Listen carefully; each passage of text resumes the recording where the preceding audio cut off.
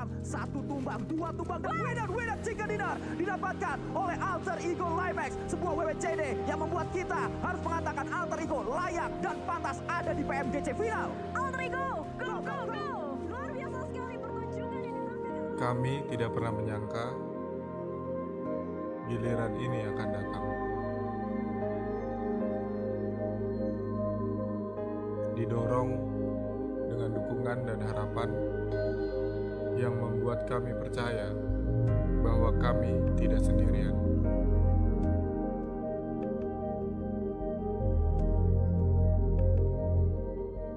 Kali ini bukan hanya tentang sekedar berjuang, namun untuk siapa kami harus menang. Untuk mereka, untuk kita, untuk Indonesia. Terima kasih untuk kesempatan ini.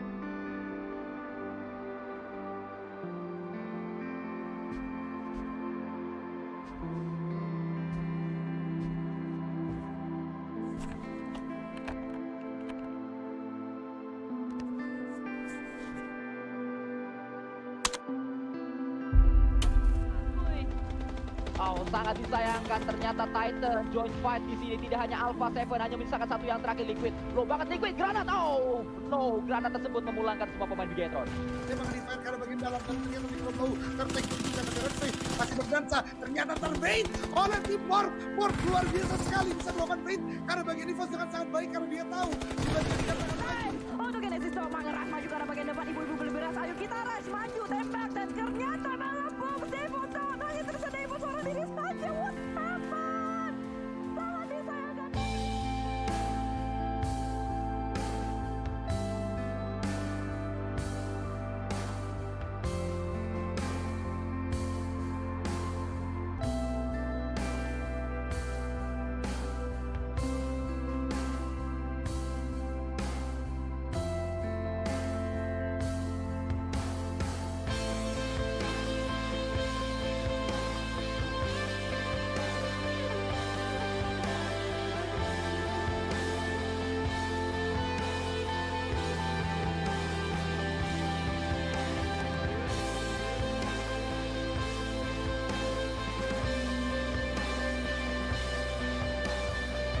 Kita Indonesia. Kita Indonesia. Kita Indonesia. Kita Indonesia. Kita Indonesia. Kita Indonesia. Kita Indonesia. Kita Indonesia. Indonesia.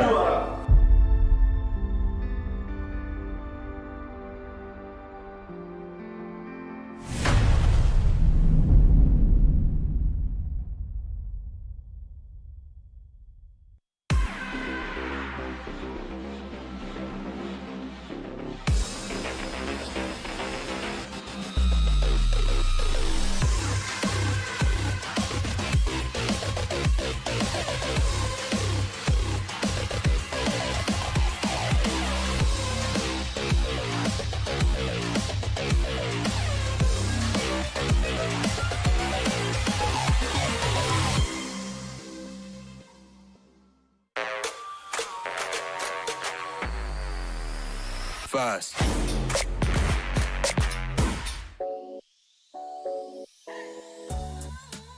Hello everyone, I'm Zin. Hello guys, I'm Yohai. Their team is very good one, strong one. They have good communications. They know how to react in large circles and how to control everything.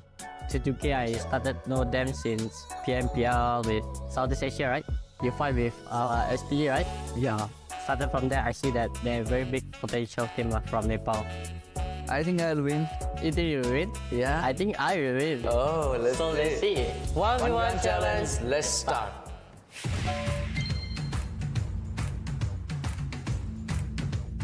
Team match, let's go.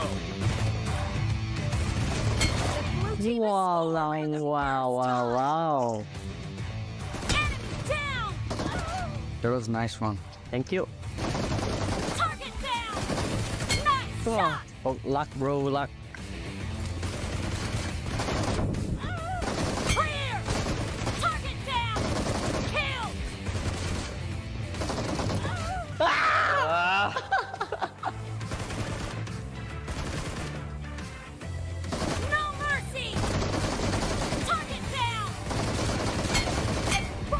Don't win, bro. Okay.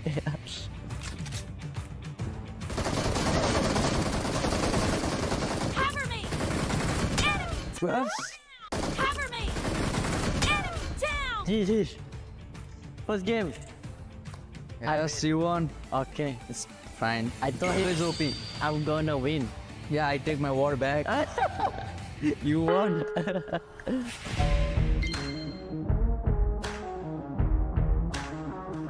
Game 2. I'll take my revenge. You sure? Yeah. Let's go. Let's go. Let's see who's the best shooter.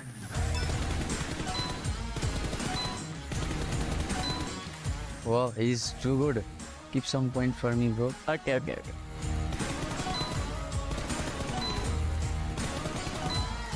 I think that's enough for. No, I need to win, bro.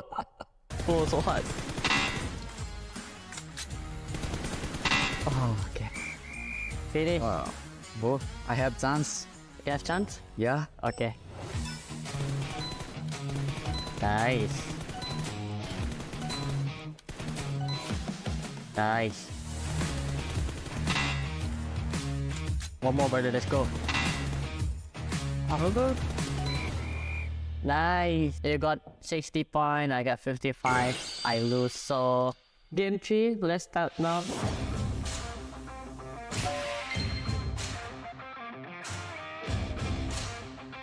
Let's go. I'm coming, brother. Oh.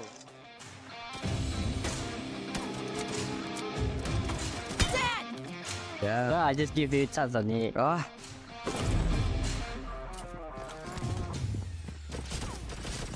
Yeah. I told you I'm gonna win. Whoa. That was nice. Thank you, Ralph. Whoa. It's okay. One more left. One more. Good luck, good luck. You saying good luck and taking all the kills. Where are you? Oh, you here. I was hiding there. Just you. I still win 2 rounds. He win 1 round. Let's go for the punishment. Which one will you like to choose? I'll be choosing this one. And this one. so guys, I need to choose this one. And Killer, where is that? How do I look? How do I look? You look too good. Too good. Yeah. Really?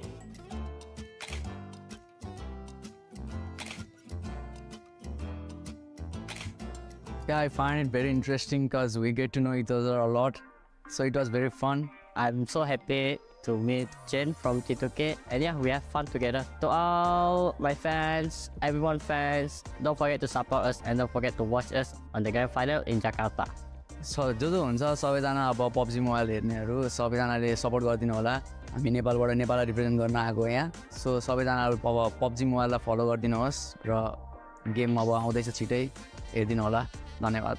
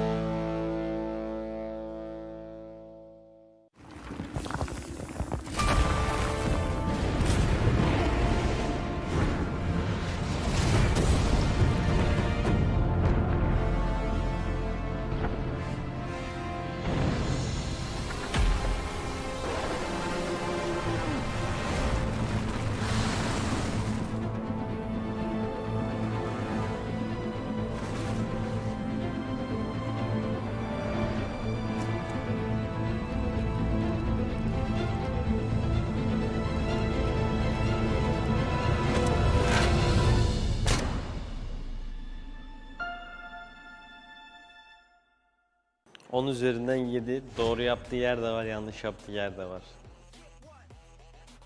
Bisa bisa taros. Hindi ko nagya. Never play with fire. ผมอาจจะเต้นไม่ค่อยแข็งแรงนะครับ แต่ในเกมผมแข็งแกร่งครับ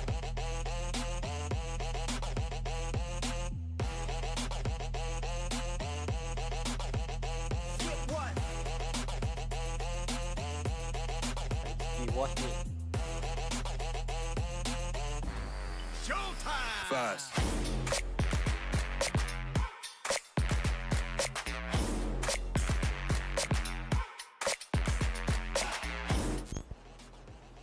On üzerinden 7. Doğru yaptığı yer de var, yanlış yaptığı yer de var. O yüzden. Şimdi size doğru olanını göstereyim. Fast.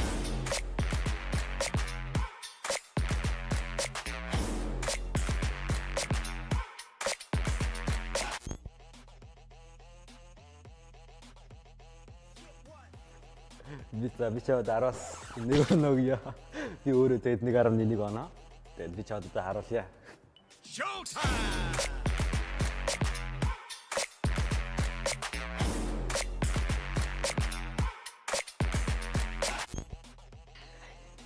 Good try. A bit awkward, but yeah. I would like to give him 5 per 10. Okay lah, not bad. But I will show you what's the real PUBG dance. You watch me. Showtime! Fast.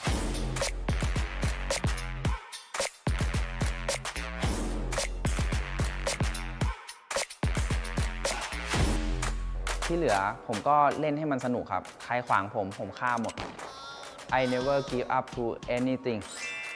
Grand finalde her daim olduğu gibi şampiyonluğu hedefliyoruz. Never give up. We are Fireflies. Never play with fire. Тэгээд бид нэр дэлхийн аврагтаар хамаг чадлаараа бүх юмаа дайж тоглоно. Бид нар тоглолт эхлэхээс өмнө бид бол стартворд гэж нэгнийгээ зоригжуулж нэгэнд дэм өгч ордог. I perform very well, and I will show them my true color, my true pure skill, and I will try to beat them as far as I want to. So that's it. Thank you guys for watching. Don't forget to watch us and support us in the grand final. İzlediğiniz için teşekkürler. Grand finalde Финал дээр уулзцаа.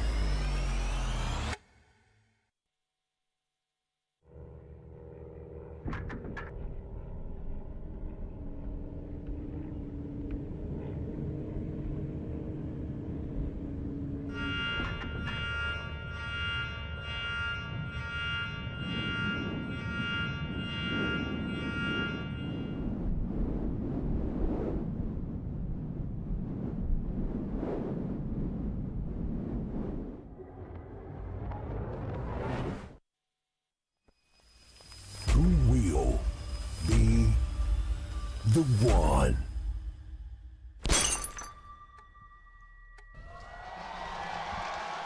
Welcome everybody to PMGC 2022. My name is Felix and I'll be your desk host throughout the next 3 days. I genuinely could not be more excited, especially since this is my first time on the desk. Luckily, I'm not alone. I'm joined by none other than Maxman and 7 Worlds Gaming. How are you guys doing? Doing fantastic. Thank you so much, Felix. We are here. The teams are here. The audience is here right now. Oh, yes. All here to try and take home that trophy. 7, I cannot wait to get into the action here. I am ready, baby. We've been waiting for this for so long that we are finally here, as you guys have been saying. I can't wait to see who's going to be the champion. I can't wait to see who's going to end up surprising us, because we know one thing. Somebody is going to surprise us, and can Nova get a three-beat? Back to back to back? That's a lot of trophies. We'll have to see. But AI Chief from Mongolia, one of the 2 teams from Mongolia. The first time we have 2 teams from this region in PMGC Grand Finals. And really, with their performance in the League Stage 7, a clear chance they can be a contender for that trophy. They can definitely be a contender. One of the main questions for me out of this team, though, is in the last chance, they actually didn't get any chicken dinners yet. They were still able to qualify. So consistent. I want to see if they can get at least the chicken dinner here on day 1. Oh, I love that. Look at him just doing the little heart into the audience. And I can just, I just want to say this. The energy in this room, the energy in this area is absolutely mind-blowing. Look at this. They are just screaming for everyone. I love it. I love it. It's absolutely amazing. I mean, for Angry Men, also another team coming in from China with Span. I would have to call 7 the Giga Chad of the tournament. He's played already in PMGC. He's already played at this stage with players that have never been making it to a PMGC Grand Finals. He allowed his team to make it. He gave his international experience to them, and now they're aiming high. They're aiming to potentially beat their friends of Nova Esports. It really is, and I want to see how they're going to be able to perform here, especially 33 is spent. As you mentioned, he hasn't actually been here since 2020.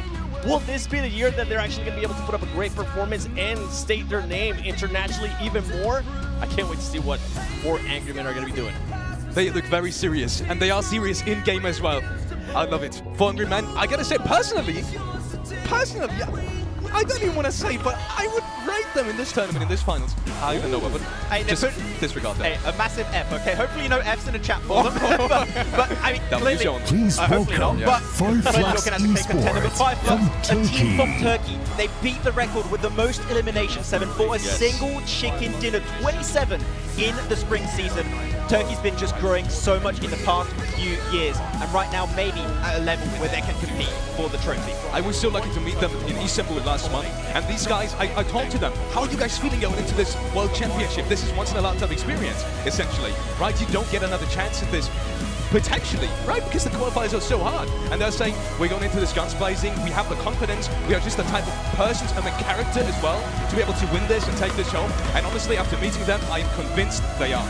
And for me, Fireflux has to be the clutch factor, because this team, it came down to the last game of Group Green for them to actually clutch it up and get here to the Grand Finals. I'm hoping it doesn't stay until the last game. I'm hoping they're able to clutch up right away. I mean, Group Green, the group of death, right? Able to make it through, that came out as a really big surprise, but right now they made it to the highest stage possible. Yep. And I'm telling you, Turkey, they've been looking so it's good. DRS Can they go the entire way? We'll have to see these next 3 days. We'll have to wait and find out, as we do have DRS Gaming. DRS Gaming, yes. Was that DRS Gaming already on the stage? It's going quick. Oh yeah, it's going quick. Just popping out of the tunnel over there. I like these guys too, right? Just wanna shine with that information. I talked to them as well. One of their moms is actually their manager, and it was completely lovely talking to them, and these guys as well. They're so incredibly confident in this. You can just tell when talking to them, they know who they are. They know who they are as players, as individuals. And I think that as well is something that the winner mentality, you just feel it sometimes. And that's something that's needed and necessary to be able to perform at the highest, the very, very highest level. I gotta feel, it almost feels like it would be illegal to not have DRS in a PMGC. They make it every single year. They just clearly don't know how, and they once again representing the PAL, and they made it so often to this stage. Wouldn't it be great to see the PAL win on the biggest stage here in the Grand Finals and take the trophy?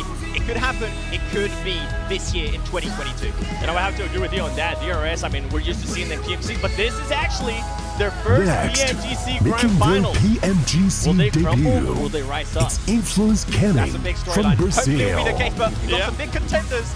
We'll have to see how one of goes. Be it that's for you here, Seven. Influence Kevin will look in so good, especially in their stage. Yeah, the only team, especially out of Brazil, that was actually able to qualify to the grand finals from group stages. We have seen amazing potential at this team. I mean, what else can we say about them, right? They have such great quality players. Brazil, you were talking about Turkey. I'm going to talk about Brazil. Because there's just so many great players from Brazil. I can't wait to see what they're going to be doing, Max. What was it? 3 out of 4 teams from Brazil all made it to the final. That's an insane success ratio, Seven. I understand why you love the region. They clearly showed up, but so far it's been Nova. It's been Nova again. They got themselves the win. Another region that can get it definitely is Brazil. And I mean, they've been looking so hard in the league stage. If they keep on going here, they could go in. I believe. I'm saving my Brazil pick though. I think everybody will know which one it is. Which one? I'm not too sure. Just wait. Just wait. It's S2G Esports. One of the most clutch qualifications in the grand final. Razy been able to clutch versus LGD. In this game right now, you can see on your screen one singular player up against the entirety of LGD qualifies his team. That is by far my favorite game of PUBG Mobile ever since I started casting, and Razy is the one to make it happen. Wow, and also you were telling me that you were a big fan of Kelsey.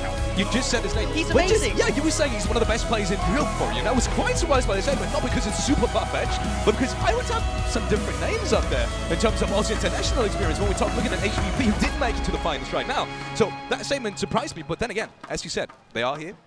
And they're looking to take it home. Exactly. I think it's Silas that just gave so much experience to his team, and now Calci in particular, as you said, a player that I'm looking at here that can shine so brightly in these finals. We've got so many other teams here. I mean, we're hyping up every team.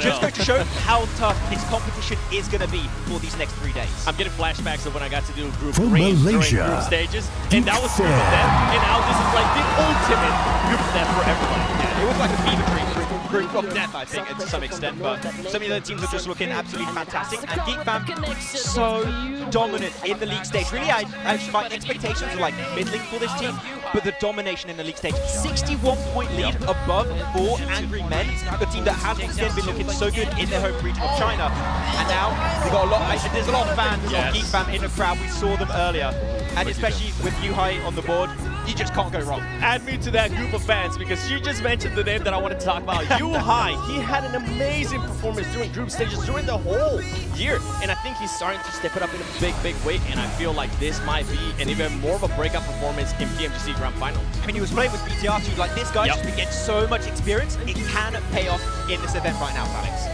Yes, 100%. Next, the fans have come from all around the world right now. We saw Malaysian fans right there in the crowd. Supporting that team right now in Jakarta, Indonesia, which, you know, we are live here from as well. We've got to see us in a minute, don't you worry.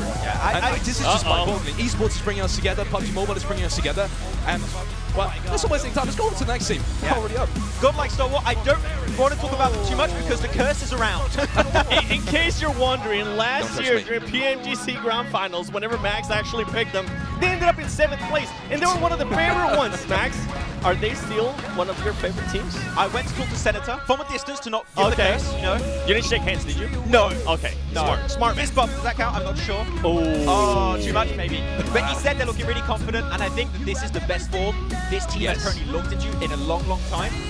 And once again, two Mongolian teams, this is the one that has the highest chance, in my opinion, to maybe take the trophy. And I hinted at it. I mean, I was talking about Group Green, the group of death during the death stages. Guess what? This team ended up winning that group. So I think they are more than ready. And I think if there was ever a time for the dark horses in your PMGC debut, Experiment United Esports of Thailand. Not only a team that dominated in Group Red, a team that we didn't really know about too much on this stage, but a team with the sickest jersey, I have to say. Yes. They are dripped out of their mind. I was going around just over here in the venue trying to find somebody that was maybe willing to just sell me their jersey. I couldn't find anybody, so I think I might have to do something else. We'll have to wait and see though. I think it's your product. It's probably is. One of the 9 teams also that qualified directly into the grand finals through the group stage. And we see them coming out right now. Look at I do believe there's plenty of fans here in the arena as well. I saw some earlier, some visitors, some of the audience walking in with their jerseys actually. So maybe that's an opportunity for you as well. I feel like, yeah, we'll have to. I'm not putting my hopes up. Just look at it. It looks so good. Oh. Can I do that? I know you guys can't see us right now, but I'm definitely trying to look. Let me try it. Oh, okay. Yeah, you got it. Oh, hey, we'll do it. We're coming in like with the boomerang boys. Look at that. It's their merch. Please Their merch welcome and their play style. Inco Gaming from Inco Brazil. Gaming. All right, this is it's still not my Brazilian pick. Okay, still not my Brazilian pick. But the performance that this team had, there is one big question mark for me, and that is all these players. I mean, Nenebete especially. I feel like that player alone put the team on his back, Max, and got him here to the grand finals. And to be fair, I mean, for all these players, it is their first grand finals. I'm really excited to see how they're going to be reacting to that. I'm just going to give a tip to all the teams and players out there. If you're against Nenebete and he has a DBS, don't fight it, just run, get a buggy, just get out of it, okay? And you'll have a better chance, but they're looking so strong as a team once again. Brazil, we're just talking about the region.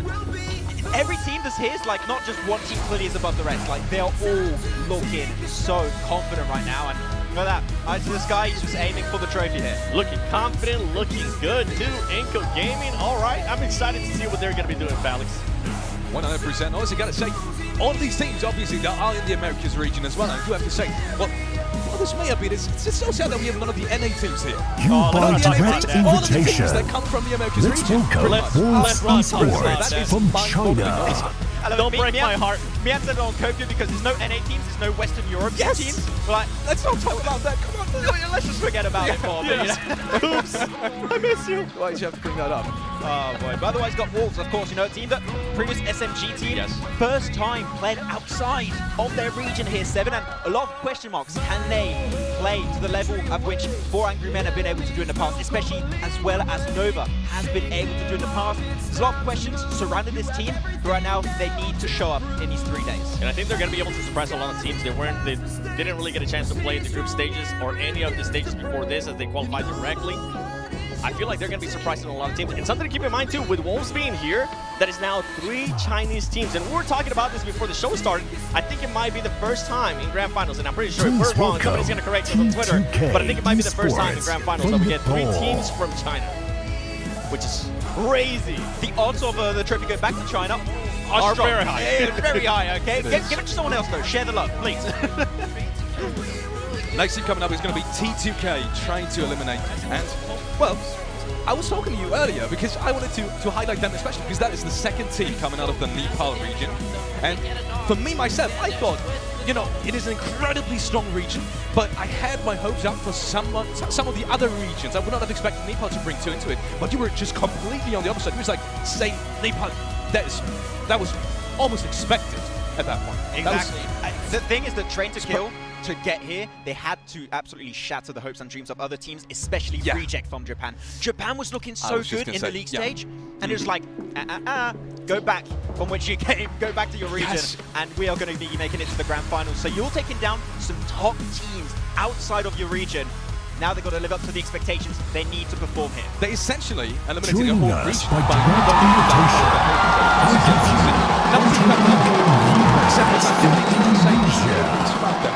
The home team. We saw the crowd going wild earlier. There's drummers in here. There's just almost the whole stadium just supporting Eggy, and I can understand why. These players are fantastic.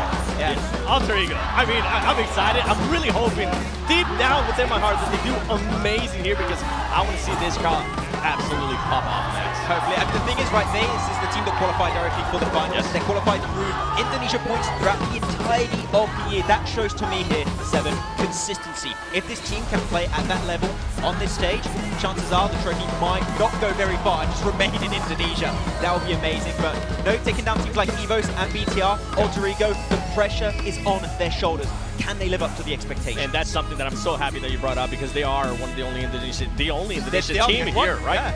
Yeah. The pressure is going to be massive for them. When they get a chance to actually spend some time with the players and talk to the coach, they seem very comfortable. They seem very confident too, so I think they will have a good performance. And that's a big question mark. Is a crowd like that also a big opportunity to, you know, boost your confidence, or is it maybe a different variable in terms of, you know, nervousness, in terms of, do you really feel comfortable playing at a stage like this with pretty much the home crowd at your back? If we go based on what we saw earlier in the year, when we go back to PMWI, a lot of the Saudi Arabian teams did pretty well with the home crowd. Yeah, so I think it will play in their favor.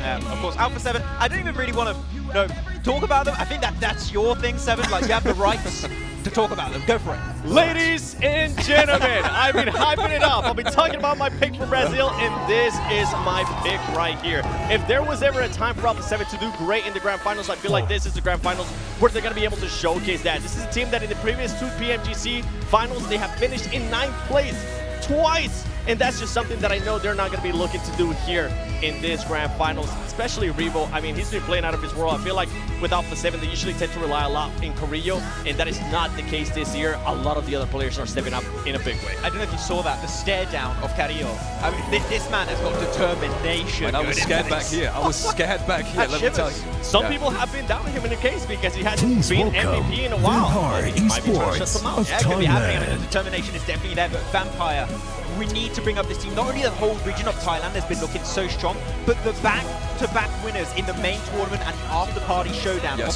PMWI 2022 in Riyadh. Like, you have 2 different events. The fact that they just win both so dominantly really comes out of nowhere. So really, Vampire, now PMWI, dude, done. Ticked off that box. PMGC is next.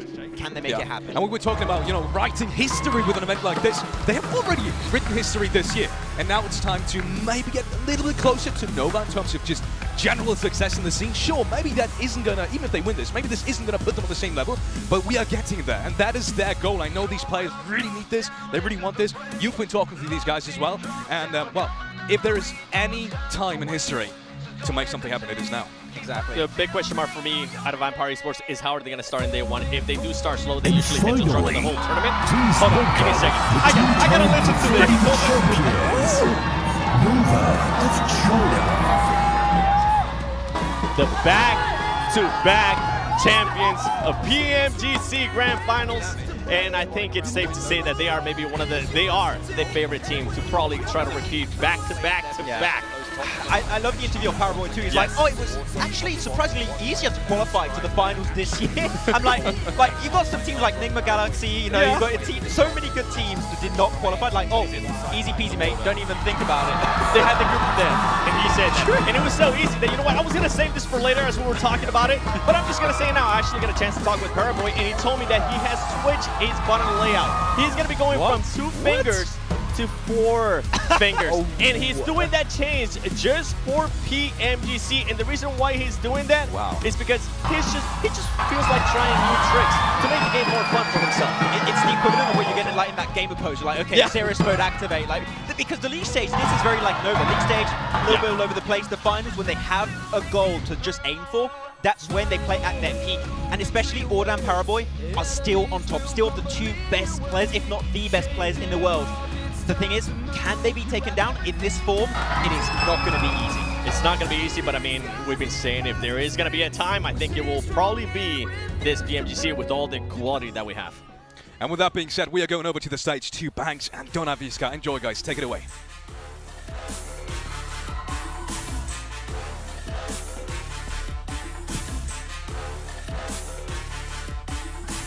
Hello and welcome to the 2022 PMGC Grand Finals. My name is Banks and I am your host, and I'm joined on the main stage by my incredible co-host. It is of course Donaviska. Halo semuanya, selamat datang di 2022 PMGC Grand Final.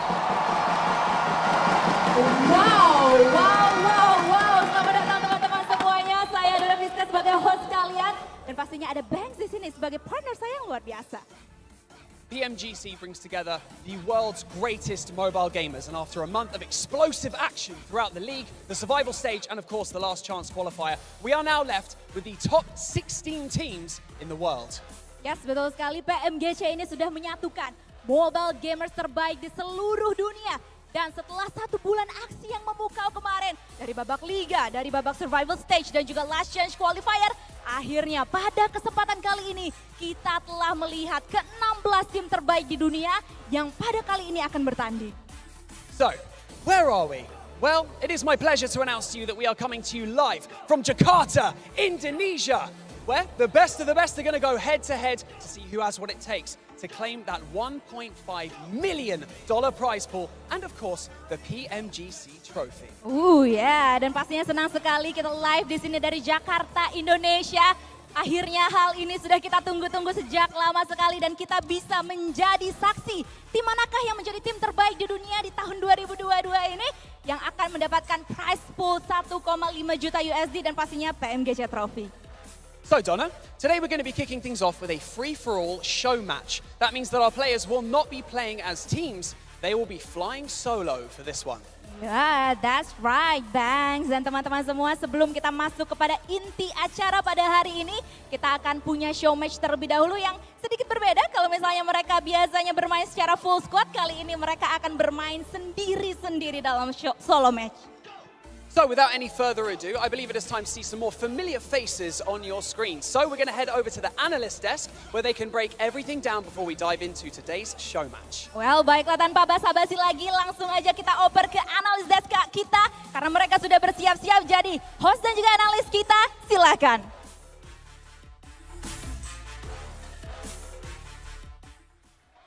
And there we have it. We're actually on camera, guys. Welcome to PMGC 2022. Once again, my name is Felix. I'm joined by the beautiful Maxman and 7 Worlds Game. How are you guys doing?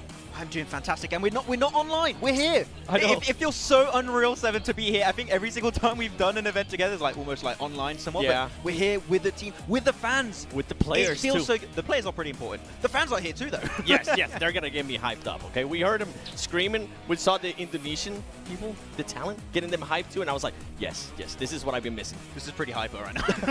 I've had goosebumps, literally goosebumps the first time. Everyone just walked in, audience is full. But before, my goodness, I am just already nervous. Game starting It's soon. really hype, Before we don't get get it? into the first show match of the day, we quickly want to take a moment to thank our sponsors, and especially the Xperia One Mark IV. I've got it here. Look at this. The Xperia One Mark IV and the Xperia Stream, which were co-developed in collaboration with professional esports players. Play PUBG Mobile with Xperia Stream's total cooling system and multiple ports for intensive gaming and streaming. And also, obviously, we do want to thank Prime Gaming. If you haven't heard about Prime Gaming, you've probably lived under a rock for the last years because it's just in everyone's mouth. With Prime Gaming, you do get free in-game content for lots of games. And also, PUBG Mobile, free items, premium content, so make sure to sign up and check it out. Also, last but not least, we want to thank the PBESI, which is the local esports association in Indonesia, for supporting this event. Thank you to you guys as well. One more notice for you guys at home. If you haven't noticed, there is a PMGC fan favorite vote going on right now for the grand finals. So if you have a favorite in mind, and I think all of us do, let's be honest, then make sure to collect PMGC tokens in the Erangel map and use them to vote for your favorite team in the esports center. You will find all of that in-game, so make sure just to open your PUBG Mobile app and you'll be right there. Next up, a quick reminder for you guys at home. I know you've seen this a million times, but make sure to follow us on all the social media platforms. You see it right here. We've got YouTube, we've got Instagram, we've got Facebook, TikTok, Twitter. Everything is available for you guys at home. So make sure to just check it out.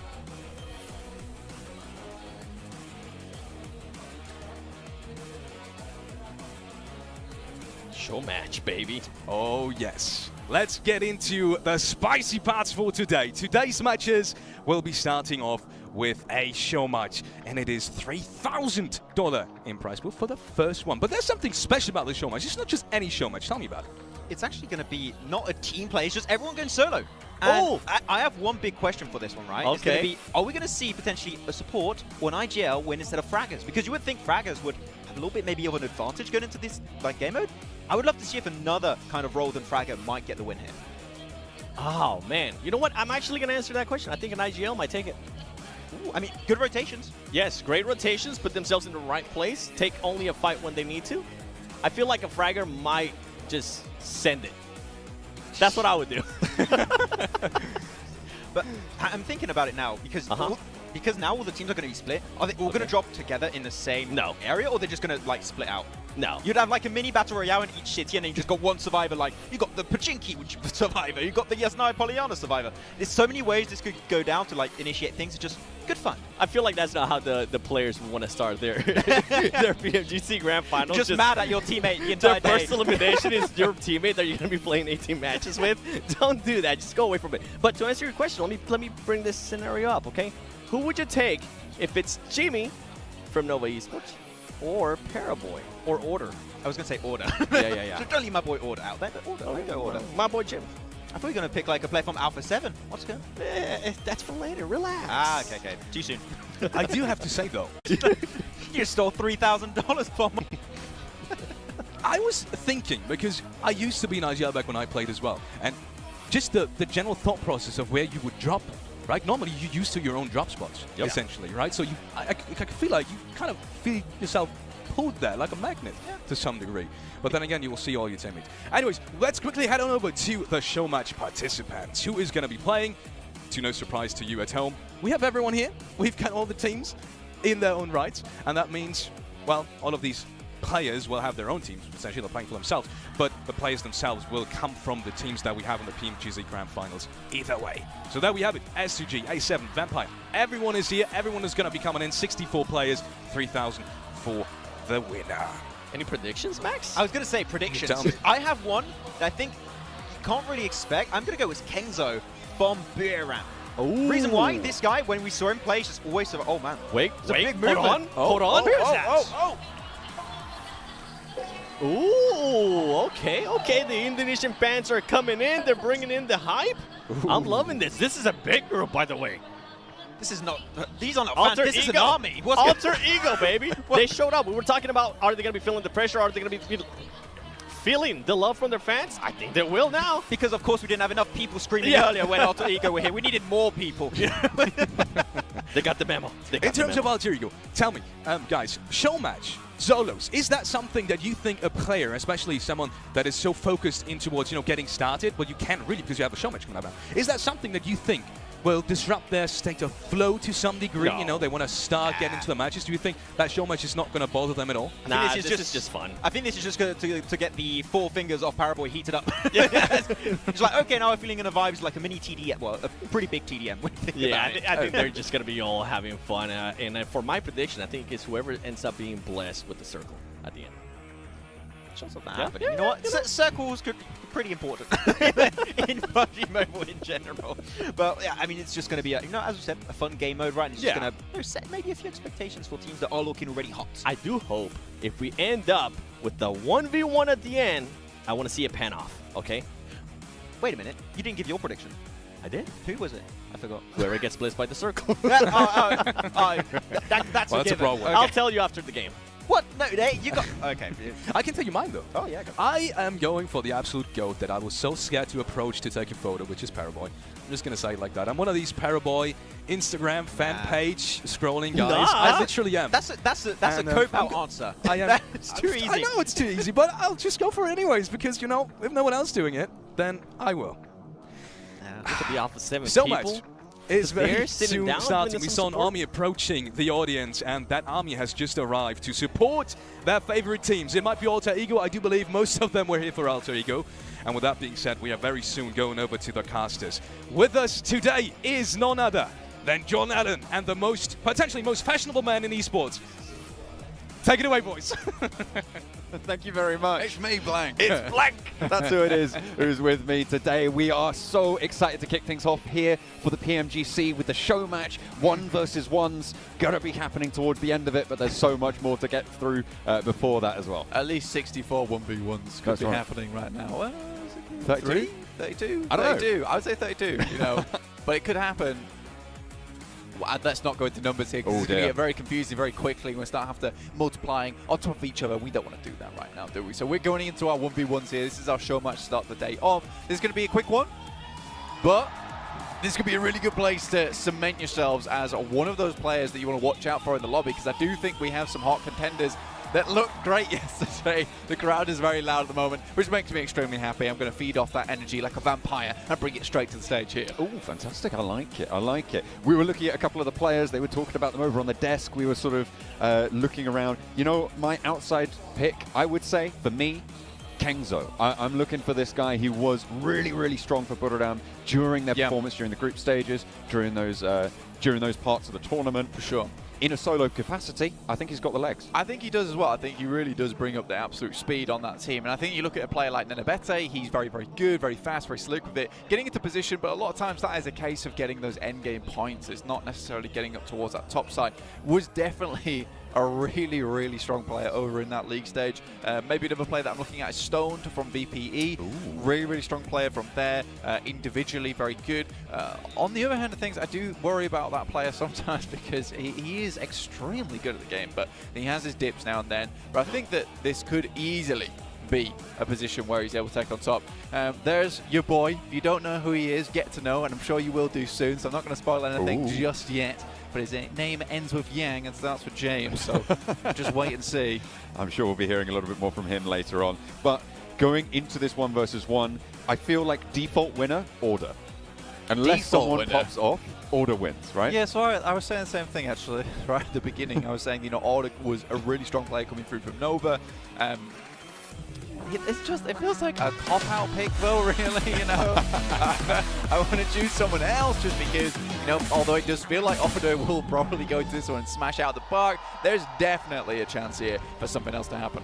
Well, let's go right into game number 1 with Arangel starting from a military plane all the way up to the northeast side. Kameshki for the plane path on this solos game. Now, if you have seen the map before, you will be familiar that there are normally team colors blank. None of those colors exist this time around. It is all 4-1. It's a grey world out here today, and it's a little bit of a grim world as well because you can go out real quickly. Other than the one yellow player that we do have on our screen, which should flit around a little bit. That's the one we're currently holding, following over on that map feed. But other than that little splash of colour, yeah, everyone's out to get one another during this lobby. Already we're getting players dropping down over towards Sosnovka here. T2K dropping together, in fact, which... Ooh, is it going to be, you know, T2K on T2K action right at the beginning of the game? I mean, there's prize money on the line for this game as well, right? You know, it's when friends can become enemies. It looks like a little bit of damage dealt there. Legend seemingly unfazed by the presence of a teammate, but there are shots being loose down the corridor, so potentially a bit of a scuffle here on the T2K drop down south. For the early doors, a nade pin being pulled. King moves forward, steps in their ears. It doesn't quite manage to get the nade through the door. It's unfortunate, won't do too much damage there. Legend upstairs now with a Vector. Close range, devastating weapon. Rig, Tommy gun, equally powerful in these scenarios, especially when you're lacking the armor. Molotov to reposition. But no eliminations just yet. Seems like T2K are drawing this fight out just a little bit. Can certainly move. It's the first circle as well that we have seen in PMGC. Over towards that western side of the map. A lot of water in this one. Should start to shrink pretty quickly though. Over towards Quarry side most likely. Could head up towards that north on Hospital. Just on that lower edge of Everest. But T2K not doing too much. It feels like... I don't know how I feel about this, in fact. Well, no one wants to go down first, right? I feel like even within the team it's going to cause bragging rights, but we're going to hop over to a different fight. This is Nova. I think this is Order downstairs with Federal from Influence Kemin playing around the side. AKM in hand, double barrel reload needing to come through for Order. Reposition. Auto shotgun as well in hand, suppressing these windows. And Federal just does not want to give this angle. Spots Order, shots through the window, and default winner down. I mean, Federal's the one to do it there. Coming through from his team, I mean, Federal really puts on a clinic over in his group. And Order just couldn't step to it. Quick peek around the window. Straight on the headshot. Order didn't see it coming. Rig around the sideline, spots the player, has to duck back in, sees him still there. Behind the box, not going to go for it, doesn't have the angle. Rig looks for a second, but the armor is super damaged right now. Will not matter, a single bullet, all it takes. The Vector pushes, but allows Rig to move out through the side, drops all the way down and around. Goodness me, he's acrobatic today with it. Rig back downstairs and into a little bit of safety. Don't think there's too many meds on board yet, though. Rig there with the first aid kit, can get back up to 70. On the other hand, T2K's other player not looking so strong there. Does get the resupply on the third. Level 3 helmet there as well, some gear. That's not going to see you too far with the amount of HP still on board. Alex from HC in Alamo currently. Looks down towards Kengzo from Buradam. So a lot of our big heavy hitters so far already taking a lot of damage. Order, I mean, out almost instantaneously. That's a Maxman curse for you. That's right. That's what happens when Maxman turns his powerful gaze upon you. Yeah. You do wither sometimes. Got to be a little bit stronger. There's Kengzo. Yeah. There's my pick going down. It's Yeah, like, it's really all to play for on this one. Be an unsurprising pick coming through. Rig with the 1v3 there. Takes them all down. Really, really well played. And now gets a very nice resupply. Only thing he's massively lacking at the moment is that medical supplies. But with the entirety of Sosnovka practically to himself, other than Alter Ego's Fnatic down towards that southwest side, it's pretty easy for him to pick up a nice amount of kit and get himself over towards that west side of the map. Alex moving across the ground there in the open. Was pretty close to Kingzo, to be fair. We do call him that from time to time. He's got a lot of power. Power Boy now in a little bit of trouble against Lutz. Pushing forwards with the Bison, but from the grass, Power Boy stays alive. And Nova still have one of their heavy hitters. I mean, you say Nova has one of their heavy hitters. They're all one of the four. Pretty big batters. One of the four heavy hitters. One of the four heavy hitters, that's for sure. Potato coming against Alex from IHC, gets the DP out just a little bit more to put it in there, can't finish it off. Alex, slick with it around the back of the buggy. Playing a little bit too spiky for the Alter Ego home turf player. Fortunate stuff there. Just a few bullets had to zip through, maybe the window or the chassis itself, but Potato's out in the open and Alex just had to bide his time. Quick peek, nice and easy. DRS rules. Ooh. Easily done there. Vitali's out and down. That's kind of DRS gameplay, though. You know, you sit in the top of a house and just wait for someone. They are quite campy as a team, honestly. But I mean, if it works, it works, right? They get to have marshmallows as well, so I can't complain. That was a cracking pre-fire on that. I really, really enjoyed that as well. He's heard those steps coming through. He's like, well, he's going to run through the door right now, so I'll just start firing before he even has the angle. Very, very well orchestrated there. I feel like in these solo scenarios, the value of nades is going to go up vastly, Blank, because you're just going to be able to completely wipe someone out instantly. Remember, there's no knocks. You can't get rezzed because you are playing solo. Yeah, it will be one of those cases of just complete unfortunate circumstance of nade comes your way, you had no idea the player knew your position in the meantime, you're done, it's out, Federal looking for some kind of cover there, but Becker from Inco to finish the job. Federal's actually moving out back again. Those nice little Peeper Bison buffs coming through. Makes that thing absolutely deadly. I think it was the suppressor as well on their Mythic from Alpha 7. Sees Remember crawling past the corner. There's the pin pulled. Remember will hear that. Pushes up to the wall as well. Mythic now position known. Remember hops out the back into the sidelines. Opens the door. Spots the ankle of Mythic, but doesn't manage to get one more bullet in that he needed. Mythic not really going to have the opportunity to heal just yet. Spots the player rotating on the outside, and Mythic's out up top. Wants to bank a nade off of the crates, but Remember not going to give him that chance from Wolf. Nade down the stairs, and it backs him off for now. The Chinese team want to keep their player alive, Remember. Oh, flashbang. Flashbang around the edge, but Mythic stays tucked in. Wants to spot it with the DBS. Doesn't manage to land that first ka-chunk, but the second is good. Remember falls. That's deep in the tummy as well. You're not recovering from that one. Surprised it took even just the one pump there. Ooh, probably half a pump would have done it. Was that a nade both ways between...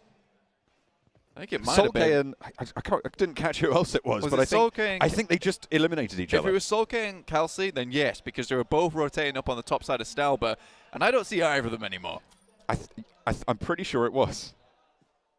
Yeah, you know it was. It was S2G and Fireflux coming up in the elimination feed. So that's unfortunate. Neither of them going to get the chance to move further forwards. Revo, though, with his shot to take on Kayovsky from Influence Kemen. Nades going back and forwards. 3 in the pocket for Revo. Only 2 for Kayovsky as he launches another one over towards the tree. Will do a lot of damage there, but Revo stays alive for the moment. Revo been absolutely killer over on Alpha 7. There it is. Unfortunately, Kayovsky's just got his number. Had a ton of grenades still left in the pocket. Kept sending them through. The job was done pretty easily off the back of that. IHC, there were a couple of players over on that western side, but as the circle shifts hard down towards that west. So on the coastal side, a lot of cover to be had, a lot of areas to be played. The yellows down on that west side as well, on the road. That could be a nice place to pick up. But again, these are very shareable spots here in the solos. 38 players remaining now as Rig did fall on the Sosnovka military base, the last remaining player of T2K who won out that scrap on the south will no longer have a member in action. They can turn their focus to the main tournament and watch the rest of this lovely show match. Action, takes shots up towards Silas. Cannot quite get the job done though. Silas thinks to himself to maybe try and pick off some more players. Nova still running, I think, with 3 at this point in time, with Order being the only one to fall so far. 4am with 2 players up towards shooting range, and that box compound, that's MW. As well as one more. Influence Kemin, Karofsky, Little Boy took out Law earlier, so 2 players still going from Influence Kemin. Very strong couple of set of players there. Action from Stalwart. Very powerful himself. Little Boy there. Close to one of the geeks. Launches the nade. I feel like they know of each other's presence here. Damn rude. Wants to put a nade over. 5 nades as well. I feel like the players have kind of sensed the value of these nades go up in this solo scenario. Yeah, it's the 1-2 punch, right? I mean, this is the meta getting instantly defined as we go on. This is more of a case of getting those nades. It comes later on in the game. You're able to get those bits of equipment much easier as you're able to journey through. Oh. Shotgun, though, from Action.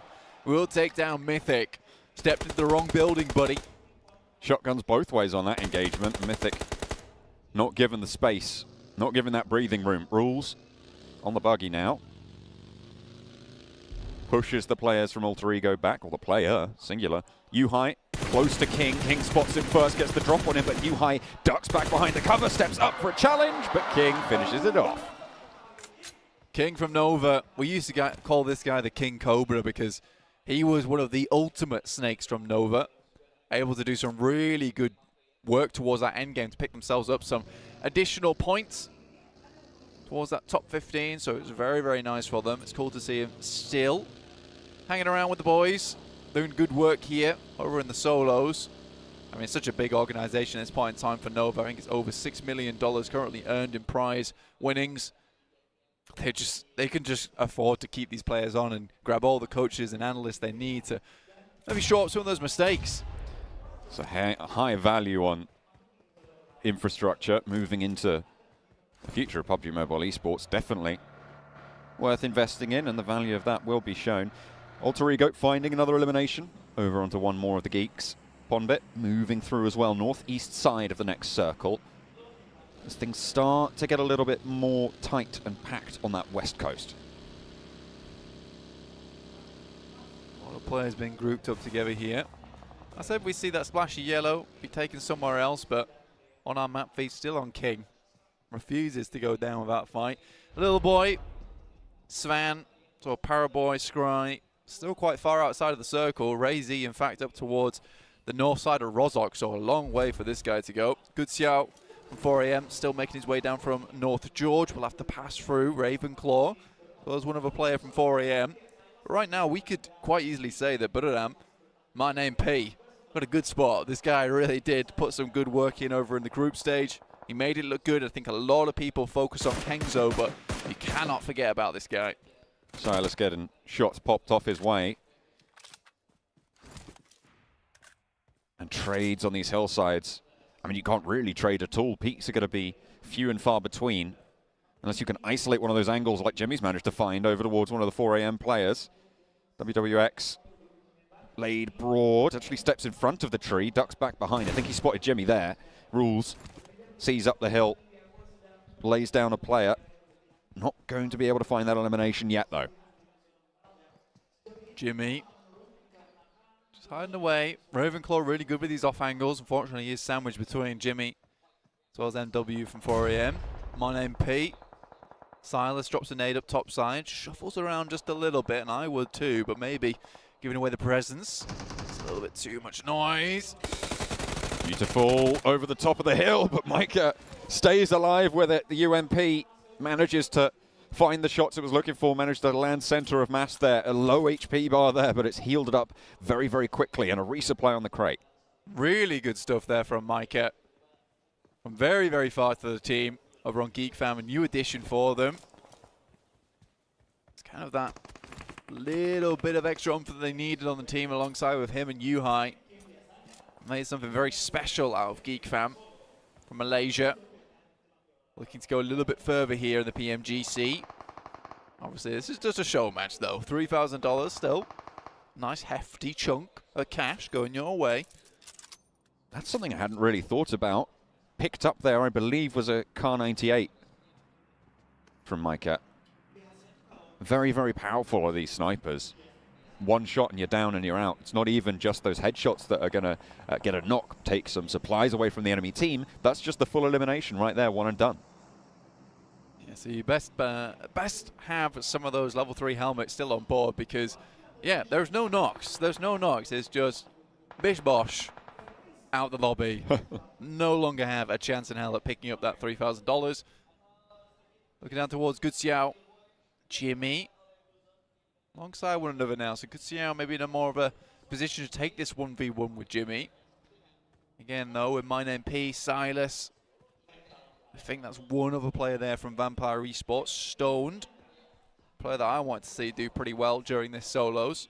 You did say that. And it looks like maybe what they were talking about over on the analyst desk is coming through. I feel like we're seeing more of the IGLs start to step up in this scenario. I mean, we still got players like Paraboy coming on through, but Jimmy in a phenomenal position on the north side of this and got so much control over this west coast. Yeah, Jimmy's totally good to go at this point in time. He's in a strong spot.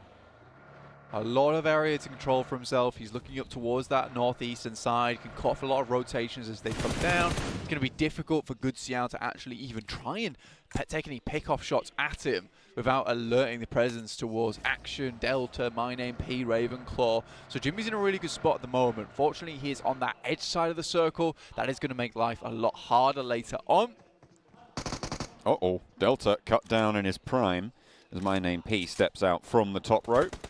Nicely found there, demo from IHC into the shack on the north side of the next circle, sailing straight on past. It's WWX from 4 Angry Men. Trying to find some cover, looking for a safe place. Unfortunately, not too many of them exist anymore. Jimmy spots his teammate, good shout.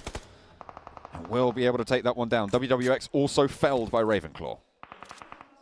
It's me. It's all starting to pop off just a little bit now. 16 players left remaining. Schweppes moves up. Alter Ego still has a player in this one. Fnatic moved all the way down from Sosnovka military base, so this has been one hell of a run for him. To get up towards this side, Schweppes down. That's DRS on the side, Rules there. Takes a cheeky shot towards him, and now Fnatic knows that there's players in the mix. Just had to send the vehicle in. I don't think he knows that that player specifically went down. I mean, he probably heard the nade go off, so potentially is aware of that and takes the opportunity to get on into the vehicle. Send a lot further central over the bubbles near the swamp. And Fnatic playing this ridgeline. Demo is there as well, a little bit further north. The central compound now starting to pack itself out, starting to fill up those locations. We'll get more and more hotly contested over time. Killer sprays over towards Demo, has to go for the reload and spots him again. This time he tags it, has to leave the vehicle, has to leave the compound as well for Killer. Falls out the back. Demo not in a great spot anymore, honestly. It's hard for him to get any kind of room to play with. Locked down 100%. Next circle about to pop on our screens. Heads up towards Jimmy. This is great. A great opportunity for him, actually. Opens up a real shot for him in this game. Stoned equally on a bit of high ground down towards that southwest side. It's just close enough for him to start to think about heading over towards Action. It'll be very difficult for Action to hold the entirety of that compound all by his lonesome. Killer's smokes keeping him safe from Jimmy right now. You've got to wonder how long that's going to last, and even if you do survive that, are you going to get away from the M249 demos currently lugging around the battlefield? Catch a little bit further north on this as well, and a lot of open ground for these players to cover. Will be difficult. 14 remain. Solus just keeping it relaxed, calm, down towards that south side. Heads to the vehicle now, might move up towards this loot crate. This gives a real good bit of a defilade to play behind. Stone might see him though. Opts instead to actually just send straight past. So this is up towards My Name P and Ravenclaw with S2G themselves. Rules really taking the DRS gameplay to the maximum, actually. Ooh. Keeps it nice and steady out on that outer edge. Catch rolls forwards to the burnt out pickup. The truck providing a little bit of cover. Kayovski actually spots the shots over towards the northeast side as well. Influence coming with their player on the east edge. Jimmy will have to move a little bit further south, though. Doesn't want to give up control over Ketch's position. And you can see Ketch dropping out that smoke line to give him time to get up to speed, make it harder for Jimmy to land those sprays. Yeah, Jimmy's going to struggle just a little bit to find Ketch, but Ketch knows he needs to move. Fully stims up, sends out now. Moving across the battlefield, stops just a little bit short. Respect that from him. Doesn't want to go too far, just get that vehicle in.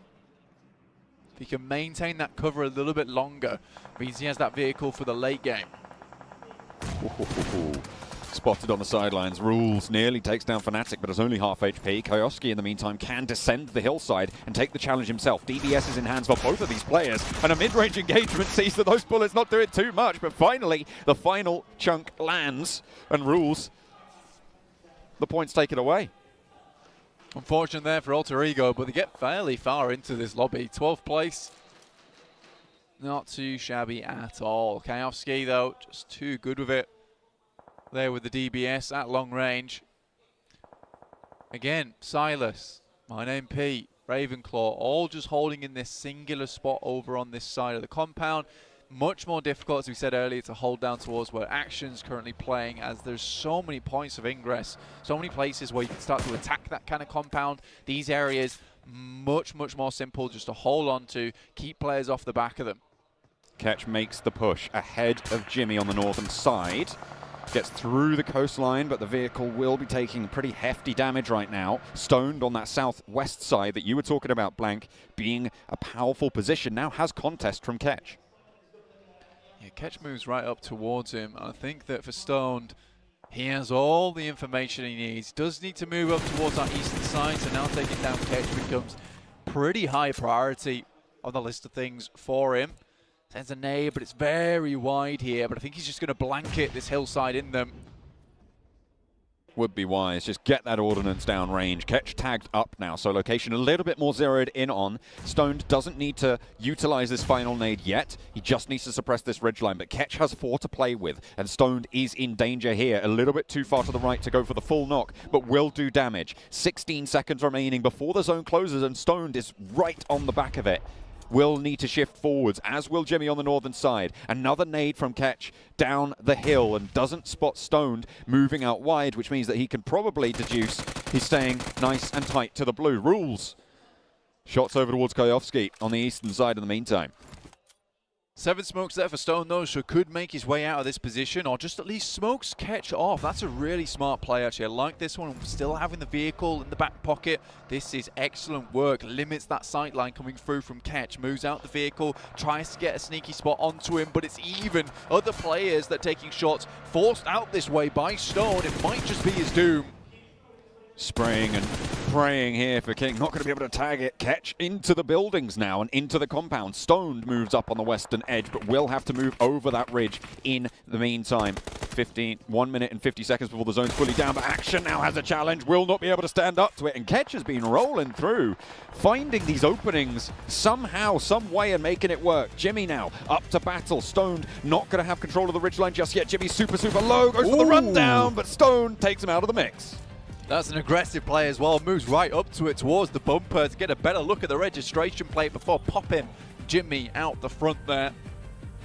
Silas, pretty obvious where he's playing.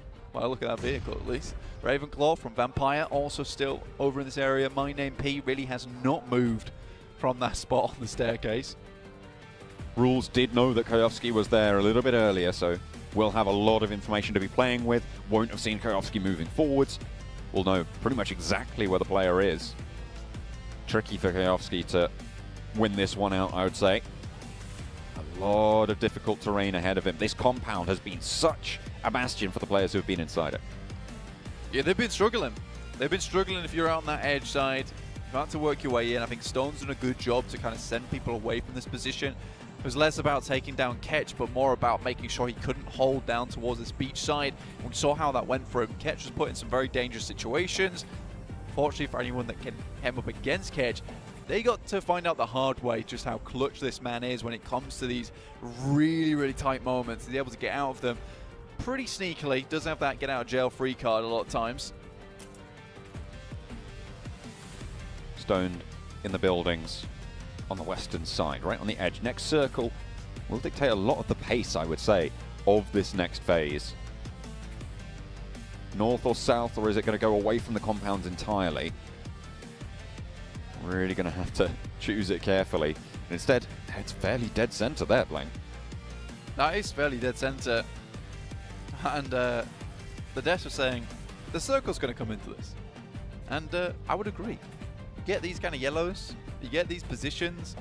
My name P, Silas, Ravenclaw from about, well, let's say, 2 circles ago were kind of destined to be at this point in the game so far through. And I'm named Pete, trying to send these nades over towards Ravenclaw. Hard to thread this one, but if he does, Ravenclaw's going to have to be careful. Does move out. It's so close as well. You can see with the line there. Yeah. The question is, how many nades does my name P still have? And how useful is it trying to thread this through? 2 more nades in the back pocket. Did that go through? Oh no, it just on bounced the off ledge. there. I thought that one had managed the post, but not quite. Stoned now with another move to make. Drops a smoke on the corner, isolating the sightlines from that northern side of the compound. Hops in the vehicle and wants to roll forwards quickly. I mean, will probably be very valuable there. Players to worry about. Silas ready and waiting. Right on this door frame with a micro Uzi and challenge, and Solus has suppression as well. Stoned DBS are on the edge, but they're not landing finally. Able to get the shots in, and Stoned now has more to worry about. The players to his south left in the dust, and Stoned has been moving through really effectively. Naded through the window from my name P, and we will find out just how noisy the neighbors can be. Molotov tries to send it through in towards the smoke to trick Stone, maybe walking out in towards it to get away from another nade. Stoned is now in a pretty difficult position, though he does have a lot of stims to play around with, get himself back up to full HP. That is just one of those engagements where, yes, both DBSs aren't hitting, but again, it's more about dodging the DBS, and whatever gets the work done in the end is what's necessary. Oh, Kayovsky spotted. Rules was spotted as well in the grass, but had to win out that trade. My name P doesn't want the shots this time. Yeah. I said DRS a little bit campy, but now they've gone full on feral. They've gone right into the wilderness, taking it to the enemy team, just hiding in the old bushes, in the trees, taking the shots where they can, laying those traps, and Kayovsky, he rocked right into one. I almost became Bugs Bunny there for a second. What's up, though? 2 players from Fireflux. Playing close to each other. Ketch and Solus. Ketch has been a little bit more of a star in this game so far. See if Solus can ruin his teammate's day. Ruin the chance of that 3K. Again, right now, Vampire have the best chance alongside with Fireflux with 2 players, Solus and Ketch. I do wonder how well these 2 players know one another. Yeah, probably not well at all. That was a nade from Ketch. Oh, it's going 1-to-1 here. So it's like, let me tell you something. It's me. It's me, your brother. But we are friends. No, don't do it. Ketch has just got like the blood rage on right now. The fury. He's not seeing straight. He doesn't see teammates anymore. He just sees bodies to put in the ground. Soulless. Already lacking a soul. To be honest, probably best if he wasn't a grave at this point in time, thinks Ketch. Ketch has the DBS on the corner, but Solus just swings for him. Instantly hits the deck. 5 players now remaining blank. My name P, hiding out in the building for so long successfully. Vampire with the main number of players. 2 still alive. You're talking about their chances there. Rules has to make this cross now, and My name P shuts the door. Doesn't want to remain exposed for too long. Looks like Ravenclaw might be out of meds as well. Yeah, remain in this area, and this is the problem with sticking in one spot for too long, is that you just do not get the resupplies you need. Kind of fitting, I guess, that Solus did take down Ketch. I mean, if you don't have a soul, kind of easy to take down your brother in that sense. My name P, though, with the UMP, realizes that he needs to move a little bit further out. I've got to say that this PMGC skin is absolutely gorgeous this year. Definitely on the Buddha hype, put it that way. Well, My name P on that Buddha hype. right now. 4 players remaining, 2 of them from Vampire. Fireflux, Solus, put it on My Name P. Trying to stick it out. Stoned seems to have the bead on My Name P. Hits the deck for the drop shot, but the nade doesn't land either. And in comes the push as well. Ankle sweeper, maybe. Has to swap the weapons. Hang on a minute. What is going on? Stoned just doesn't spot him, I suppose, through the smoke. It's difficult to see. A sliver of HP keeps him alive, but the DPS around the corner gives him a shout in the fight. But no, My Name P finally up and into the action. Will take down one of the Vampire players. Now it's 1 versus 1 versus 1. Ravenclaw the last for Vampire. It looked like the shimmy DBS was not working out that time, just from side to side. Looked like he was trying to go for the do-si-do, but that does not bring the dough home in that 3K.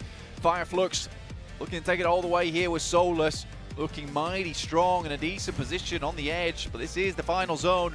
It will continue to move in. Ravenclaw, oh, he's left this medkit to the last moment. The surprises as he runs out, looks towards My Name P, looking for that revenge. Nade from Ravenclaw being pulled now. No utility left at all for My Name P. No backpack either. Gonna go bear into this one. Solus spots Ravenclaw crawling up, sees him hit the deck, and there's no way Ravenclaw gets away from this one. Center of the circle needs to be occupied now, and My Name P will be able to do so. Put it down with their chance here. Solus as well, up the top rope. Right on the edge of the blue zone, and My Name P is just moving in with this circle. Solus waiting, knows exactly where the player's going to be coming from. And waiting for this crawl forwards. All it's going to take is 1 mag on either side. Solus breaks out wide, takes the initiative this time, plays on the rock, very, very central now. My Name P, no nades for Solus either. Armor looking fine for this 1v1, and now up he goes, Solus for the challenge! And it's Fireflux's player, Solus, took down his teammate and stands tall. I mean, that's absolutely what you want to see. We heard what Solcase said. You don't mess with fire, even if you're on the own team there. And Fireflux will take home the first show match there with Solus taking back the 3K. Happy days for them. But honestly, we kind of saw some of the big teams that we expected to see towards those 1v1 top positions. It was kind of weird for me. I thought that, this would be all topsy-turvy. But no, we did see some of the teams that everyone talked about, the guys on the desk had talked about. They were towards the top. Maybe not Max, because he talked about order and he went down almost instantaneously. But that's just life. That's how these things happen. Well, that's true as well. I mean, I had Kengzo go down very early in that engagement as well. So many of the players that we might have expected to get a little bit later in might have failed. But maybe they were more concerned about preparing for the games to come. Maybe. But if you put it around, you're My Name P. You try and take it all the way. But if you Fireflux, they came here to play, man. They came here to play. They came here to win. They'll take the show match and everything else. We'll see if they can get it done. Yeah, hopefully they can. Whoa. Everyone's very excited here in Jakarta. We're going into this game thinking, who's going to have that power. I feel like it was a very, very different type of scenario to what we're going to be seeing for the rest of the day. It's a really good little amuse-bouche, as Max would say, for the rest of the day. You would say that, Max. Max is giving me the thumbs up. He would say that. That is, in fact, a word, and well, 2 words that he would say. Okay, what does it mean? Because you've not given any context. It's like an hors d'oeuvre. Max is doing this, right? So it's like an hors d'oeuvre. Kind of little it's an hors d'oeuvre. To I'm nibble saying on. French words to explain French words. Good, you are. That's very unhelpful. Take a look at that flag flying across the top of the crowd there. Pride for Indo coming on through. Lovely to see. Yeah, I mean, I thought it was people trying to escape the flag at first, but then I realized that they're carrying it across. I thought they were just like capturing people. But no, that is a beautiful Indonesian flag. Happy days. Good stuff. Honestly, when the army came in for Alter Ego, I was very proud. I mean, they picked their moment too. They were like, oh, you think everyone's in? No, we still have the big amount of support to bring. There certainly is plenty of support, not only for the Indonesian teams, but for a lot of the other teams as well. But it is their home turf, and you've got to love it. You've got to love that show of pride. As they gather the flag up, they dragged it all the way across that section of seats. Maybe other audience members will have their turn in a bit. We'll have to wait and see. Hang on a minute. Are they going back? I'd like a turn. I'm quite cold, actually. Yeah, it is. Yeah. It is a little bit chilly. We're up in an air-conditioned area. Yeah, I mean, Phalanx gets goosebumps. I get the goosebumps because I'm cold. Maybe that's the reason. Maybe he wasn't nervous. But we're going to head to an interview over on the stage desk with Barney.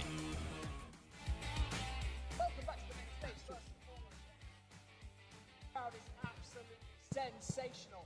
We are joined on the main stage by Solus of Fireflux. Congratulations for taking home that victory for the show match. I have to ask you, with regards to the rest of the matches today, has that boosted your confidence? Tebrik ediyorum gösterdiğin performans açısından. Bu maç senin performansını ve özgüvenini yükseltti mi? Ne düşünüyorsun? Asıl maçlardan önce şov maçları tabii ki de performansımı büyük ölçüde etkiledi. Bundan sonraki maçlara büyük katkıda bulunacağını düşünüyorum bu oynadığım maçın. Of course, this match definitely boost my confidence, and I hope that it will also help me to show better performance during the other next match.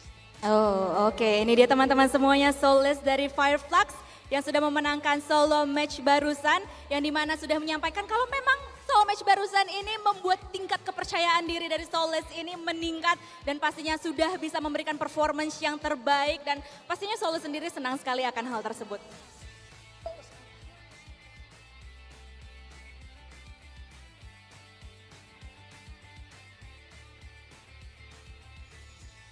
Solus, sana sormak istediğim önemli bir soru var, merak ettiğim bir konu var. Hangi oyuncuyu kendin için büyük bir tehdit olarak görüyorsun şov maçları da başlarken? Öncelikle birinci tehdit kendi takım oyuncum Catch. İkinci tehdit de Order. First of all, our team player Catch, he is the biggest threat for me. As a second threat is the Order. Oh, oke. Jadi Order dan juga Catch sendiri. Bahkan dari tim match-nya sendiri yang sebenarnya adalah salah satu, dua sebenarnya untuk kali ini, player yang agak ngeribetin sih di match barusan. We have your first match of the grand finals. Okay, I just want you to let us know, let everyone here in this arena know, and everyone at home, what is your team's biggest strength going into today? Birazdan ilk maçlara başlamak üzereyiz. Maçlara başlamadan önce sormak istediğim bir durum var. Sizin takımınızın en güçlü yönü nedir? Sürekli birlik içinde olmamız. Hem oyun hem oyun dışı olsun. Sürekli birlik içinde olmamız ve normal bir aileden hiçbir farkımızın olmaması. Our biggest advantages actually we are the big family and we are always together and always support each other. Oh, oke. Jadi sebenarnya kekuatan terbesar dari tim FF ini atau Fireflux ini sendiri adalah kekeluargaan mereka. Karena mereka suka bareng-bareng. Ya sama lah ya kayak kita. Para Indonesia juga kekeluarganya kental banget gitu. Well, Solus, thank you so much for joining us here on the main stage for your post-match interview, and best of luck in the rest of the day to you and to your team. Thank you so much. Thank you very much. I love their energy, Banks, and that sure was a great match, wasn't it, Banks? It really was. Donna, you know what? That match and that performance has set the bar for the skill level that we are all going to expect now for the rest of the tournament. Now, ladies and gentlemen, please welcome to the main stage the Vice Secretary General of Indonesian Esports Federation, Dr. IGM Kartikajaya, SEMMMA. Guys, we're back, in case we really are. Thank you so much to, Banks and Donna Vizquel for that beautiful interview. And if that isn't a storyline that we almost kind of touched on, because Solus, he took down Catched just before entering the top 5, and then he took it home as well. Now that is something they obviously now in hindsight probably are celebrating, but it could have gone differently, you know? I did like what John and Black was saying during their game too, is like, trying to make signals, almost smoke signals with the smoke. It's like, it's me you're shooting out right now, but it's just good fun, and it seemed like they were just having some fun after the game, and man, it's just like, just a little bit of an avant-bouche, we can also say that works too, guys, before these first matches, and it's been a good start to the day. Stop saying all these French words. There's only one French word I know, and I cannot say it, Max. Definitely don't want to. I do want to touch on something as well. That was really interesting because we had 2 Vampire players in the top 4, and none of them made it into the top 2. Both went out almost immediately afterwards, which is quite the bummer, I can imagine. Yeah. With that, let me take on that real quick. You pointed it out too. When there was a Final 4, there was one player that just wasn't moving. He was just waiting patiently, and that was Ravenclaw. And he decided to, I think we heard Blank say it too, that he decided until the last minute to just get that last heal. I wish he would have rotated a little bit early, but at the end of the day, it is a show match. And I do have to say, one player that really impressed us, despite not taking the win in that game, it was Rules. Yes. From DRS. He had, what, like six eliminations? Six eliminations. And he's been constantly like moving about, playing different ridge lines, third-partying a few fights here and there. Like, it's not easy in that kind of situation. If you were a player that was on the East, you're dead. yeah, he was playing the blue zone. He was kind of just moving along with it, and it ended up working out for him. 6 elims. That's a great way to start the day. I do have to say, there was one frag where I was particularly impressed because he had to cross the street on towards the compound that we saw in the end, and he was on the east side of it. And he took, I don't know who it was, but he took one of the players down that was having a car and like a smoke in order to cover himself from the compound, and that was the most important fact, the one I was most impressed with, because that was a really hard aim fight to take. And he actually made it work. That was the point where I thought, okay, this play could actually, gain him some actual confidence in terms of bringing that energy over into PMGC final games. Yeah, ultimately he just wasn't blessed by the sun. Yeah, he wasn't. I like you made like said the most basic like call out stuff. I think the circle's going to be pretty important, and I didn't say that. I'm just making fun. Just like you didn't pick order either. I got you, baby. Who was it that you picked? I picked Kengzo. That's who I thought. Okay, so that means you're not cursing people right away. Nice. He did. Who did? Yes, I actually did. I actually kind of did. I picked Paraboy. Yeah, let's not talk about that. Actually, I expect King. I think King was in really late. Yeah, and him and Jimmy. Yeah, Jimmy had a pretty good position as well. I actually expected them to do way better. I can actually give you my pick since it is after the game. Do you want to take a guess? I don't want. No, I don't know. It's not who you think it is. Who is it? I actually had Revo from Alpha 7. When did you go I had an actual pick. Chance I wasn't pick it. I wasn't just waiting to see who was going to win. I was like, let's see how he does. I want my respect for you just a little bit higher. Just a tad. Yeah. Yes. Interesting things. He was saying in the interview, and we have to come back to Solus to some degree, because I thought that was really interesting. I mean, Banks asked him straight away. He pinpointed that question pretty directly. He said, "Is that going to give you confidence in terms of going into the next games?" And we were talking earlier if that game is even going to be played seriously to some degree. Actually, do they actually care in terms of are they still inside the next games in terms of what are they focusing on? And I felt like Solus, he was focused on that game, and something like that. Even though he didn't have the most amount of kills, and I think Rules maybe in terms of confidence he's got kind of, maybe an even bigger boost of confidence. But I do think that is going to make a difference. I think it somewhat set the tone in terms of micro, because once again, players trying to get heated up, ready for the first match, like the first real game that we're going to have with teams. And I think it just set the tone of okay, this is the kind of level we're going to be expecting if we're taking 1v1 scenarios and such. So yeah, it's a good little start. And Solus, I mean, he was looking really just. I was like, oh man, this guy's got presence on the stage right now, and he did great in that first game. In a way, the thing that they might have taken very serious was those 1v1s when it came down to it, right? They are going to be able to get that information. If for some reason we do end up seeing some of those 1v1s, they're going to just reflect a little bit more on this show match. Even though it was a show match, they didn't want to die. They didn't want to get eliminated, so they're going to be like, okay, earlier I threw a smoke there and he decided to go a different way. Earlier I threw a molly there and he reacted this certain way. So who knows, maybe it'll come to play, but I really doubted that a lot of the players were taking it serious. No, I don't. Yeah, just maybe not like 100% series, not like a PMGC Yeah. Grand Final kind of series, but it was interesting either way. Well, while we're already on the topic of Fireflags, because when I met them, I was tapping on Sokai's shoulder and I was like, hey, I'm here. And I was saying, PMGC? I was tapping his, and I was like, one, because at that point, I was still very much sure that Fireflags had one of the best chances overall in taking PMGC. Now that tournament, they weren't exactly super strong, but either way, that particular team, how do you rate their chances? Let's just break it down, right? Fireflags, what are their chances for you and for you? I would say there's a very big chance they'll be in the top 5. Looking at top 5? How this year's been going so far for Turkey as a whole. Oh, you think that's too much? Okay, come on. Yeah, keep going. I'm saying that we've got Turkish casters right next door. I do not want to get in trouble. But I think top 5 is. No, you don't think so? Now that you say that, I might have to change. Your top 3 is all Brazilian teams. I get no, it. Okay? No, it's Give not. chances It's to not. other regions, 7. It's Please. not. I see like a top 7.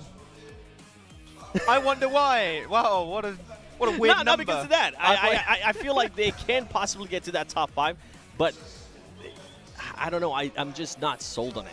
That's the main thing. I'm not just sold on it. We have seen them being able to clutch up in certain instances. We have seen them being able to do certain things differently, right? We talk about the clutch factor as we see the fans getting super hype in the back, but I'm just not sold on a top 5 situation out of them. Then Yeah, neither. this sounds stupid. Straight con complaints, but they're agreeing with me. The thing is, SGG can make it happen to you. They've already been having players that can play at this stage. Yes. So, you know, Turkey, once again, a strong region. Yeah. Could be potentially trying to take it away from Nova Esports. See, I have SGG actually on top 5. Oh, really? Yeah. You know what? At least you got one of the Turkish teams, so I Yeah. respect that. Yeah. So what's it with you in SCG then? Because you said Carls, he impressed you so much throughout not only PMGC, but throughout the whole year. Is that something you would maybe put in front of Fireflux right now? I do think SGG could make it too. The thing is, I think only one of the 2 Turkish teams. Which one is it going to be? I have no idea as of right now, but I do think Turkey has what it takes to have at least one of the teams to make it in the top 5. A win could be possible too, but the thing is, they are a team that if they are on a good day, on a good day, they're high up there. They can get like 3 wins in a row. It could happen, but they need to be in that top tier performance. This is your only chance today. You can change your pick for that top 5 for the Turkish team. Would you want it to be S2G or would you want it to be Fireflux? Because you're going for SGG. No. Don't factor mine. Don't factor mine. It's purely on you. I commit to Fireflux. Okay, there you go. There you go. Now you got Respect SGG. it. We got that competition. Yeah, there you go. All right. Interesting. Very interesting, because I would have said SCG now as well. But then again, I have sympathies for it's hard because of the sympathies thing. They always play some part, some role into it. Don't tell me your sympathies don't play into your Brazil picks. Yeah, they definitely do. I was thinking about it. I was thinking about something completely different. I was actually thinking about Jimmy, the way he played that show match. He was just like cool, calm, collected, just usual Jimmy. On the beach? Just chilling. Good time. But he was actually putting himself in great situations, and then the circle just ended up not being in his favor. He ended up sending it, and that's something that he's not used to doing by himself. But if we're going back to what you were saying earlier, if anybody taking it serious, you could tell that Jimmy was like, I really want to win this. Yeah, I mean, you said it right. IGL's good, no? Yeah. Try and get himself Yeah. in good positions. And I was impressed that IGL's made it that far. So you know what? It was. You were good on that call. And also the circle was important. If it would have had at least a little bit of cover, just a little bit of cover, I think it would have ended up top 3. Yeah, that's the unfortunate position. But the circle, we know, doesn't happen very often. If we have that circle happen again during this tournament, you'll be like, oh, wait, this happened. Maybe we can make things work a little bit. But yeah, good start. And the hype is just insane. I just can't wait. It's for crazy. the game. It's... I mean, I still have goosebumps. Like, literally, look at this. No, I what did still you say? have goosebumps. You had what? Goosebumps? I think you had Goosebumps. Did I actually say goosebumps? Oh my goodness. I wonder if they gave that, No, that, but that seriously. big flag over to Blank. He was cold. I think you need to give it to Was him. he? Did they give it to him? Oh, he's still cold over there. Someone give him a flag, please. I love it. I When we love saw the the drums energy. coming in, that was like the icing on the cake. All the players coming in, all the audience members coming in, everyone's just trying to support their teams, but then the drummers, and then the army. Oh, honestly, I'm just blown away. Touching, while we still have the time, touching on a topic while we're already at the topic, which is Nova, right? These guys, at this point, they must almost feel comfortable winning championships, like it's nothing. Do you think that is an advantage, or do you think they still feel like they have not won a championship at all when they enter this stage? What do you think their mindset is going to be? Because you were talking to Parable earlier. You probably know him to some degree personally as well. Is that something that affects him? They're friends, yeah. They are. Is this bro? It works out somehow, even though I don't speak Chinese. But hey, translate tools are amazing. Anyways, what I was going to say in regards to Noah is that I do feel like they come in with a chip on their shoulder every single time. They want to get the win. They kind of forget about that. It doesn't really matter. I mean, PMGC, yeah, that was last year, right? They are back-to-back champions, but that's going to be not in the back of their minds. Now they're currently here in Jakarta. They're going to be looking to make that back-to-back, win 3 times in a row, which is going to be absolutely insane if they are going to be able to do that. I feel like they are going to put themselves in certain situations with what I was saying with Paraboy. I mean, he wants to, in a way, challenge himself a little bit more by deciding to change out his layout, see if that's going to help him out in a big way. It could hinder his performance, or we could see a completely different Paraboy. But it just goes to show that he's trying to try different things to keep on improving. And that's what you want to see out of a team that's at the top. the one thing I love about Nova, really, and I don't know if you agree potentially on this one, Seven, is that I have the impression nothing gets to them. Like, it doesn't matter what they did last year, it doesn't matter what they did the year before that, it doesn't matter how they performed in PEL. They're only focused on the exact moment, like, in front of them right now. Every single game is one opportunity to get those points, to perform, to get that chicken dinner. That's what I love about this team so far. And, you know, the roster's already proven themselves to be so good, but even if they need to make changes, they can make changes in a snap of a finger, just like that. And that is how they've been able to be twice in a row world champions in PUBG Mobile esports. And so far, it hasn't changed too much. There's a chance they could really, big chance even, to make it happen again here.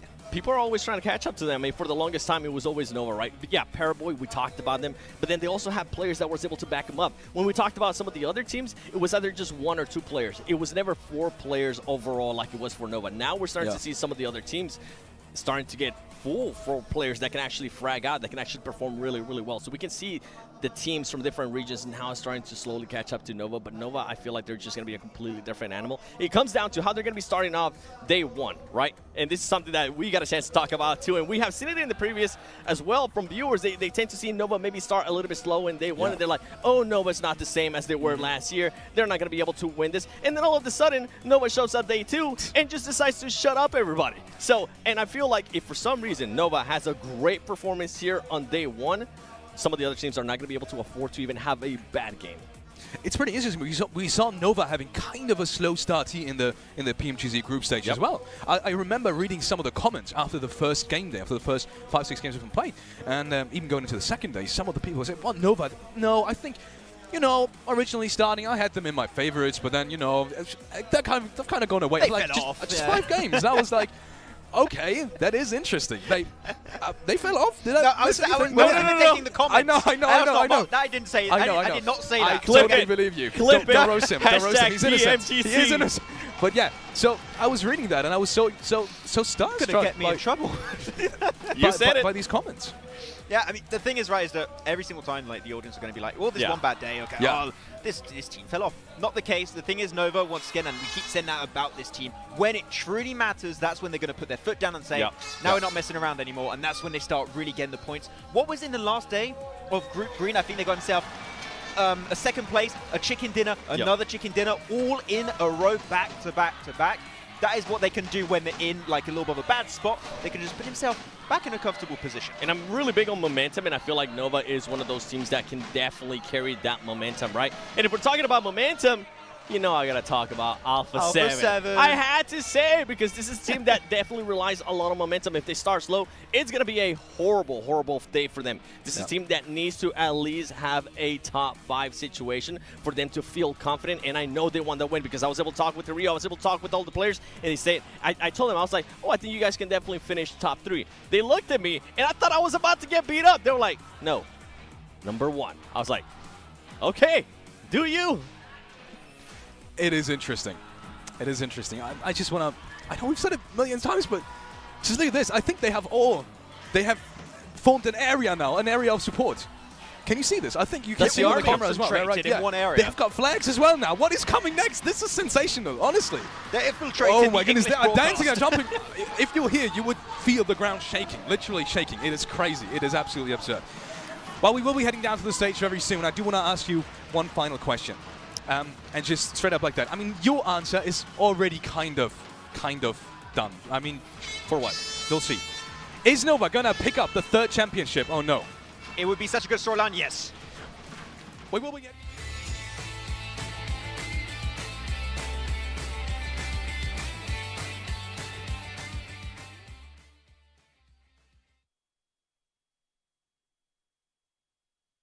Hello, PUBG Mobile fans in Indonesia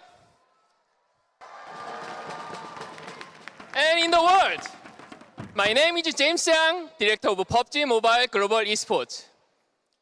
I'm here today to share exciting news about our esports plans for 2023. As a summary, 2022 has been a milestone year for PUBG Mobile Esports. We hosted 13 PMPLs in 5 regions with 343 teams and more than 2,000 players. A record-breaking 600,000 teams registered for 2022 PUBG Mobile Club Open. Also, with the love and support of our fans and the hard working of our pro players, we won Esports Mobile Game of the Year at 2022 Esports Award. Massive thanks to everyone.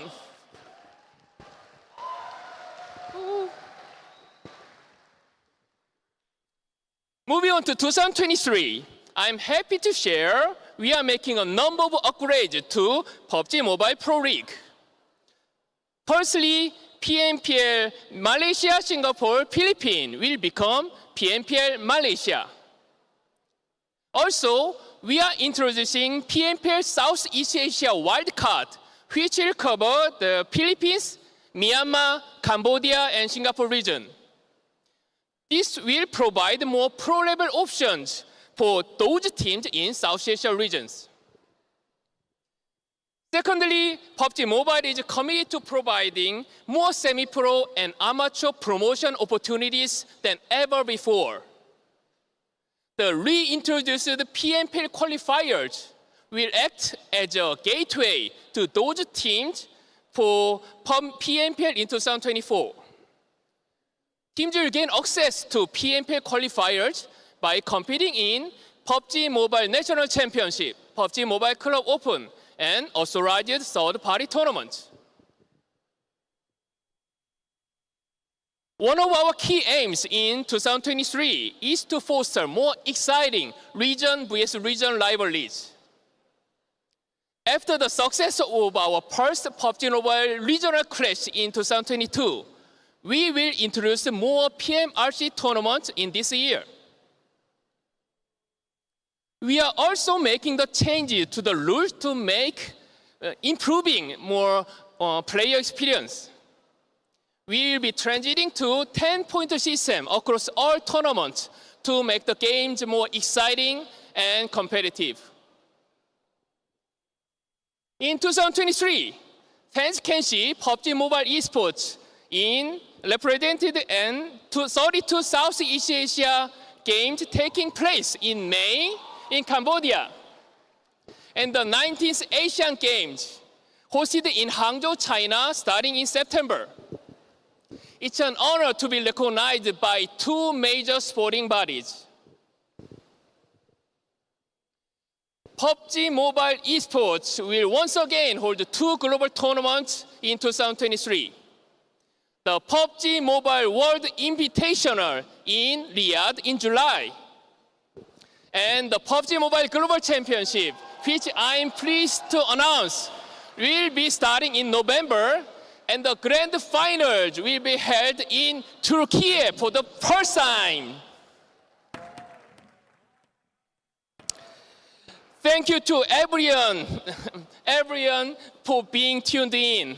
And we are so much excited about what is to come in 2023. So now, let's get back to all the action to 2022 PMGC Grand Finals. Terima kasih.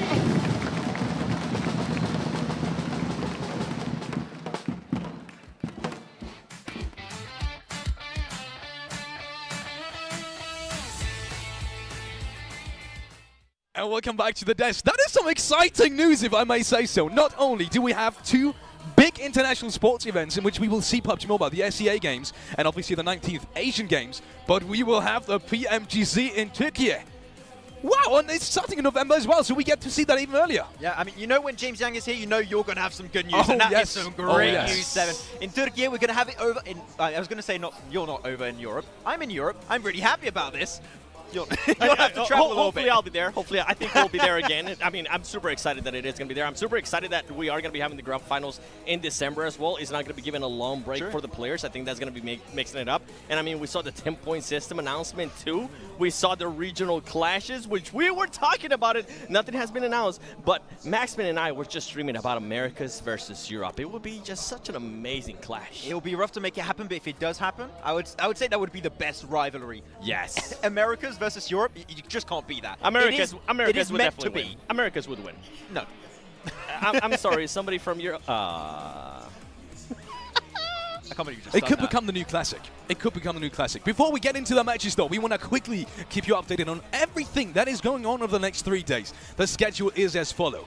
Today, starting today, in just a couple of minutes, actually, we will see the first game, and then 5 more. 6 matches today, 6 matches tomorrow, and another 6 matches on January the 8th. So for the next 3 days, stay tuned. Remember to follow your socials. Remember to tune in live every single day until January 8th, because you will not be... Yeah, you're not disappointed. You just complete my sentence. That's perfect, actually. You will not be disappointed. We will be having the point system. What you just saw will be for next year. So we will be having the normal point system that we just saw throughout last year. 15, 12, 10 in the first 3 places. And obviously 1 additional point for eliminations. Exactly, elimination is going to be pretty important going into it, but also we've got to keep in mind, Seven, this is going to be something that impacts it.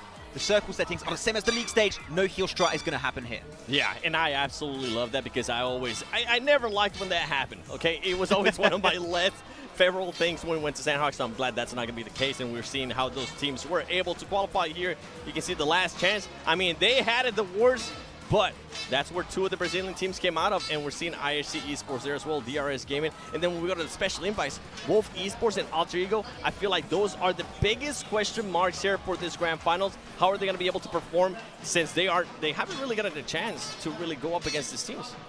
And there we have it. We will be starting off with Erangel. The competitive rotation will be as follows.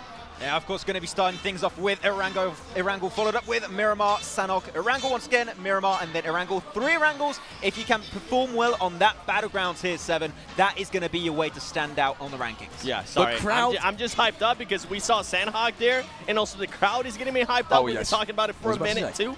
But you mentioned it perfectly. I feel like this teams definitely need to narrow it down their performances in Erangel when it comes out to the most. And if for some reason, something that we have seen happen over and over again, if they do start bad in those 2 first matches, which is Erangel and Miramar, I hope whatever team it is, uses Sandhawk to kind of just bring it back. And we have seen teams do that before. Exactly. I mean, there's so many things to take into account, but also we're just, I think, just a few minutes away now from jumping into our very first game. Thing is, it's a 3-day event. There are not many games that are going to be happening here. You're never going to be safe. Do not throw a game away. Every point is going to count here.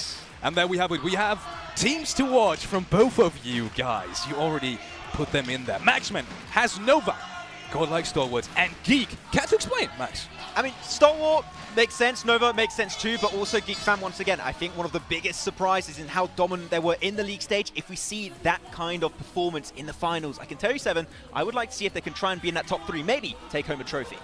Oh, okay. Well, you know what? I got Alpha 7 actually in the top 3 situation. I don't have them winning the tournament, but I am going to be looking forward to see how they start off the day with Nova. I mean, we talked about it earlier. Can they actually just show up and showcase why they are the back-to-back Grand Finals champions for PMGC?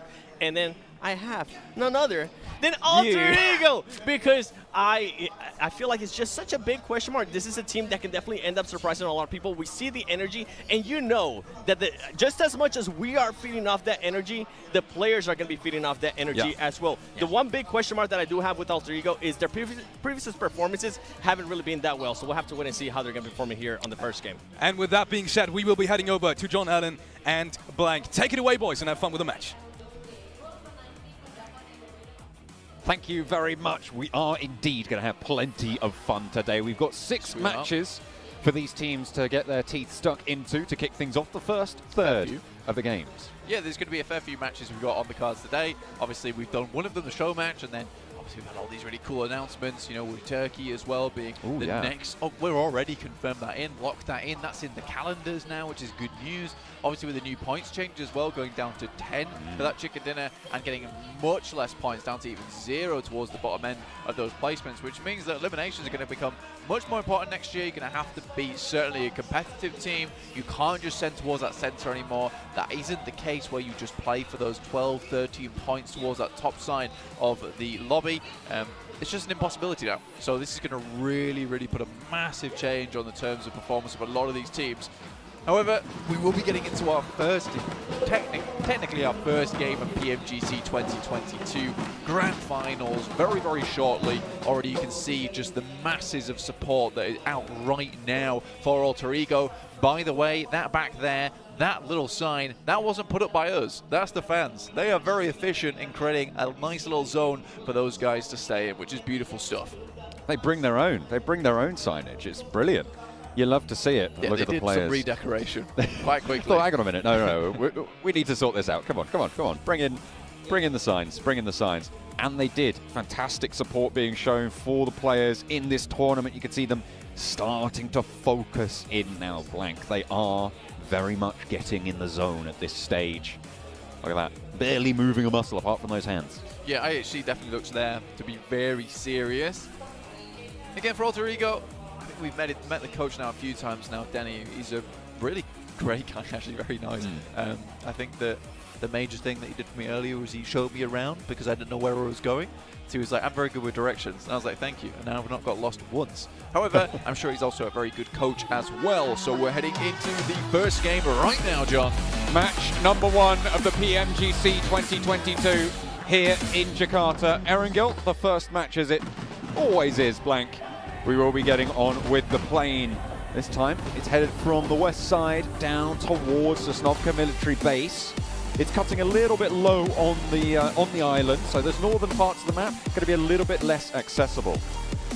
Yeah, a bit more difficult to head up towards Stalbert. Maybe Yaz is still accessible, but this does mean maybe fighting for vehicles on that eastern side, which becomes quite difficult, becomes a little bit of an issue, a bit of a problem for some of these teams. Do you want to cross those paths on that side? Do you want that bad luck that could bring? Also on the east, some players, some teams heading out very, very early over towards the west here. You get Demo from IHC setting up towards South George. C2K is already dropping out. Nova looks like they're heading up towards Gatka at the moment. And Vampire down towards Primos, a very typical spot for them. We did see Nova have a little bit of trouble with Gatka during their gameplay in the group stages. There was another team that was dropping down there with them, but it looks like they managed to isolate that this time around. T2K going a little bit further on. Silas maybe a little bit too close to comfort. Hot drop on a vehicle potentially, but S2G maybe looking to lose a player. And this early in the game would be far from ideal. S2G a little bit further east for the rest of them on this engagement. IHC dropped all the way to the west on the coast, grab 2 vehicles, will be able to tuck themselves nice and healthy. The first circle pops. It's fairly central, centered on Potato Hill. This is a nice circle as well, considering you don't have to move too far towards that northern side. This plane path doesn't really cause too much ruckus, maybe in the sense that obviously getting towards that top side of the map and getting some of those positions is quite rough. I think that what you're looking at the moment, though, is some of these teams quickly sending out. Obviously, IHC sent out early over towards that western side. They've moved up towards shooting range, up towards South George at the moment.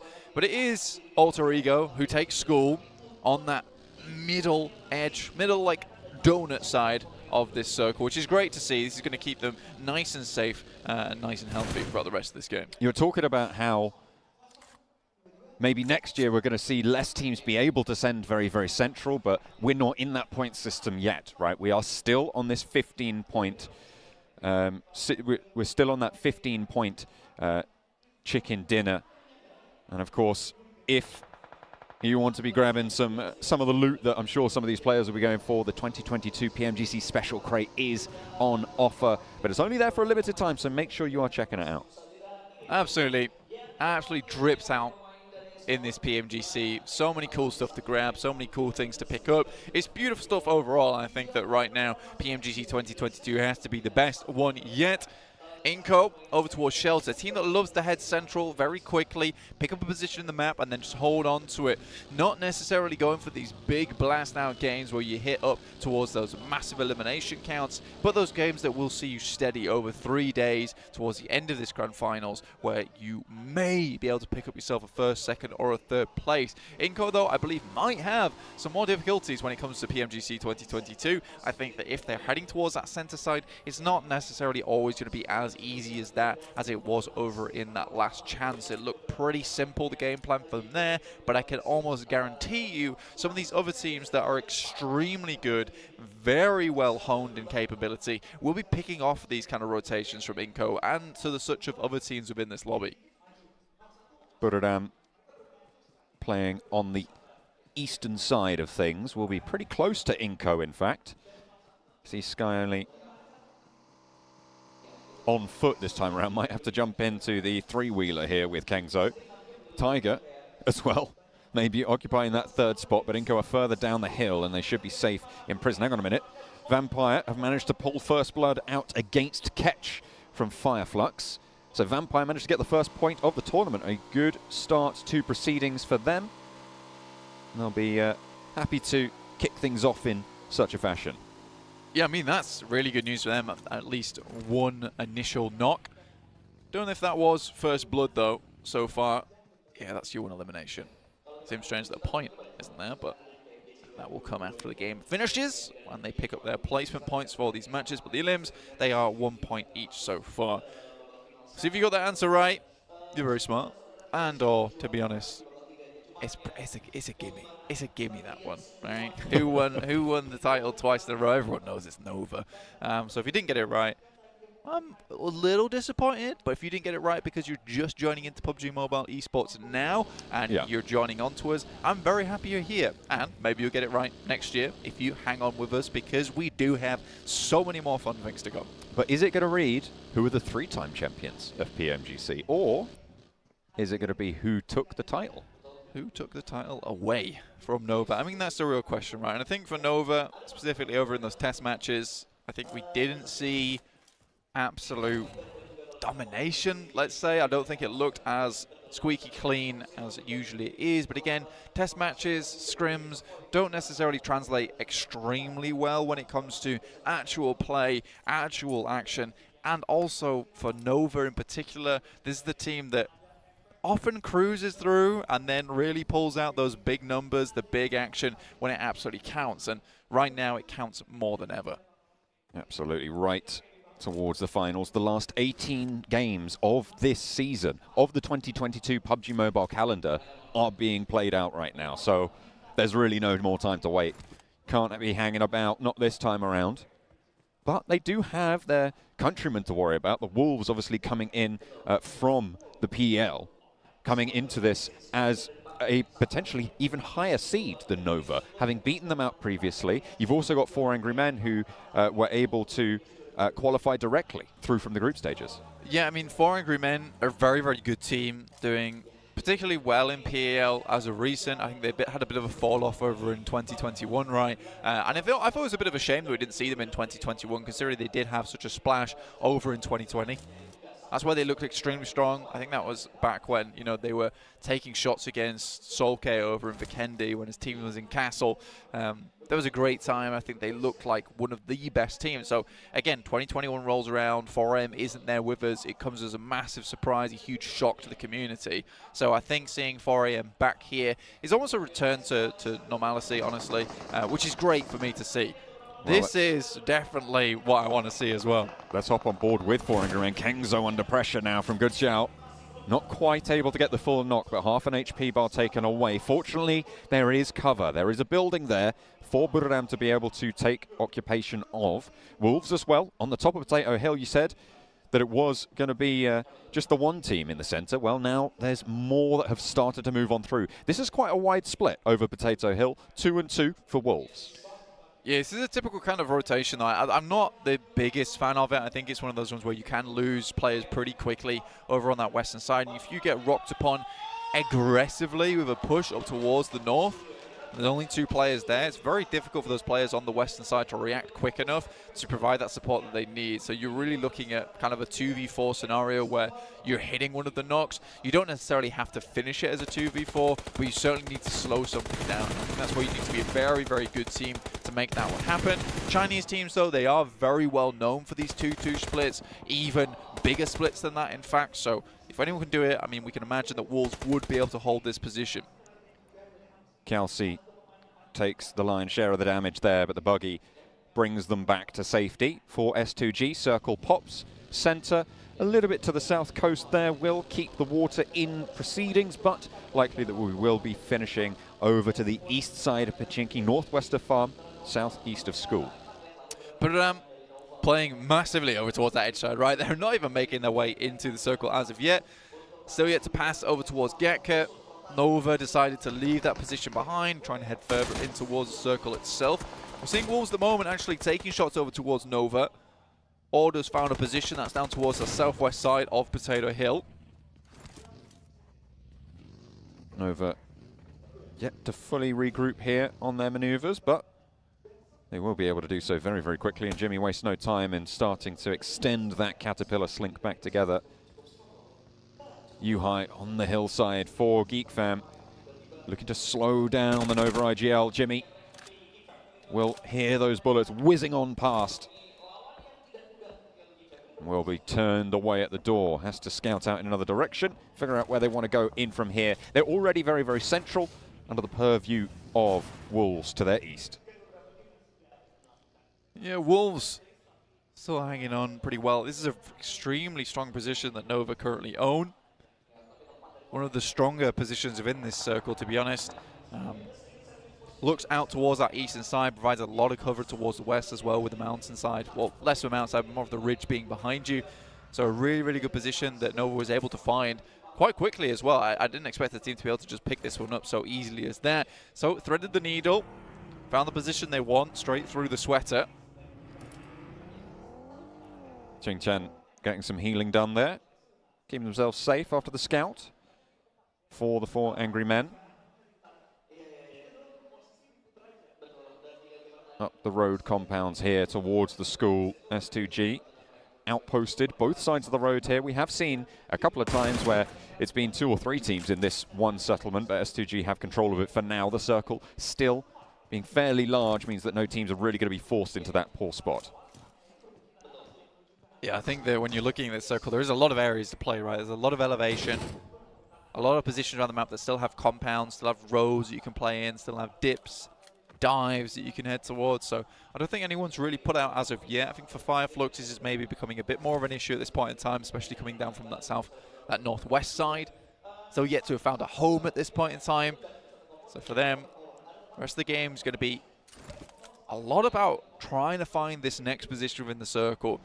I don't think they have all the information in the world available to them with this type of spot, especially when you get to PMGC. You can see that there's still 63 players remaining, 16 teams still alive. So for a team like Fireflux, finding these positions that are empty, that are still available to pass through, very, very difficult, as teams are quite easily able to bypass one another, open space on the map to allow one another in before they really have to take these necessary fights in the end game. DRS might have been delivered. A couple of engagements here from Alter Ego. Wolves a little bit further down on the south, but Potato is safe for now in the shack. Stays alive, looking to, I'm sure, drop a couple of stims. We'll be able to get back to full HP here. They are fairly close together for Alter Ego on their home turf, in their home ground. They'll be able to still be at 4. Who's going to go down first, though? That's the big question here at the PMGC. You don't want to be the first team getting eliminated. The next circle comes through. It's over to the east. Again, getting that lead on the first day is really good, right? It gives you that big buffer, able to stick up towards that top side of the lobby for a long, long while. Order being popped out by Alter Ego, no less, as well. Wonderful start for them. What a position that Nova held, and Order scouting out a little bit too dangerously. Not quite down as of yet, but Alter Ego are swarming. They want to confirm this flush. There's no way that Nova are going to be able to get this one back either. A couple more bullets did land over towards Order, and now the rest of Nova are taking a couple of shots from Alter Ego. Paraboy worried about S2G as well at the top of the hill. Worried about that position as IHC descend onto Rig in the sidelines, and immediately a rundown and a spray down. Demo is taken out in the process, but will be safe for now. Will be just fine for the time being. Demo getting rezzed up there by Ziol. Yeah, IHC kind of blasted off towards the end of the tournament in league stage. Created a massive gap between them and other teams to allow them to get into this grand finals. Not necessarily one of the best teams here in the lobby, but certainly with a chance to prove themselves as one of those best teams. I think right now there's other teams I've got my eyes on, but again, Mongolia was surprised before over in the PMGC. I'm sure they can do that again. 4 second places for IHC in those last chance scenarios. As Lutz takes a tumble there from Fireflux, the second player of theirs to fall. Hang on a minute, we've got a bit of a scrap with IHC. T2K looking to try and stay alive, but IHC want to finish the job that they started. And Demo again, the one to go down, and once more Ziol picks him back up. Really good stuff. I mean, Demo's kind of just playing as the absolute punching bag of the team, which is absolutely fine. I'm okay with that. You know, as long as a little bit of sand's pouring out of him, but he's staying up on his feet, brought back. And that defensive shield in front of the team, that's all good for me. So IHC, really, really well done so far. 3 eliminations. T2K didn't know what hit him. Circle up towards that northern side. Solus still with a player on bended knee. 4 AM down underneath and down towards the southeast with Good Xiao. Towards Qingchen down towards the south too. They're playing this 2-2 split. I think that they might be ready to converge on top of Solus and Fireflux if they move further ahead of them, maybe towards that north side and eliminate their approach into towards that circle. The last player from T2K spotted out. Location known and isolated by IHC. On the northern side, Koyovsky has the info there as well, but not really too much ground to be playing around with to get those points on board, to slurp them back up into the pocket. Fireflux, 2 players alive. They've been picked apart a little bit. Solus and Solkay, the remaining duo on the south edge of this next circle near Farm. GeekFam currently on the outside in the cold here, southwest side, near Stalwart. Nova to their north. Remember, Nova have lost a player already, so they're only 3. And Vampire further north of that. Still 3 players, more than enough a lot of times. Influence came in, had a seriously good run throughout the entirety of this year. It's not a case of a team that suddenly they were hit by bright light and able to head in towards the mirror and realize they didn't need the glasses anymore and they were somewhat more muscular. They've always been that way. They've just been working on it for quite some time. Fortunately, it's not going well for them. Oh, Influence came in.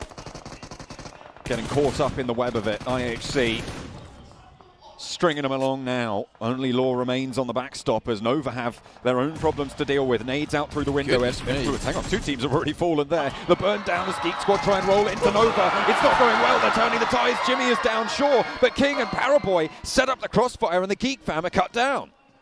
Goodness me, Geek Fam. This is a great chance to represent Malaysia here in the PMGC Grand Finals and look for that grand title itself. Unfortunately, going against Nova and getting picked apart like that does not bode well towards a team that is currently defending. Vampire Esports, on the other hand, this may be a different team, a different type of beast altogether. Jimmy did go down in the process, so 2 players alive now for Nova. A knock went over towards Vampire earlier. Schweppes puts a nade through the window to back him off the angle. It's beautiful! But it goes long and through the door. Paraboy runs right on into it. King now needs to reposition. GeekFam might be able to stay alive off the back of this knock. King dropping those smokes, allowing himself to cross, making sure that he has the cover. Fluke cannot really go for this full aggression just yet. They have to be worried about GeekFam as well, but the hillside's now controlled. King in for the res, but in comes Stoned and Ravenclaw in the vehicle. In through the window, pulls the ordnance, and there they go. Nova down and out in the first match. An entirely different beast is exactly what this team is. Sharp fangs, long claws, and massive, massive potential to scare here in the late game, prowling out from the bushes. Really, really well done to Vampire Esports. Cut themselves a nice bit of the circle for themselves over on this western side, can move through it.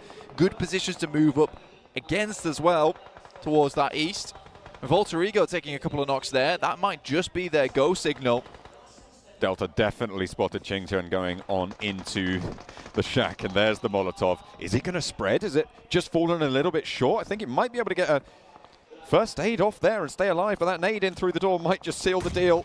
Outside again, a DRS laying it short.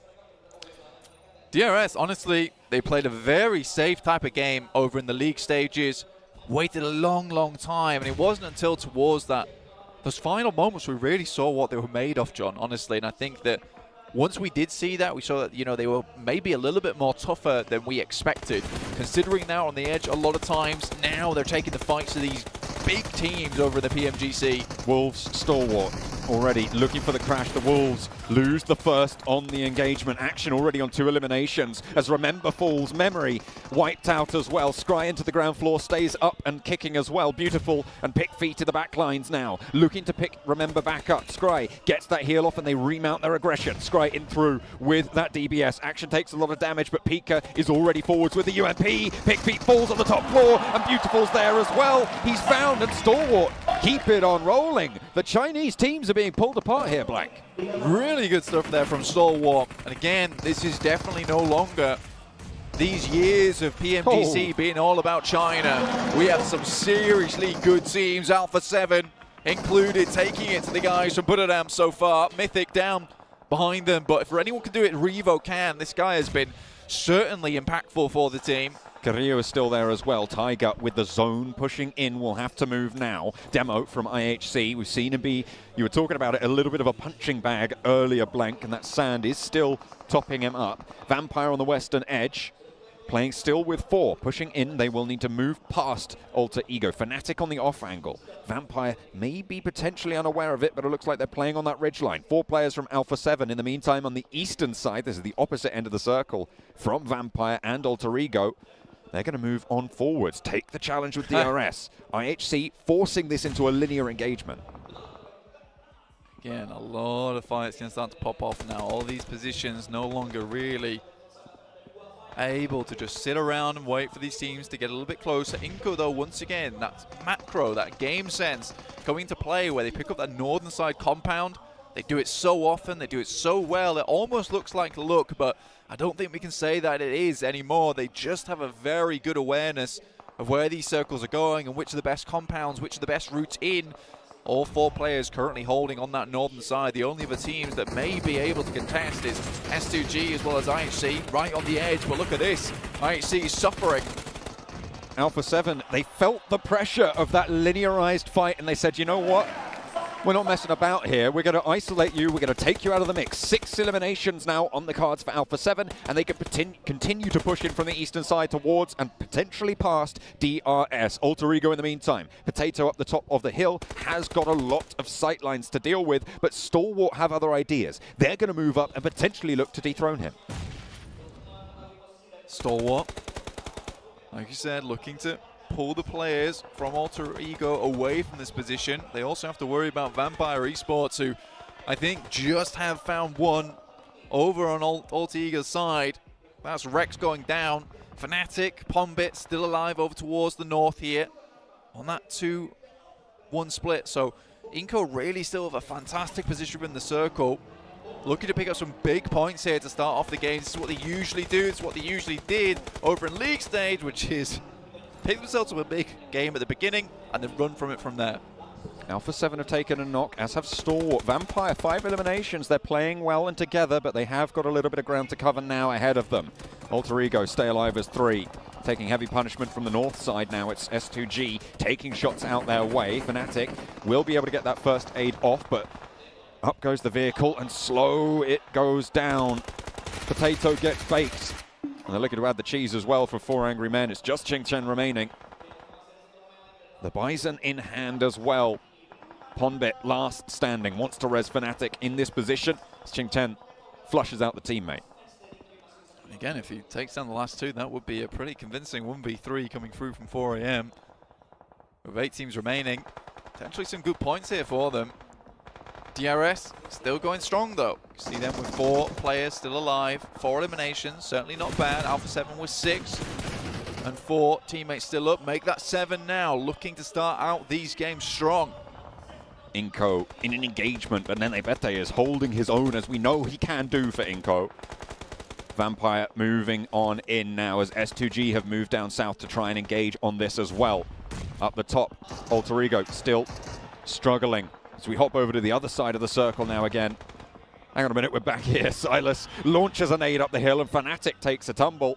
Ponbet last standing now for Alter Ego. Damage done though to the ranks of the Vampires as Alter Ego swept aside. 8th place, 1 elimination.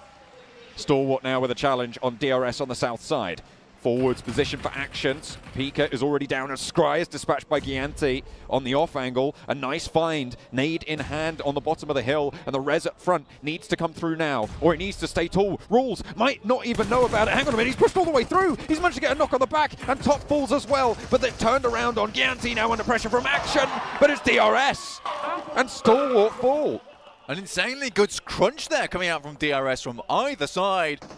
I don't think Stalwart saw what was coming. They went for a greedy res there towards the end too, and just just wasn't quite enough. This is again, what I was talking about earlier, is there's absolutely no teams within this lobby that are not a threat anymore. You cannot just pass anyone up. You can't go for these greedy type of plays. You just have to get out of dodge. Yes, having 4 players is going to lead you to a better chance of getting that win, or maybe tailing out of that fight, but sometimes you just got to run away, and that is what potentially Stalwart should have done with the smokes. Maybe got 1 knock and then just scarpered. Could still go for that top 5 position. That top 3 was still in the bag, still available. DRS turn their attention to Vampire now. Ravenclaw falls. Vampire did get up to 4, but they're bumped back down to 3 fairly quickly. DRS, they have 4 players of their own, and Ravenclaw gets flushed out pretty fast there. Fluke closest now and will feel the brunt of a nade in a second to dunk it down. An alley-oop set up by the DRS squad. 9 eliminations now. And the Nepali team doing so much work, and the rundown is the Stone to close it down. S2G, hang on a minute, they stole a couple away. Vampire eliminated, and now they're into the fight. S2G taking on DRS, and in the midst of it all, Ching Chun has stayed alive for 4 angry men. Oh my days, Nepali fans everywhere going to be very happy with how this game has come out. DRS playing a very, very passive game over in the league stage, but as soon as they're here in the PMGC, they've had to turn things up by 11, which is great to see. DRS currently looking very, very clean with it. Right now, a couple more teams to go. S2G, obviously a very strong team hailing from Turkey. 4AM, 1 player remaining for them. Inco with 3, with that extremely strong position over towards that northern side. But again, DRS, they have lost 1 player, so this is still all to play for. 2 Brazilian teams remain, Alpha 7 and Inco. Alpha 7 in a little bit of a crunch, though, on the eastern side. Mythic low and actually under pressure from Inco, the other team from Brazil. And they will find the final knock there, the final flush. 7 eliminations, 5th place for Alpha 7. That's a very good start to their tournament. It's a really good start to their tournament. I mean, that's going to bump them up massively. It'll give them that 11-point average kind of lead very early on in terms of like a 3-game buffer, which is ideally what you want if they can take it just a little bit further now. I think DRS realizes this, which is why they slow things down massively. S2G, though, still have a chance to bring things back for themselves. It'd be a really good opportunity here to make their countrymen proud. With the announcement that the next global finals will be held in their home country, they're looking to make their mark, to try and state their claim to be there in 2023, but they've got to get through this one first. Really good developments coming through from Turkey this year, honestly. Just in terms of players, in terms of teams, in terms of infrastructure. And again, this has probably been one of the best years in terms of adding those really, really influential players from around the world. But again, DRS takes this one to a grinding halt now. Waiting for any of these teams around them to make a mistake. Push just a little bit too far. And they better with that AWM, a fearsome sight as an outpost for Inco. A star player for the roster. With a big heavy hitting gun, Vitali ducks back into the blue, takes a lot of damage to retrieve that buggy, but that could be very, very valuable in the next circle or 2 to keep them alive, to give them a little bit more cover. Ching Chun still alive, top 4.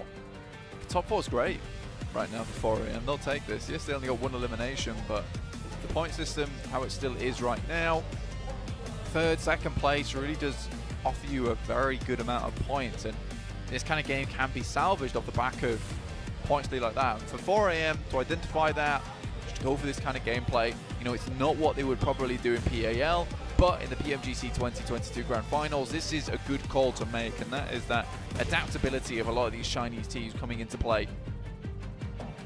Just needing to move a little bit further forwards in the next zone. Pretty close to the edge right now. The blue zone will not slow. No matter who you are, no matter where you're from. DRS on the south side lurking to sweep across this hill a little bit. Inco are holding out. Ching Chun finally, I think, starting to strike as the solo player.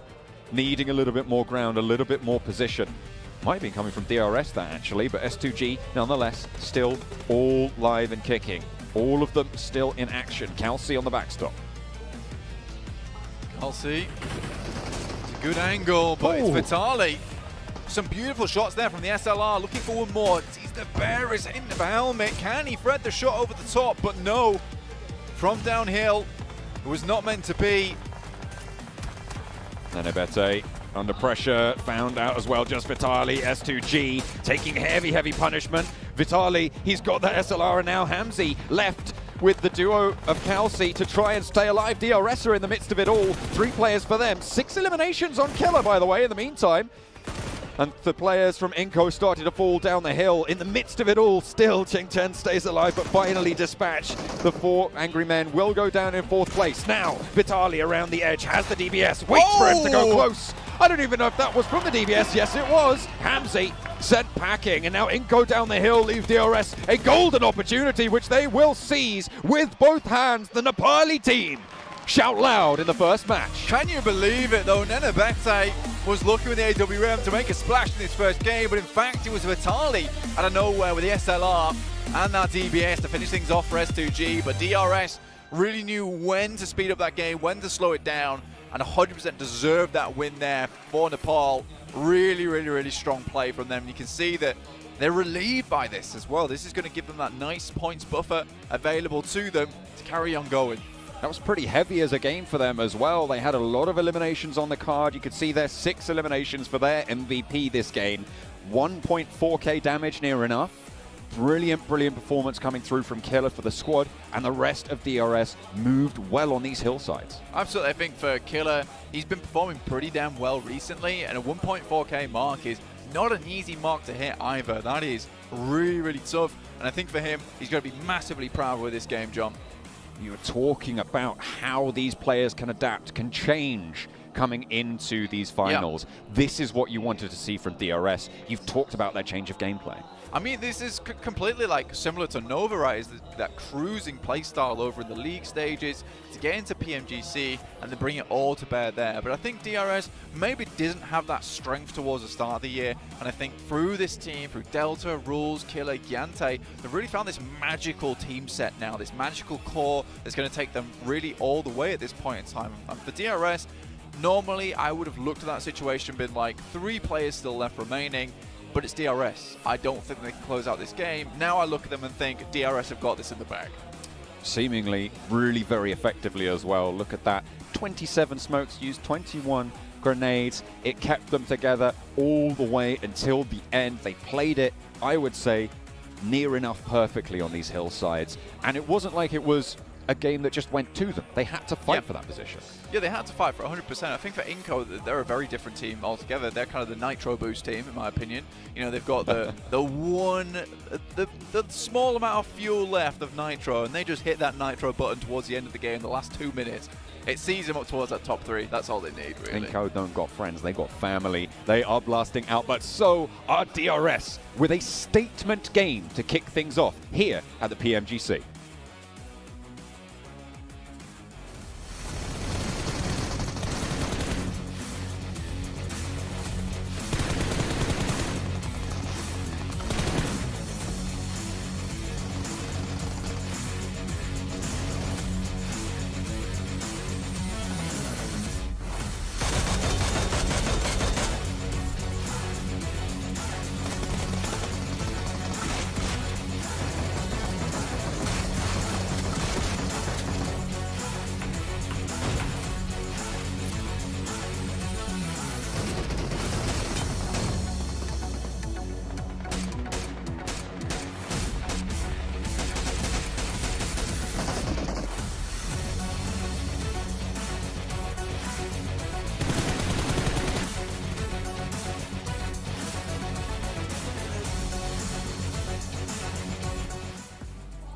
DRS taking home a phenomenal game. That is 28 points, ladies and gentlemen, in their bags to start off the PMGC journey. What can you say about that one? That is phenomenal. You can never count out the power. I have the impression that's what we can say here, Seven. Always a team that can get himself these strong chicken dinners. And the way they played it, I love how John really mentioned it during that game. So close to almost perfection, the control of that high ground position. like, really, as long as they cleared the team south and east, there was no way DRS did not get that chicken dinner. Yeah, and I love the aggressiveness that they were able to showcase too. I mean, we saw them being able to run over people too. We saw them being able to use anything within their means to just get those eliminations. They ended up with their team. But I mean, Inco Gaming, for them to be able to do 10 elims, I thought that was great too. We saw at one point Vitali being able to get some great angles, trying to put on some damage. It was kind of sad not being able to see Nenebete use that arm. I would have loved to see that. Yeah, you got himself at least one, I think, knock plus a flush afterwards. I wanted more. It's not DBS, you know. I'll tell you that much. But hey, Brazil looking good. Get himself a second and fourth place in points 1. Pretty good start. S2G as well, we saw them there, and then you can see one of the players that I was talking about, Inco Vitali. He was able to put up 7 eliminations, 44% of the contributed. Are you kidding me? 1,300 damage too? Wait, look at my boy Killer. 21 nades on his lonesome. What? His backpack was just full of nades. Okay. Vitali had 1. No. Well, his looting phase must have been pretty good if he was able to throw 21 grenades. Might have been some smokes in there. Maybe a too. few here and there. You know, you got to use those. Still, what, like, for them to start off like this, that is so impressive. 1,300 damage out of both players. Well, we already have Inco here right now. They were the team that had, well, the best position for most of the circle. They were the only ones that had hard cover inside their compound on the southern side. Still getting 7 elims and just 1 player and 10 in total. Is this something you expected with that circle? I mean, the thing is, as you said, right, the circle did come their way, but the way they just control it, and especially when they sent Nenebete, keeping 2 players retreated in the compound, you're just somewhat securing a big area, and you just say, look, allowing yourself to get a few eliminations here and there, but top performer, of course, is going to be Vitali this time around. Who else? And, 44% team contribution, really putting the foot forward for Inco. Yeah, and for me, I mean, Killer YT as well, being able to put up 6 elims. We saw them earlier too. But Vampire Esports, I felt like that was just such a pleasant surprise. We were looking at each other, we were hyped up. I was getting flashbacks from PMWI. This team just being able to third party. I feel like that was the story for me, and I'm really, really excited to see that type of Vampire here. I was really wondering, is what we saw in PMWI going to be shown up once again here? And I can say it already in the first game here, 7, that is the case. They took down Nova. They went for an amazing push right after that onto Alter Ego. They're looking hot. They're looking great. They're looking like they want a first good day. And that is it, ladies and gentlemen, with match 1 of PMGC 2022. Match number 2 is coming up any minute, and we've got Miramar. Ladies and gentlemen, Miramar? That's how I call it. Oh, okay. That's something new, I guess. We haven't been working together for so long. But Miramar is coming up any second. I do want to touch on a couple of things because I don't think we've had enough talk about the first game.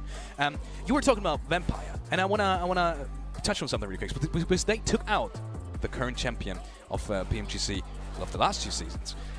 But how did that fight even start? Because you were having some interesting thoughts about that. Yeah, because they took themselves a fight right before. Nova were able to actually defend that compound at first, but the player got knocked. And that's the cool thing that I love so much about Vampire. They are so aware of their surroundings. Every time something happens, they're like, okay, we know what's happening around us. Let's try and turn that into a favorable situation. They had a perfect 2-2 split, shoot angles to scout information on that compound. They're like, we're not going to allow you to get that res. We're going to get close, get that nade from Schweppes, and then it's just so easy to just like, okay, full send it. It's in the bag, boys. And it was indeed in the bag. And I felt like that nade was perfect too from Vampire, from Schweppes, because you can see he's positioned himself exactly, and he knew that Paraboy was going to decide to back off and probably go into that closet there in that second floor.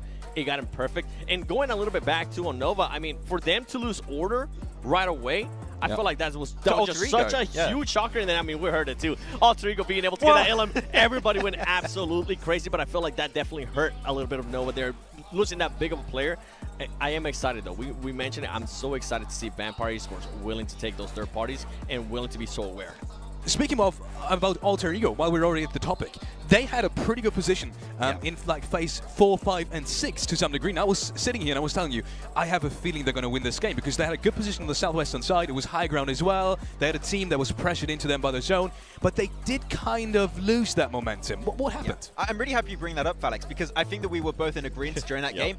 You have what to do and what not to do when you're looking at what DRS did in that game and what Alter Ego did. Like, it's a perfect, like, just black and white situation where Alter Ego, they kind of gave too much space to teams like S2G, to teams like especially Vampire, who were just looking so hot after taking down Nova. If they held their ground, maybe they're in a similar position as DRS. Maybe they have an opportunity to go for the win. And then you look at DRS, holding their ground, clearing out. I think it's Alpha 7. I think it's Stalwart also they clear. If they did that, could have had an Indonesian chicken dinner for the first game. I would have loved it, and I was actually surprised that Alter Ego didn't decide to push on the fight between Nova Esports and Geek I know, Fam. right, yeah. I thought that was going to be the team that was going to be willing to third party that, and then Vampire Esports says, you know what, you guys are taking too long, we'll take over. Yeah, I thought that was going to be it.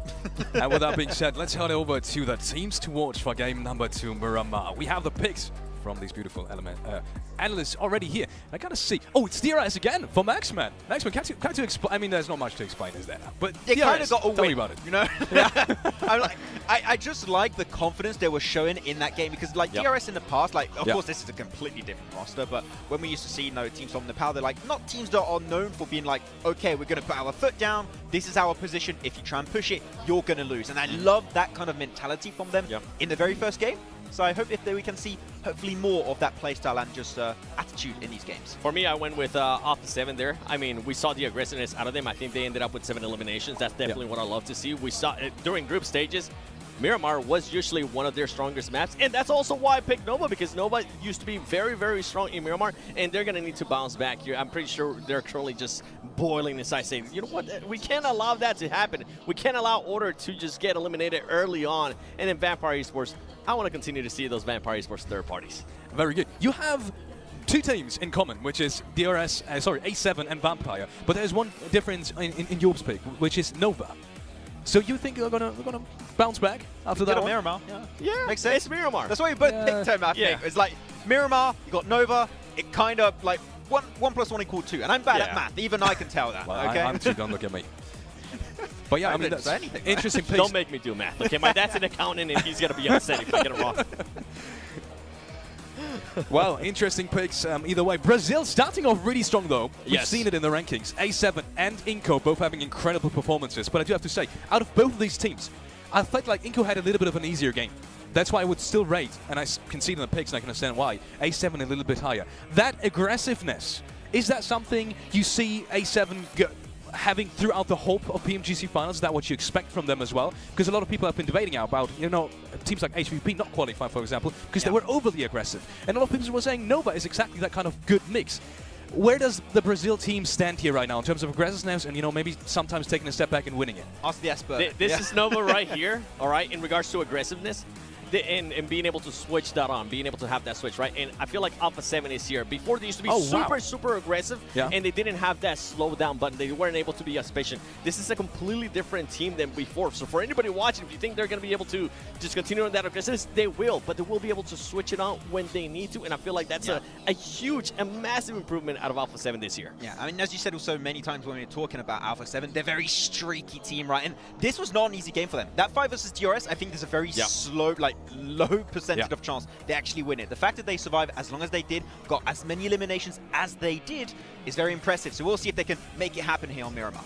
And that's it from us, ladies and gentlemen. We will be going over to these beautiful castles that I can see on my right. We will go over to John Allen, and thanks. Have fun! Oh, we caught it. We're here. We're ready. We are a little bit chilly up here, actually, but he's doing all right. He's managing. He's managing. I saw like DRS got this really cool scarf, so I might steal that. I also saw that, you know, also Alter Ego's got some cool merch as well. So you might, if you see me later, I'm probably going to be just like stacked layer upon layer of different team merch, and I might be unrecognizable. So I apologize for that. It'd be great because no matter who wins, you'll be wearing their merch, right? Exactly. You just might have to peel off about 7 layers, but you'll get that. They're like, that's biased. It's like, but wait, there's more. You put the headband on. Yeah. I love that. Team headbands would be cool. Team headbands would be cool. Maybe like next year. 5 of them. Maybe in Turkey we'll get some of them. Stacked. It's like got this ring in front of my head just in case I bump my head on anything. It'd just be like you need it. good to... Wow. Okay. It's kind of me. But You clumsy bumbler. I'm quite the klutz, unfortunately. However, there was no clumsy play on that last game. Certainly we not. saw some really good stuff there from DRS. Obviously, Alpha 7, very strong. Unfortunately, weren't able to take it all the way, sadly. S2G, similarly, got absolutely picked apart by Vitali from Inco. That's kind of just a Vitali thing to do. You know, it just happens. Comes out of nowhere. It's good to go. It's match made in heaven for Inco in that particular moment. I think S2G probably was the only other team that could have beaten out DRS. So as soon as they took them down, they kind of secured themselves that second place. Players loading on into the lobby, making sure they've got everything sorted out. Fireflux didn't really have the burn that they had in the solos in that first match, but there's still plenty more left to go. We are into match number 2 fairly soon, as the lobby once more spins itself up to get ready for Miramar, for the desert. Obviously a bigger map here. I say that every single time. Just for the newbies, obviously. Do have, obviously, your boys Vampire over here, looking very good at the last game. Unfortunately, weren't able to take it all the way as DRS bombarded them with a grenade airstrike from the side, smoked them out. They have no idea what was hitting them, but we are headed into our second match of the day on Miramar. Plane path from Los Higos all the way up to Torre Ahumada in the northeast side. A fairly even cut on the plane path. Should be fairly kind to everyone involved. We'll be looking at who's going to be dropping out towards places like Picado, like Los Leones, or Pozzo as well. A crucial area. Montenuevo potential to get a little bit hot on this plane path as well. Yeah, potential for Montenuevo to get a little bit spicy. The team's able to quickly head up towards that northwest side and get themselves in position. Picado, obviously one of those really well-liked positions around the map. Maybe someone's going to pick up that soon. Torre Ahumada, also easy enough to head towards another Copadilla, another position around the map that does provide you a lot of options towards that late game. So it's a surprisingly good playing path here for a lot of teams in this lobby. We'll just see who's able to pick up those priority spots early. Halfway on the plane path now. Alter Ego, DRS close to one another on the south coast. Over in Picado, it looks like it's going to be Wolves on their own right now. Los Leones potentially shared between Vampire and T2K, but T2K are a little bit further north and might not even challenge for it. Instead, they've got their own problems to worry about over there. There's 2 teams dropping near them. The outpost from Nova all the way down towards that south side. Circle pops. It's over towards Impala. Yeah, Impala open now. Not many teams actually headed over this way, in fact, so you should see some players and teams heading on towards Puerto Paraíso, even Impala. Delta's taking the Delta Expressway over towards that position of the map on the old glider. Good news for them. Won't get isolated. Bit more difficult to actually take players out in this thing, considering how fast it can be. Not very evasive, though, unfortunately. Most time when I try and pull out evasive maneuvers, I tend to just smash right into trees. That is one of the main dangers, I think, of flying. Yeah. When there are trees nearby. Or even, you know, pylons in the background, hitting those cables. Smash. Bad times. That's right. I feel like you're trying to tell me something and I'm not getting it, but I don't know what's going on there. No, it's just quite funny, because John is dressed for the weather right now. He's got a nice jacket on. He's good to go. He looks cozy. He looks warm. Oh, so cozy. I'm currently borrowing a sweater. Got the hood up. I'm sat down. I'm all huddled in my chair, and it kind of looks weird. It kind of looks like someone's the professional and I'm not. However, whoa, I can bring professional commentary. Might not look like a professional right now. Oh dear. You look fine. You're doing great. Thank you. We're surviving. We're managing. It's not always... You can't always judge a book by its cover. The only survival happening, not just in the game. It's in the casting area I'm surviving as well. here as well. Exactly. Yeah. Like gale winds of Antarctic freezing possibility. But obviously, these teams must be nice and happy. They can pretend they're in Miramar. I can pretend I'm in Miramar. Yes, you can. That nice hate. Oh, you know, it's just taking over my brain. Look, you're just gonna get jealous if you think too much about it. I really am. But again, IHC on the western side in Montenuevo. No one really challenged them out on this western edge. They can move in fairly soon. Absolutely. And again, this is what I'm saying about, you know, not judging a book by its cover, or me with my silly sweater on.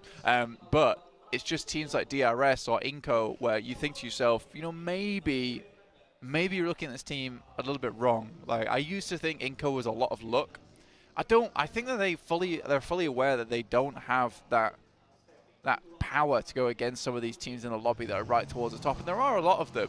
And I respect that about them, because they just set themselves in positions where they can take those third parties, they can take those off angles, and that's fair enough. That's fair play. I like that from Inco. They're doing what they can to see themselves up towards a top position here at the PMGC Grand Finals. No matter what happens, I think if Inco can keep up this kind of pace, they're going to bring home some good money for the team.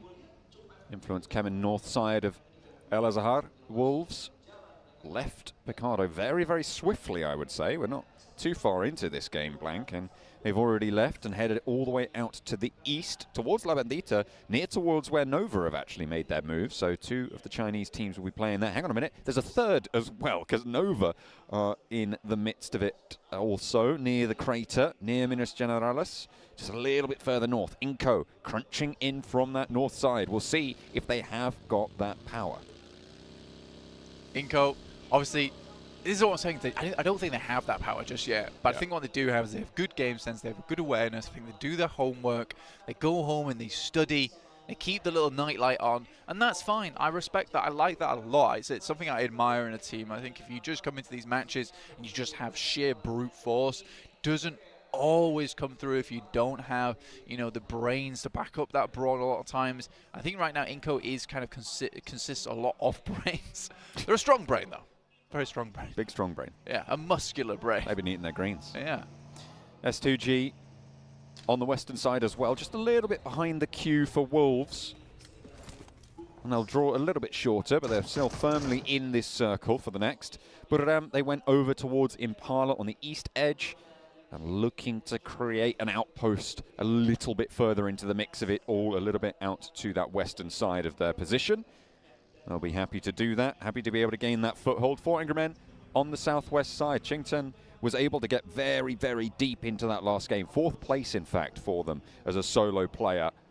So a good foothold on the tables will have been achieved there. 9 points total, which on the game that they were having, a really, really good result. It's not bad. I think he was hoping for a top 3.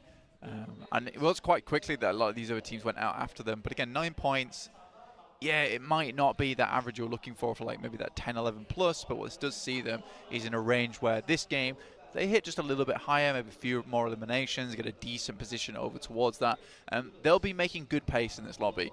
VPE currently right on target with 10 points on their last game. I would like to see something a little bit more explosive from VPE. Obviously, taking the title in PMWI, they took both the titles, in fact. That was over in the main tournament as well as the after party. They were absolutely smashing the competition. It was a global competition as well, but this wasn't the type of teams you maybe see at PMGC. It was some of the best teams around the world, and honestly, then we cut down to these leanest and meanest for PMGC 2022 Grand Finals. I do think VPE could take home the grand title, and it would be an incredible result for Thailand overall, and a massive meteoric rise there for Vampire Esports, a relatively unknown team. Having 2 Thailand teams as well coming in from the region, Vampire and Buriram, is already a great result for the region. Blank. They've already managed to put up a phenomenal performance over the 2022 season, so we're looking for more coming out of that side of the world. In the SEA area, of course, with the updated PMPL formats, with the shifts coming through, there's all more opportunities for teams to try and take them on in that region as well. 4 Angry Men looking to take on a team of their own, the home team, Alter Egos. But no one really going down too low, no one really taking too much damage, just presence being demonstrated and felt. Yeah, territory usually very important here on Miramar. I think that you can kind of claim a lot of territory quite quickly. Specifically because there is so much elevation on this side of the map as well towards El Azahar. You can control a full kilometer around you, and in fact, you know, you are seeing a team like Influence Kemen doing that right now from the southeast of Junkyard. A7 tend to take very similar rotations to Influence Kemen, though a lot of times it has been Influence Kemen winning out on that side. With this circle though, it's just quite cruel. I think Alpha 7 had figured out a path past Influence Kemen, but now they have to pass them if they want to get in towards the circle. So I think maybe this is a rotate in together. I don't think Alpha 7 wants to get too far behind this movement. Alpha 7 in the last game, 5th place, 7 eliminations. We talked about that being a great start for them. 13 points will be their current lineup there.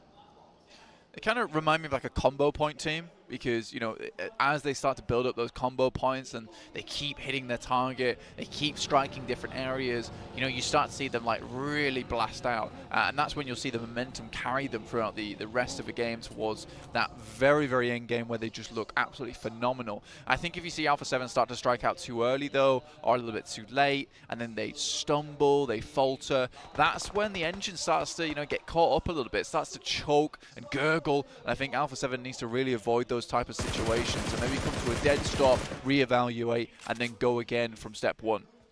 Fuel not quite mixing there properly for the Inco engine, and King spots a shot onto Squash. Sells it on down. Wolves, S2G taking a little bit of scrap at their own. The Wolves try and crash on in, but S2G, they played well in the last game. They're going to continue to do so here. Memory burned away as well. 2 points found for Kelsey. Yeah, there's a lot of confidence coming through for S2G from the global stage, right? There was a lot of people predicting them to be in the top 3. And I think right now they're proving why they should be up towards that position at the moment with 15 points, 2 eliminations found. Inco, I think this is kind of typical of what we expected to see. Eventually they were going to head central. Fortunately, Nova is just too quick with this rotation. They're comfortable with making it as well. If anyone gets too close, they're going to quickly take shots down towards them. Now, Inco's suffering because there are more teams willing to play center and very quickly. Will be a little bit trickier for them. However, in the first game, 10 eliminations, second place, you won't be unhappy with it. See if that can continue against Nova's position. You were talking about them being close to one another. Pick feet. Knocked, Beautiful, yet to get that res, and with the health bar as it is, unlikely that he's going to be able to make that dash unless you do it right now. Beautiful will be playing solo from here on out into the game. Moves forwards to the building. His teammate falls, and Wolves down to 1. They didn't have the greatest of first games, and it looks like the second might be a repeat.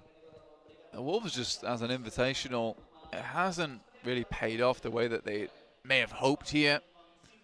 Still think they've done very well in their respective region, but I think that league stage, well, at least lacking it for these other teams in terms of Nova and 4AM. It's given them a lot more practice against these teams, and Wolves is coming in a little bit fresh. Now, we can say one thing for Wolves is that they're a very, very strong team. We know that they are. We've seen them perform at that kind of level. But I think for Chinese teams, it's about that adaptation. Now, 4AM and Nova's been adapting for the last month towards this playstyle. Wolves has kind of had a day, right? They've had a couple of days maybe in test matches, results, rehearsals. So I do think that maybe tomorrow we'll see something a little bit more out of them. It could be an instantaneous adaptation as well, where we do see Wolves get better maybe in match 3, match 4, at which point you start to see them take off just a little bit.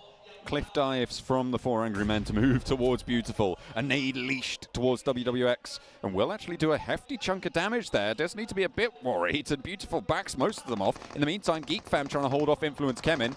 Wolves fall. The last player did go down and out snipes one of the 2 remaining Geek Fam players. Will leave his teammate high and dry now as Damrude, last surviving member for the squad. Influence Kemin up to 3 eliminations. Nice stuff for them. Alpha 7 don't have to get in on board that kind of action as Influence Kemin moves up towards that northern side. Fireflux still on the edge though. On that southeast, we're looking at them right now. Currently 2 alive, but 0 points found so far. So for Fireflux, yeah, good start towards their show match at the beginning of the day. However, we haven't seen anything too exciting so far. And I think that is kind of the curse of playing as a edge team. A lot of times you can quite quickly crash and burn in just a plume of smoke and not really get anything done, as opposed to a team that might want to play center, might be able to pick up a couple of eliminations here and there and pad their scoring. But I think Fireflux is looking for one of those big chicken dinners. As are plenty of other teams, to be fair. At this stage, an early lead is great to be able to secure. DRS are able to do it. Stalwart distributing goods, making sure everyone is nice and supplied. Solus scouting out a little bit further north from the rest of the roster, but will be spotting them out as well. Inco close to 4 Angry Men and Nova. This is that central position that you talked about being moved into very, very quickly, Blank. See, able to get one of the players back up, so Inco's still at 4. We're sent away by Nova. It's not an ideal position, unfortunately. team's able to watch across. Again, though, Inco's kind of setting themselves up towards Buduram and Alpha 7. They'll have to plant their feet, though. In the meantime, 4am looking over towards Fireflux. Again, this would be horrific to crash into this one and take so many casualties so quickly. Oh, Lutz and Solke both fall, and Fireflux are down to 2. A really nice crossfire, a forwards movement from Svan, and WWX does them wonders, but King is there to play spoiler. Spots Svan crawling back behind the headland, and there is cover now. King backed off. Solus will be looking out this way, but Ketch in the meantime is also down, leaving Fireflux at just the 1. The res now looking to come through for the 4 Angry Men on that southwest side. As King backed off that ridgeline, Jimmy wants to put pressure on as well, trying to back up the teammate, but King is flushed. A player lost now fully for Nova as 4 Angry Men pull themselves back together. All 4 of them now up and kicking. Yeah, that could have been an absolute disastrous result there for 4am after they've secured such a good position over towards that northeast side of La Bandita, only for King to come in, find one player on the knock and then the flush, in which case their push up towards Nova later on would have been really difficult.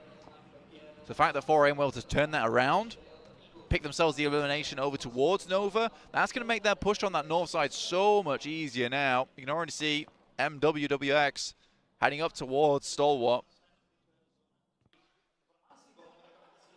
Spreading their influence. Slowly creeping it outwards. Stalwart, west side of the compound now. Playing in the warehouses, they should be just fine for the time being. DRS, south side, 4 players alive. Skirting around T2K. And looking for a position a little bit further east. Buduram are going to be ahead of them, and they turn their tails instead. Move back towards T2K, up on the compound on the top of the hill. Not a bad spot to play here. Do have to deal with T2K soon enough, but I'm also off towards their eastern side yet to really hit anything too large in these games. Getting 3 points on that last one in terms of placement points alone, but not many eliminations as they were cut to pieces by the likes of Alpha 7.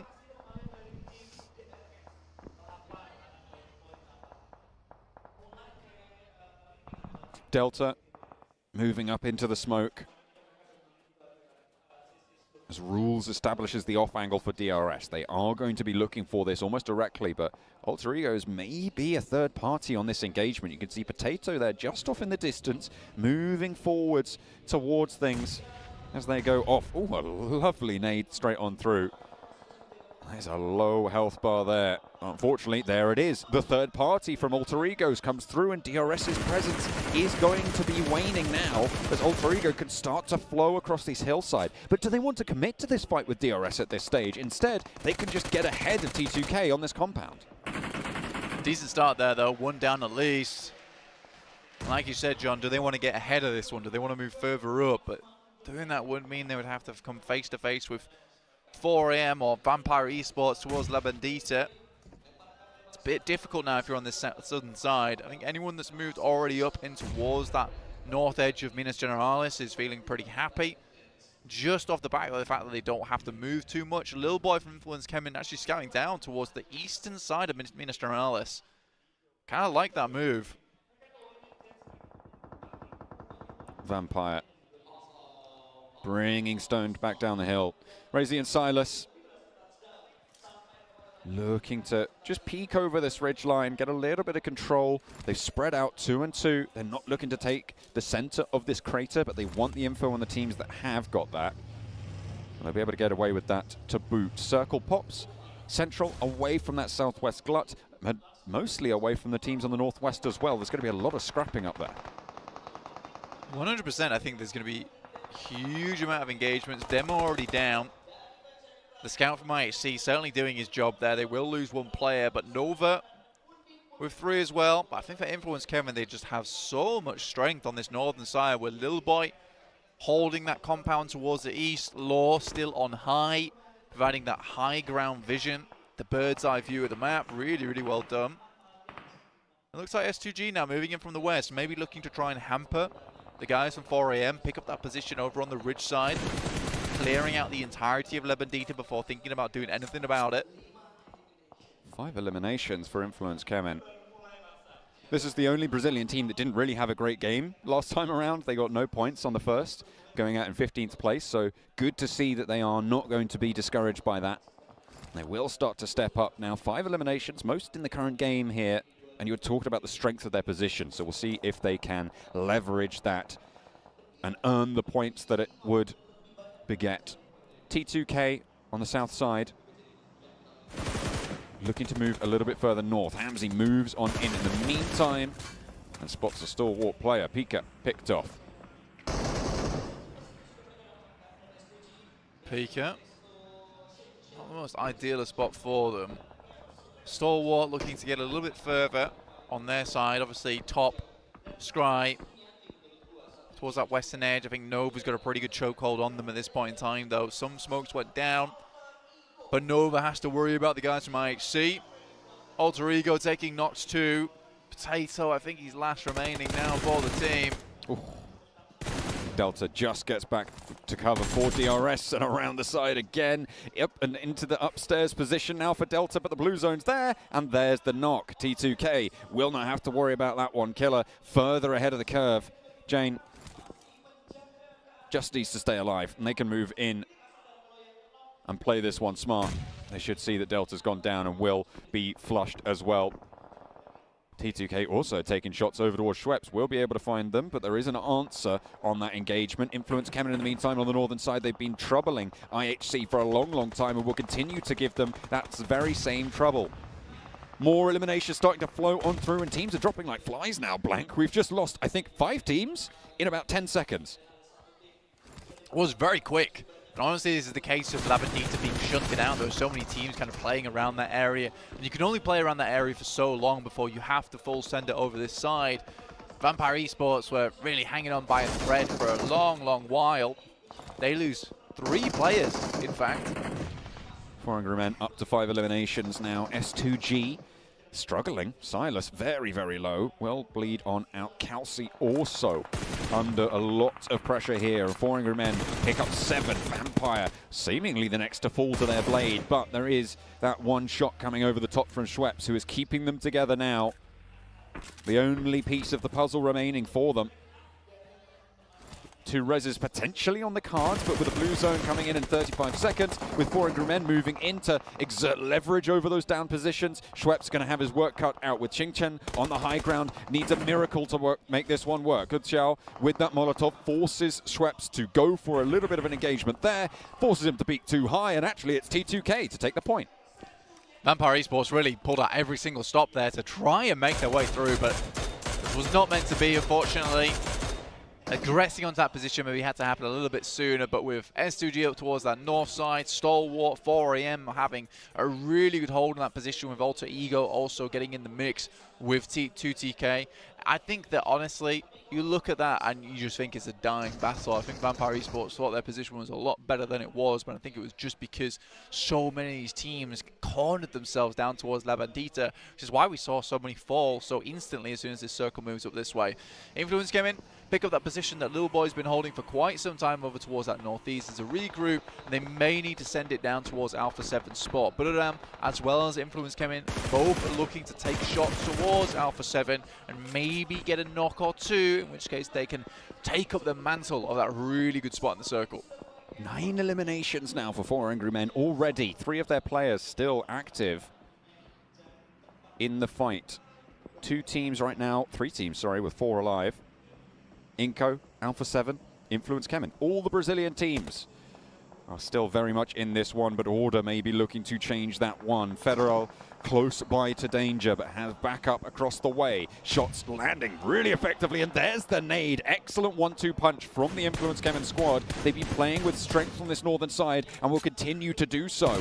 Paraboy now looking to try and get across that road, get across that ridge line as Order flushed out, his teammate taken away. 4 Angry Men moving into another Brazilian stronghold here against Inco this time around. Vitali opens up the bidding, a good Xiao falls first. WWX is a second casualty in the engagement, and Qingchen now looking to trade nades around the corner. Vitali has other ideas. A nade towards the back goes a little bit long. Molotov around the wall stops a fallback from Qingchen, forces him into the fight, and excellently executed. Inco beautiful hold. I mean, 2023, the year of Brazil, man. I'm telling you, these guys are on the upward battle, the upward path towards the stairway to heaven. And honestly, I'm really so incredibly happy about Brazil and the Brazilian teams and what they've done this past year and what I think they will do this next year as well. Influence Kemin, I think they've come in and kind of revitalized A7 in a way, because I think that A7 was sort of cruising a little bit. Then suddenly Influence Kemin comes out of nowhere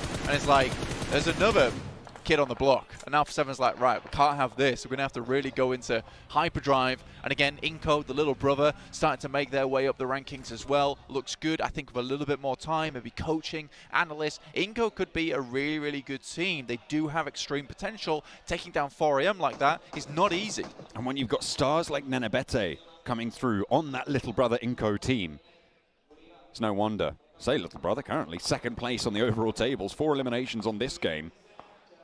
Brilliant, brilliant stuff from the largest country in South America. They have certainly made their mark and are continuing to do so here in Jakarta. Nova on the northern side, playing with 2 now. Yeah, still going. I think that's the main thing. But again, only 5 points so far for Nova.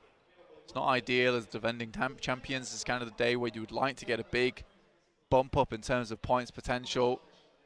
That last day looked a little bit easier. Again, for Nova, certainly anything is possible.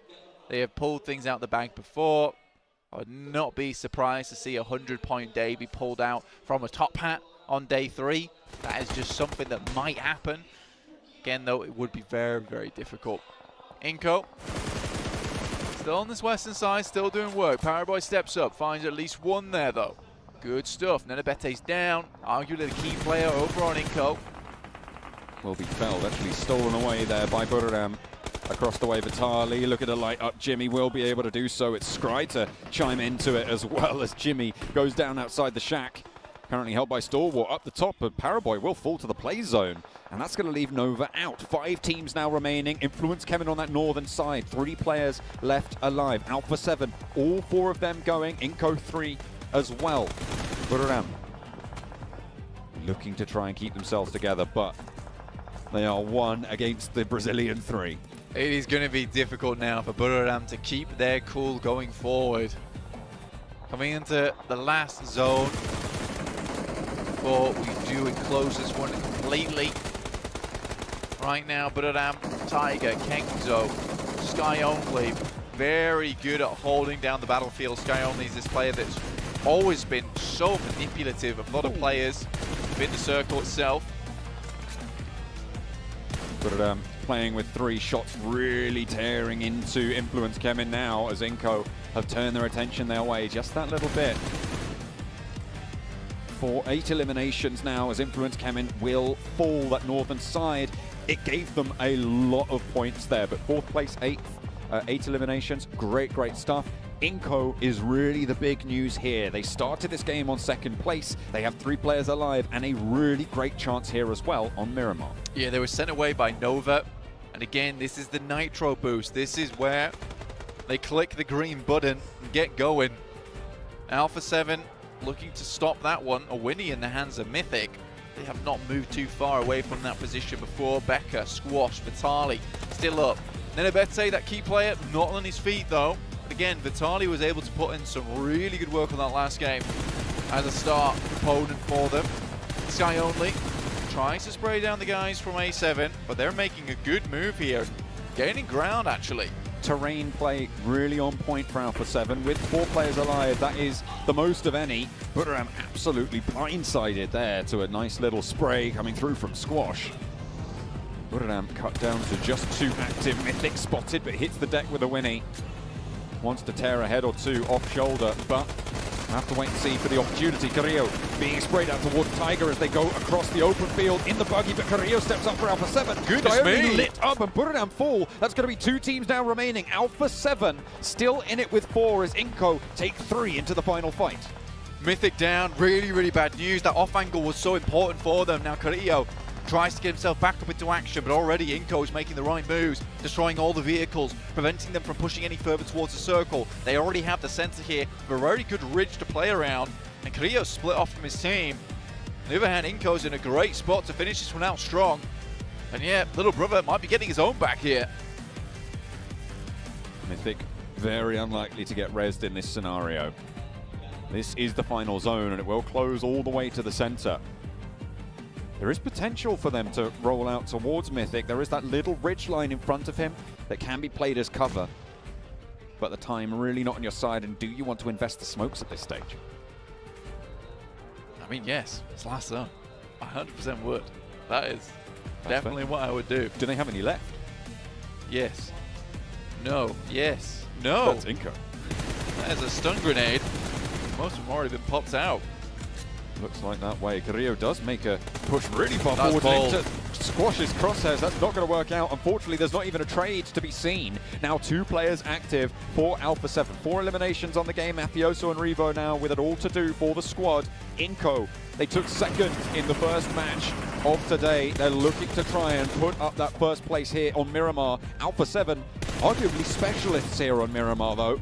So even with a duo, they are certainly a force to be feared. Mafioso goes down. In the meantime, Revo now last standing for Alpha 7, and it's not long for it. It is Inco to step up yet again, and what a start to their tournament. Second place followed by a chicken dinner. We wanted to know if they still had that power to take on the biggest teams within the lobby. And look, they pulled out the nitro boost at the end, but this time they've attached spikes to the front of the car, and they send that one flying directly into the chicken dinner. They'll pick that one up, they'll take it with them. And that is a very, very good game there from Inco. Even again, losing Nenebete, being able to play with Squash, Vitali, Becca. These players really have leveled up their game from League play into PMGC Grand Finals, and that is something that's wonderful to see. And it was great news to see that early, because a lot of these teams have got to be scared now. Got to be scared of Inco, because it's like, look, we took down their MVP. We took down their best player, and regardless of that, they're still able to pull out some big numbers, some big games. And I think for Inco, they have found that teamwork, that synergy that they were desperately looking after. Vitali was brutal in that game as well, getting 6 eliminations on the cards for the squad. Really, really solid performance. Did so much work against those teams who tried to move in central. Yeah, absolutely. I think that, again, this is a case of getting sent back by Nova early on. Yeah, of course, that does suck. That sucks. Almost losing a player as well off the back of it. So you pull back, you pull away, you reevaluate the situation. I think they didn't want to head down towards La Bendita. They noticed there wasn't a lot of players coming across the fielded area early on. So they thought, look, so many players must be down that southwest edge according to the actual playing path at the beginning, which went southwest up to northeast. So a very smart play from them to just kind of hover in that location. And it wasn't that compounded play that they went for. They kind of just went for those ridges, those little dips that they could play in, those ditches, and then really brought out everything they could in that last moment, because they were guns blazing. They absolutely blasted on through. A great result for Brazil as a region, well, I say as a region, as a country, in that South American region. A triple result. Buriram could not stand up to the test of those South Americans. I think Sky Only just wasn't prepared for the amount of firepower that's coming back his way. I think Sky Only is used to, you know, stepping up, hitting some shots, and laying back down again.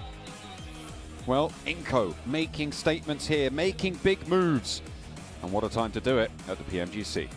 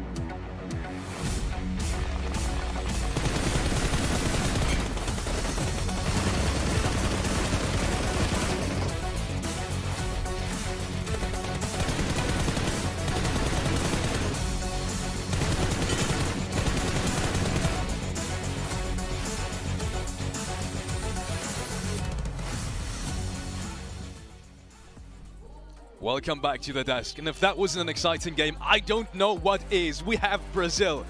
3 of the 3 teams inside the top 4. Now, Seven, if you're not smiling all over your face, I don't know when you are. It usually takes a little bit longer for me to say this, but I think this is the perfect time to say this, Max.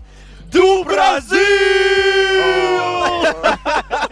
Inco Gaming, 25 total points, 10 elims, and then you have Buriram, United Esports, you know, for them to be able to put up 18 points, they definitely needed those points. But Alpha 7 continuing on a good performance, being able to get 16 points, Influence Champion as well, 16 points for them. Those teams from Brazil, and this is without Sandhawk too. I can't wait to see what they're going to be doing. It's going to be real hype. You know, I do like normally during PMGC Grand Finals, I was going to call you Alpha 7. That's how like close you are tied to them. I like having now a little bit of rivalry on which team to look at. But really, I have to say, like, your pick of Brazil, this event has been just great so far. And Vitali, new MVP in the only 2 games so far in these Grand Finals. This guy's been clutch. He cleared out 4 AM in that game too. Like, this guy is on an absolute tear at the very start of these finals. It is. In the first game, I thought maybe it was because they had the circle, but I feel like in this one, they were able to showcase it a little bit more of the actual talent that they're currently having. And I mean, for him to be able to get 6 eliminations out of 662 damage, that is so great to see. And it's impressive because before this PMGC Grand Final started, we were all talking about Nenebet to this, Nenebet to that. Guess what? Now you're going to have to include Vitali because now that's back-to-back 6 elimination games. Exactly. I mean, a new player when it comes to this stage here, Seven, he's been looking so good. And no, Buriram, a team that had a little bit of a tougher time, right? Because they had to escape those field of positions. A lot of teams already were in strong positions inside that field finish. Did make it a little bit rough for them. Still, I would say, a strong approach, but the circle made it just a little bit rough to play at the end. And for 4 Angry Man, Qingchen, I mean, for him to be able to get 4 elims, this was a team that didn't actually perform that well in the first match. A great bounce back. Exactly. I mean, I think it was Vampire that was struggling to leave, and like they made sure Vampire were not leaving that position. Playing the edge of Bandita in that position, you're just getting so much information, can get such, information to make the next rotation. Yes. Unless you go into Vitali, which is what happened. Now, a team I quickly want to touch on was 4 AM, which, for the first time now, obviously the first game didn't really go that way. First time, scored some actual, like, impactful points. Yeah, I mean, as you said, right, that high ground position on La Bandita gets them the information, but especially, you know that La Bandita is where, in the circle, when it moves away and it's a late game circle, it's hard to escape from that position. They knew that, so they really tried to play that position to their strength. Perfect. Before we go into a quick break, let's quickly take a moment and thank our sponsors once again. And first up, that is obviously, you can already see everyone just pointing at it because, I mean, there's a reason for it. Look, it's beautiful. It's honestly beautiful. Like the backside of it, will disappear. wait until you see the front side. It will? Yeah. It will disappear? Oh, yeah. Are you taking it? I might take it home by mistake. Wait. Security. What is that over there? What is that? Where is it? I don't know. Oh, it's gone! Anyway, let me tell you something about this beautiful thing. Xperia 1 Mark IV and Xperia Stream were co-developed, and I'm not kidding, in collaboration with professional esports players. And you can play PUBG Mobile with Xperia Stream's total cooling system and multiple ports for intense gaming and streaming. If you want to share your favorite clips, your highlight reels, please share them with Xperia Stream. Also, Prime Gaming, thank you so much for helping out and supporting this tournament, PMGC 2022. It's been an absolute blast so far. We're just getting started. With Prime Gaming, you can get free in-game content. You pretty much do anything with it, right? There's plenty of free games as well. And the coolest thing about it is, obviously, we're playing PUBG Mobile here. You can get free PUBG Mobile content, free PUBG Mobile skins, in-game stuff as well. So make sure to check out Prime Gaming. And lastly, I want to thank the PBESI as well, which is the Indonesian Esports Association, the local one. Thank you so much for supporting this event as well. It's, we're glad to have you on board. We're glad to have you on board. One more thing for you guys at home. We have a survey going on right now. Some of you have already seen it, some of you haven't. And for the ones that haven't, make sure to check out the links in the chat and of course also the links on social media. You will find a link to a feedback survey, and this is gonna help us massively in terms of improving the show. You can write whatever you want in there. It's, as I said, it's pretty easy to understand. Click on the link and you'll find out what it is about. And by doing that, that's the best part, you may get a chance to win some prizes. Ooh. And obviously at that point, thank you all in advance for sharing your feedback via the survey. And with that being said, we are going into a quick break. I gotta get my phone back at some point. We're going into a quick break. See you in just a couple of minutes.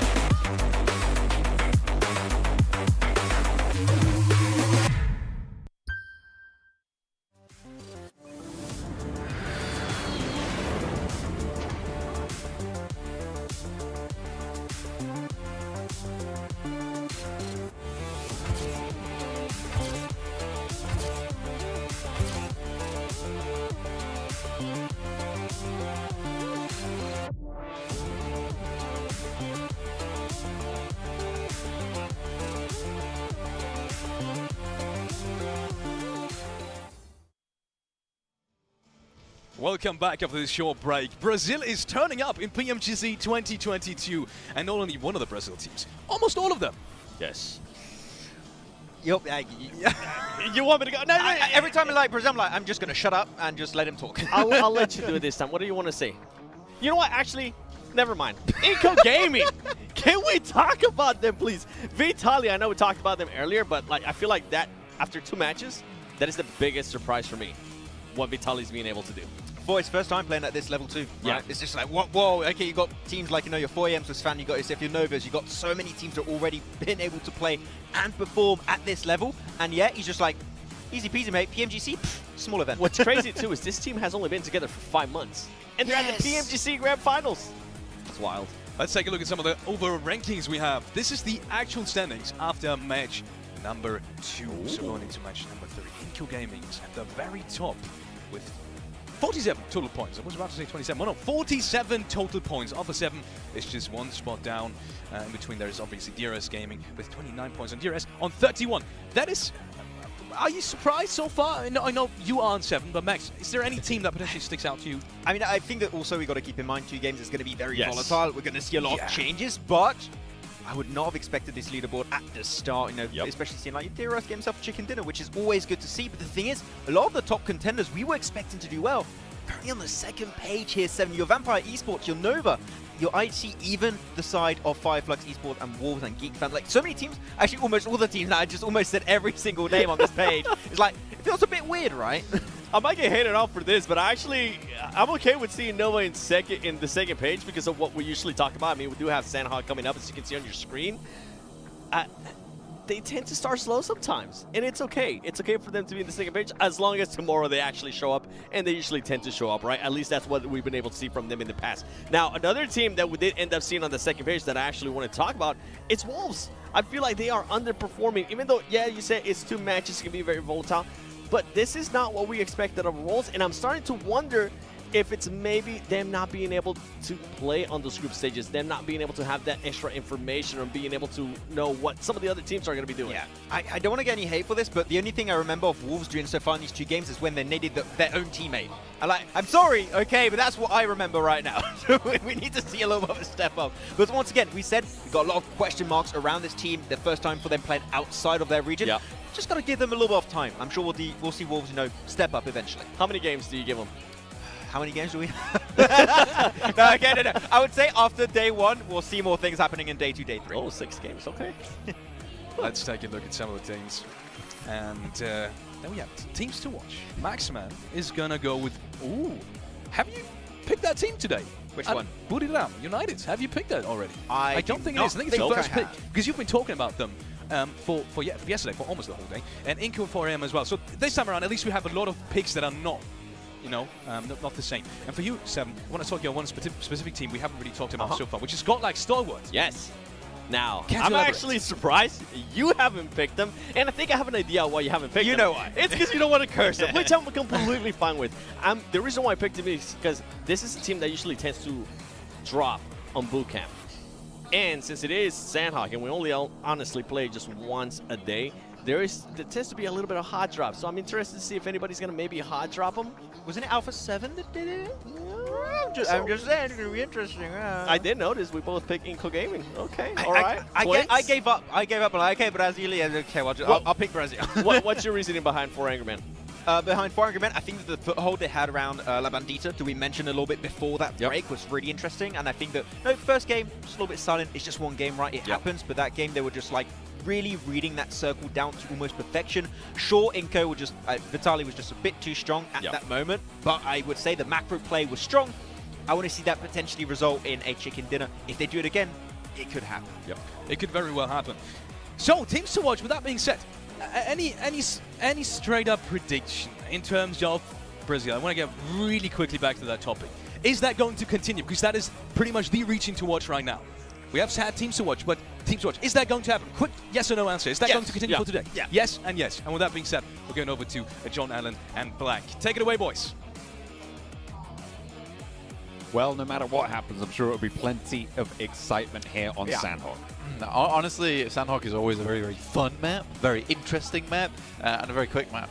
So this could be really one of those maps where anyone can take the prize here. If you're slick with it, if you're fast with it, obviously Inco's very quick at getting towards that center circle, but it's very available to move around this area of the map quite quickly. So whatever we see, you know, it could be a little bit more difficult. Specifically with a confluence finish, right? For a team like Inco, there's no dedicated center to that circle. No, it's a little bit more tricky to make that sort of call, and often you can really kind of get scuppered by that shift if it comes in too late, or if you've made the wrong call. I say wrong call. If you've made the unfortunate, the executive call, the executive call to go to the place where the circle didn't end up going. For sure, and I think that's what makes it very difficult. So this is kind of sometimes a toss-up. Sometimes it is just. I would say this game doesn't really. It favors more the fraggers than it does the IGLs a lot of times. I think you still have to have a very good IGL, but you also need to have those very good fraggers on the team if you want to perform and get those massive points available to you. Teams loading on up. Good spirits in the S2G camp. Good to see, good to see. They've put in a bit of a shift so far today, so they can be happy with themselves. It's good to see that they keep themselves loose. That's what you want to see, especially on Sandhawk, right? You just talked about it. You do want to be a little bit more geared up for taking those fights, and the best way to do that is to stay loose. Absolutely. If you don't have that pressure that's bearing down, and if you still feel like, you know, this is still first day, there's only really been 2 matches, these things can happen. We could be towards the bottom, but we could easily get a 30-point game and be towards that top on this 3rd match alone. So I think for some of these teams, it does become quite easy and quite quick to head towards the top of the table. Specifically for one of the better teams in the lobby that just hasn't been able to prove themselves or show what you've got yet. Bathed in green, the stage leads us in to the jungle. Sandhawk will be match number 3 here of 18 in the grand finals. North side Plain, all the way up from Mong Nai down towards Bantai on the south side. Again, fairly even cuts behind Plain Path so far. They have been getting it done for us. The Northwestern Island a little bit further removed from anything else, but they will be just fine to be able to get on over there. It's been easy enough so far for a lot of these teams. I don't think anyone's really had too many struggles when it comes to drop spots. I think the only one that was really quite difficult was that Plain Path over on their angle, but even then, there was the capability, the fact that the circle only went fairly central anyway, so most teams could find the position they wanted on the map fairly quickly afterwards. And I think other than that, it's been happy. I think it's been a very, very fair day, and maybe it's going to take Sandhawk to break that tradition. Influence came in close by to Alter Egos, who are in turn a little bit in the mix of it with Vampire on that northwestern island. Big wide split for Buradam on the southeast side. DRS, Sami, Wolves taking refuge between them and Geek Fam a little bit further north towards Ruins. 4 AM towards Camp Brava. This is another fair circle, I would say. I think this is a very, very fair circle. This is on probably the one island that is super calm, super chill. You know, you can even take docks rotations up towards that northern side. For anyone who's over towards the northwest, again, there's swimming positions to get in. And because there's so much of the circle still available, you can play around Quarry, saddle your way around the side, and maybe find yourself in towards a position where no one's really playing. So I think for most of the teams here, this is happy days, and Inco, you know, may just be able to find themselves into a good position on the map quite quickly here, John. See how fast they can get there. Probably quite important to be able to get there speedily, especially given their current location. They want to cross that river, but Buradam might be in their way. Might be able to catch a player off, though, on that flip side, so could be good either way. Teams on the northwestern island also looking for their route of egress. You talked about having docks rotations, so potential for them to swing all the way out in those boats. Have to wait and see, though. Time will tell. We're still very early doors. Very early doors in the game. Still stage 1. Waiting for stage 2 to pop. Inco 47 points. DRS at 31. Not bad a performance from DRS, honestly. You look at the count so far, and 31 is a good clear 10 points ahead of where, you know, a steady performance would be. So I think for DRS and A7, both doing very well. Inco, on the other hand, has just absolutely blasted out of control at the moment. So very, very well done for them. 47 points, almost 25-point average, which is really, really impressive here.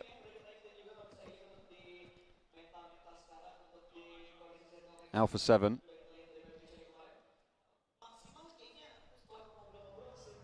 In Lakawi on the eastern side, looking to try and grab some vehicles and get on out of there. A little bit more central potentially to try and keep things going, but still very slow and no early engagements here on Sandhawk, and potentially one of the wildest of maps. Yeah, I think that's fair enough. For PMGC, most teams, most players are going to want to take this one smoothly, take it easily. Don't want anything too excessive happening during these games so far. IHC, we're looking for something big, looking for something good. Didn't come to bear though, 9 points. Almost that 4.5 point average. Fortunately for them, not being able to bring things up. I think they did have a good start to the day, but just weren't able to translate that across very well. Alter Egos, I think there's a lot of support here from the crowd, but currently only 3 points found.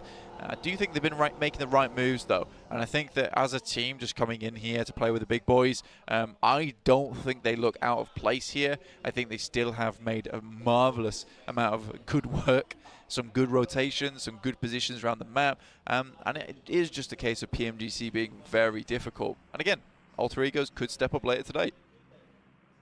Certainly still plenty of opportunity. We've only seen 2 matches played all the way through. We'll be looking for a couple more today. 4 more to still be slated on the cards. There's Alter Egos taking the fight with Influence Kemin, one of the Brazilian teams who have been showing up here so far today. Another couple of shots landing, but no knocks just yet either way. The first scrap over towards the northwestern side of things. Law taken very, very low behind the rock. The forwards position found for Influence Kemin. Lil Boy on the off angle, absolutely lovely, sneaky little angle to be able to find the opening knock in the engagement. Law able to heal up as well, and now Influence Kemin can start to marshal their forces properly. Potato close, isolated as well from the rest of Alter Egos, and it's going well so far for Influence Kemin. Federal around the side of the rock, looks for the challenge, looks for the spray over towards Potato, has backup from the teammate as well. Will go down first though, and that's far from ideal. Potato spotted as Lil Boy hits the deck and forces his opponent to do the same. Alter Egos, unfortunately, come to bear against a very, very difficult team to play against. Influence Kemin. I think they've been making some very intelligent moves, and the right moves as well, and I think it's only a matter of time before we see Influence Kemin towards that top side with a bunch of points found on a game. Chicken dinner almost certainly during this tournament. Looking at some of these rotations though, Vampire Esports heading over towards Tab Mock. T2K already found their way towards Camp Bravo. 4am though, I think that Max is 100% right in the sense that, they really did leverage a very good position over Miramar, able to get themselves a lot of points in terms of eliminations. I think if they can play out that similar kind of thing, it just kind of shows how good they are in the lobby, how fantastic they have been in terms of hitting those shots, taking teams to task. Beautiful shots there, spray down from Squash. They'll be able to open up on towards Buradam. Vitali, though, did get taken down in the meantime, and certainly a powerful player in that previous Miramar game. Looking to try and keep themselves alive, keep themselves going on the south side. And a reposition comes through. Nenobete picks Vitali back up, and they're up to 4 once more. Again, this was going to be the typical rotation we talked about earlier. The docks rotation for Inco, they made it fairly quickly. This time not opting to go towards the central position of the map, instead taking their time with it, heading towards docks, try and remove Buradam. I don't think they're afraid to take these fights anymore. Currently, they do have some players in position to take shots, but this is going to be a difficult play for both these teams going forward. And again, with this circle that heads further towards the east, Buradam and Inco both have some strong positions to enter.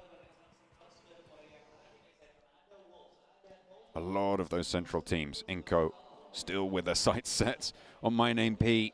On foot, spotted out by Squash, but not given the angle. It's just sneaking away from him. Finally able to open up the cannons. We'll be able to get 1, 2, 3, and there's the last you need.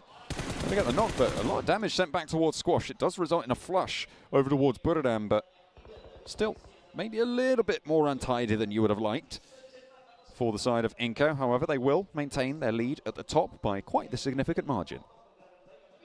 Yeah, not a problem for them. But gets away, though, up towards 4 a.m. We know how good 4 a.m. can be when it comes to holding out teams. That's what we were talking about earlier. Alpha 7 with a central spot. Maybe looking to find themselves a win here. Brazil really looking on fire today on day one of the PMGC 2022 Grand Finals. Really nice to see it. And again, I've been saying it the entire year. I think this is the year where we start to see a lot of regions no longer becoming, just dead weights in the water. We see so many different teams, so many different players all performing really well now. Except for North America. Well, don't say that. That's me. But also, look at a 7 over there. Yeah. No, even to be fair, even North America have had their moments, and we can't really talk coming from the UK. We haven't had the greatest success. We don't have anyone from the UK, so we're definitely the worst in that sense. We need some players. We need some boys. Yeah, absolutely. It would be nice. Need to step it up. But in the meantime, I'm happy to support all these teams within this lobby in PMGC 2022. Everyone that's made it this far, all the players who fell along the way, did so much to get here in the first place.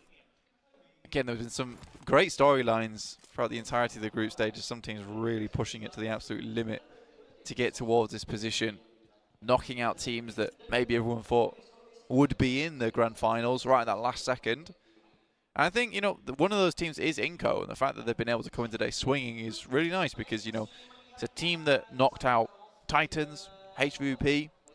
You're like, maybe that last game was somewhat lucky, and also the fact that they had the exact amount of eliminations that they needed, and they had to perform here in the grand final, so it wasn't just a lost cause, and they have. So again, you respect the fact that they have been training in the background to get to this point, to get to this level where they perform on the grand final stage. YHC have spotted Ravenclaw. Godless wants to line it up, opens, but Ravenclaw immediately repositions. 2 players not quite able to get that team spray down. And Vampire now aware of the position to their threat on their western side. Godless looking in through those doors, peeking in, but not really taking any challenges just yet. Both teams on that northern side will start to skirt down that coast as quick as they decide to. Fireflux in the midst of it amongst the central cluster on the northern side of things with S2G out to their northern edge. 5th place right now for S2G, 19 points. They've had some good runs so far today. I feel like this is a team that most teams should be worried about. Yeah, I think Fireflux too, but they really haven't shown us that big amount of firepower as of yet. Those team fights that we expect from Fireflux, I think playing on the edge at the moment isn't really helping them very much. There's a lot of these teams are already dead center on a central type gameplay. So I think for them heading in from the edge, already so many positions within the circle are taken up. So very, very, very frequently we are seeing Fireflux immediately get taken down. So this time around, they are hovering towards that line on the circle, which I think is a much better idea. It's still technically edge, but it's not what they were doing before, which was right on the edge of the blue instead. Wolves, again, not the best of days so far. 1 point total. And they've just lost 3 of their players. Only Memory now left standing in Inco. To be fair, I think this is the second time that they've taken the fight with this team and been able to win it on out. Really good result for them. Order up the top as well, spotted by Stalwart. As Nenebete cruises on through with the auto shotgun. Memory on the menu now. Needs to keep it together. Oh and my. Will be able to do so. Nenebete shuts that one down faster than anything. 16th place, and Wolves drop down to the bottom of the tables. I mean, Seven was saying they need to pick something up, and so was Max, in fact, and they just really haven't. I think for Wolves, that adaptation is not coming through as of yet. Ooh. Paraboy looking to light them up here against Stalwart. Scry makes it across, and Paraboy just wants to slow things down in the smoke train there. Scry forced to reposition, forced to get up. And the nade's not quite finding it. Looking to be able to get a heal through as well. Has to reposition. Can't quite find the respite he was looking for. The rest of Stalwart fall back and do manage to get their full heals off. Action now across the way. Scry finally knocked as Action now can be that linchpin, that forward position for them, but needs to leverage properly. Action half HP. Fireflux aren't too far away. Potential to third party in the engagement, but the nades from Action need to be on point. He's only got one, however, as King has fallen for Nova in the back. Needs to hold this line on the wall. Paraboy will spot the player crawling out, and Action shut down. Paraboy predicted that entire rotation coming through from Stalwart. He even looks for another. Really, really on the money there was Paraboy. Not a single movement or tactic was missed from him. Keeping the rest of his boys in check there. It's over towards that western side. I think for Stalwart it's going to be incredibly difficult now for them to be able to get through. There it is, they're out 15th.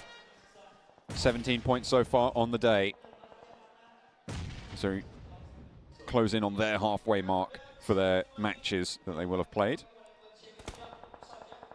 on the first day of proceedings. Buradam, they started on this eastern side near Lakawi. They've shunted a little bit further down towards Kampong, and now they're guarding out DRS, who have tried to swim all the way through from docks. And it's really not going their way. Killer flushed out. Kengzo picks up a point. Delta at the back. Rules really close to this cliff face now. I don't know if Kengzo knows about this player forwards, but might have a little bit of an inkling in a minute or two when he doesn't see any more of DRS towards the back. And you can see he's already scouting that one. Paraboy spotted. Fireflux are into this fight. I said they were close by to the engagement, and now they're starting to look to pick it up, but that's actually Geekfam to steal that one away. You can see them just a little bit further away on the top of that hill, on the back foot there. And Nova caught between Fireflux and Geekfam. It's really, really sticky here. Order falls, and now it's just Jimmy remaining with the Tommy gun. Indeed it is. Jimmy from Nova looking for a little bit more here. Obviously, Fireflux played a little bit further towards this edge side, towards the circle itself. They found themselves in position, and that's Nova out. 4 eliminations so far found. That is not quite the performance they were looking for, but Geekfam 5 eliminations now on the game. All 4 of them alive. They can turn their attention to Fireflux. DRS are out. That's the second place team on the overall standings right now. And Alpha 7 with a chance to leapfrog. They are currently tied with DRS, and the chicken dinner is the tiebreaker between them. So now Alpha 7 can start to try and open up a little bit of a lead against them as they perform further into this game. Ketch, the forward position for Fireflux in the engagement with Geekfam, has been knocked. And Solus, in the meantime, by Yuhai, spotted out and dispatched. Solke, another casualty now in the engagement as Alpha 7 chime in. Alpha 7 looking really good on this match to take some big numbers home for themselves. 2 eliminations so far. S2G above them. This is the difficulty, though. This is a strong team from Turkey looking to leapfrog, take over this position. Inco biding their time down towards that southern side, and it's the east edge that looks absolutely treacherous, dangerous as anything. Buradam, 4 AM, T2K, Vampire Esports, and IHC still battling out for a position on this edge. Schweppes cuts down Demo as he tries to leave the beach. Will not be able to go any further as he picks up the point for it. Vampire surviving with 1 now. Just Schweppes, but the blue zone is there. T2K not having a successful cross. Schweppes may be a position that is unknown for the rest of the teams further into the circle. See if he can get a little bit further, but T2K might be on the lookout for him. Geekfam take a knock as they start to move in towards this next part of the circle, but Alpha 7's position is nigh on unassailable, Blank. Yeah, this is the walls that will just slow you down. A lot of this is going to be fighting more against the compound than it is fighting against Alpha 7. That's the difficulty. Inco, though, will send themselves directly into this engagement. Carrillo, Mafioso, all looking up towards that northern side. And Inco, just a quick rotate, a quick scout, get the bearings, find out what's going on. And I think right now, though, Alpha 7 is completely preoccupied with that northern side.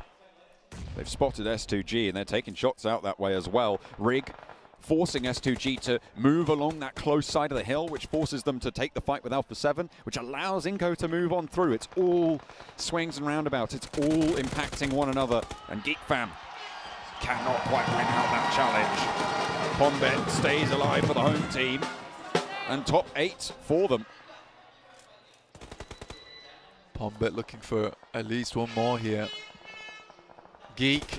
It's going to be unlikely they'll be taken down, but at least 1 is found there. Pombet might not have found themselves the flush, but it is something. Ooh. A nade comes on through, and 2 for Revo. A double knock over towards Inco. You said they weren't paying attention to the south. Maybe they don't need to now because Revo's on the job. Absolutely blasts them to pieces. Taken in half now, decimated. And now it's a 1-2 Brazil table with Alpha 7 racking up the points. Finally, Alter Ego eliminated. 8th place now. 7 teams remain, 21 players. 4 players alive on both 4 Angry Men and S2G. For Inco, Nenebete Vitale, that is the last thing you want is Revo. When he looks so good, his nades are just completely spectacular. Very hard to take him off that kind of streak. I remember getting him the 4K grenade over in the group stage in that last chance that just sent them right straight through to the grand finals. Just looked phenomenal at the time. And again, Alpha 7 will not be leaving this compound. GeekFam, S2G, T2K, Inco, 4AM all have a very, very difficult road ahead of them, but it all ends in Alpha 7. GeekFam with 10 eliminations so far. Going into this game with 1 point, this is what you wanted to see. Especially on Sandhawk, it is that wildcard map. Rack those performances up if you can get them. 4 Angry Men, 6 eliminations of their own. We'll play on with 3 from the south side, near to the duo remaining from Inco, as Geek now have a building in the circle. Just to get up there, but Revo's already sent the God Nade over towards this position before. He's had practice, he's ready to do it again. Micah wants nothing to do with it. Revo sends a couple of sprays on towards that position. 4AM maybe he's going to take this opportunity as MWWX actually finds Vitali in the back. This is really good there for 4AM.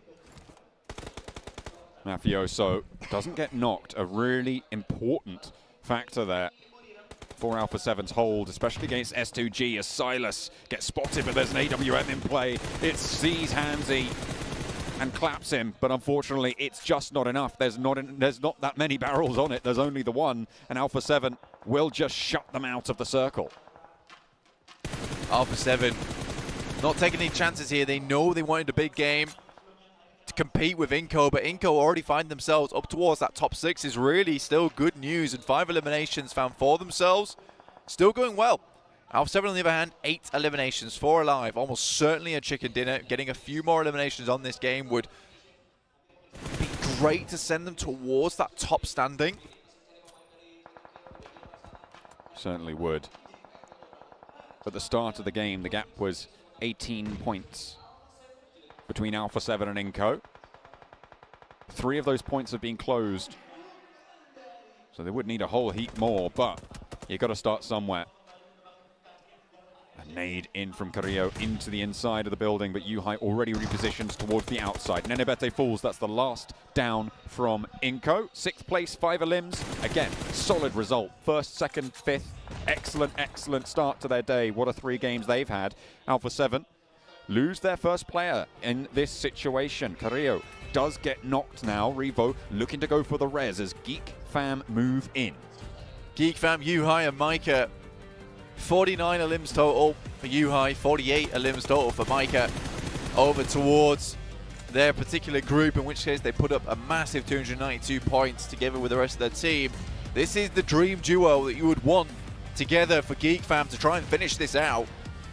With the changes that were implemented onto Sandhawk circles, the damage is too great to out-heal, which is why we've only got 3 teams remaining now in Zone 8. 4 Angry Men under pressure. Geek Fam going down as well. Alpha 7 start to ramp up for their final shout. 3rd place with 11 eliminations for the Malaysian squad. Geek Fam are doing so well in this Sandhawk game, and they definitely needed it. However, Alpha 7, the bell of the ball now. 2 players up and kicking as they flush out 1 and find another knock over towards 4 Angry Men. Just Svan left standing between them and the chicken dinner with 13 eliminations. They snap it on up, and it's a Brazilian back-to-back. That seemed absolutely easy there for them. Really well done to Alpha 7. I mean, they picked up a very strong compound. The circle kept coming over towards them. Revo was very quick to deal with the competition in Inco that came up from the south side. I said they were paying way too much attention over towards S2G, but Revo quite quickly and simply dealt with the threat from the south. And I think for Alpha 7, that from there, it was just a case of clearing out those players on each and every single side. Obviously, this is a team that's extremely serious. This is what they expect to put up. This is what the kind of numbers that they want to see during these games. And I think for them, this should see them now in first place, just about.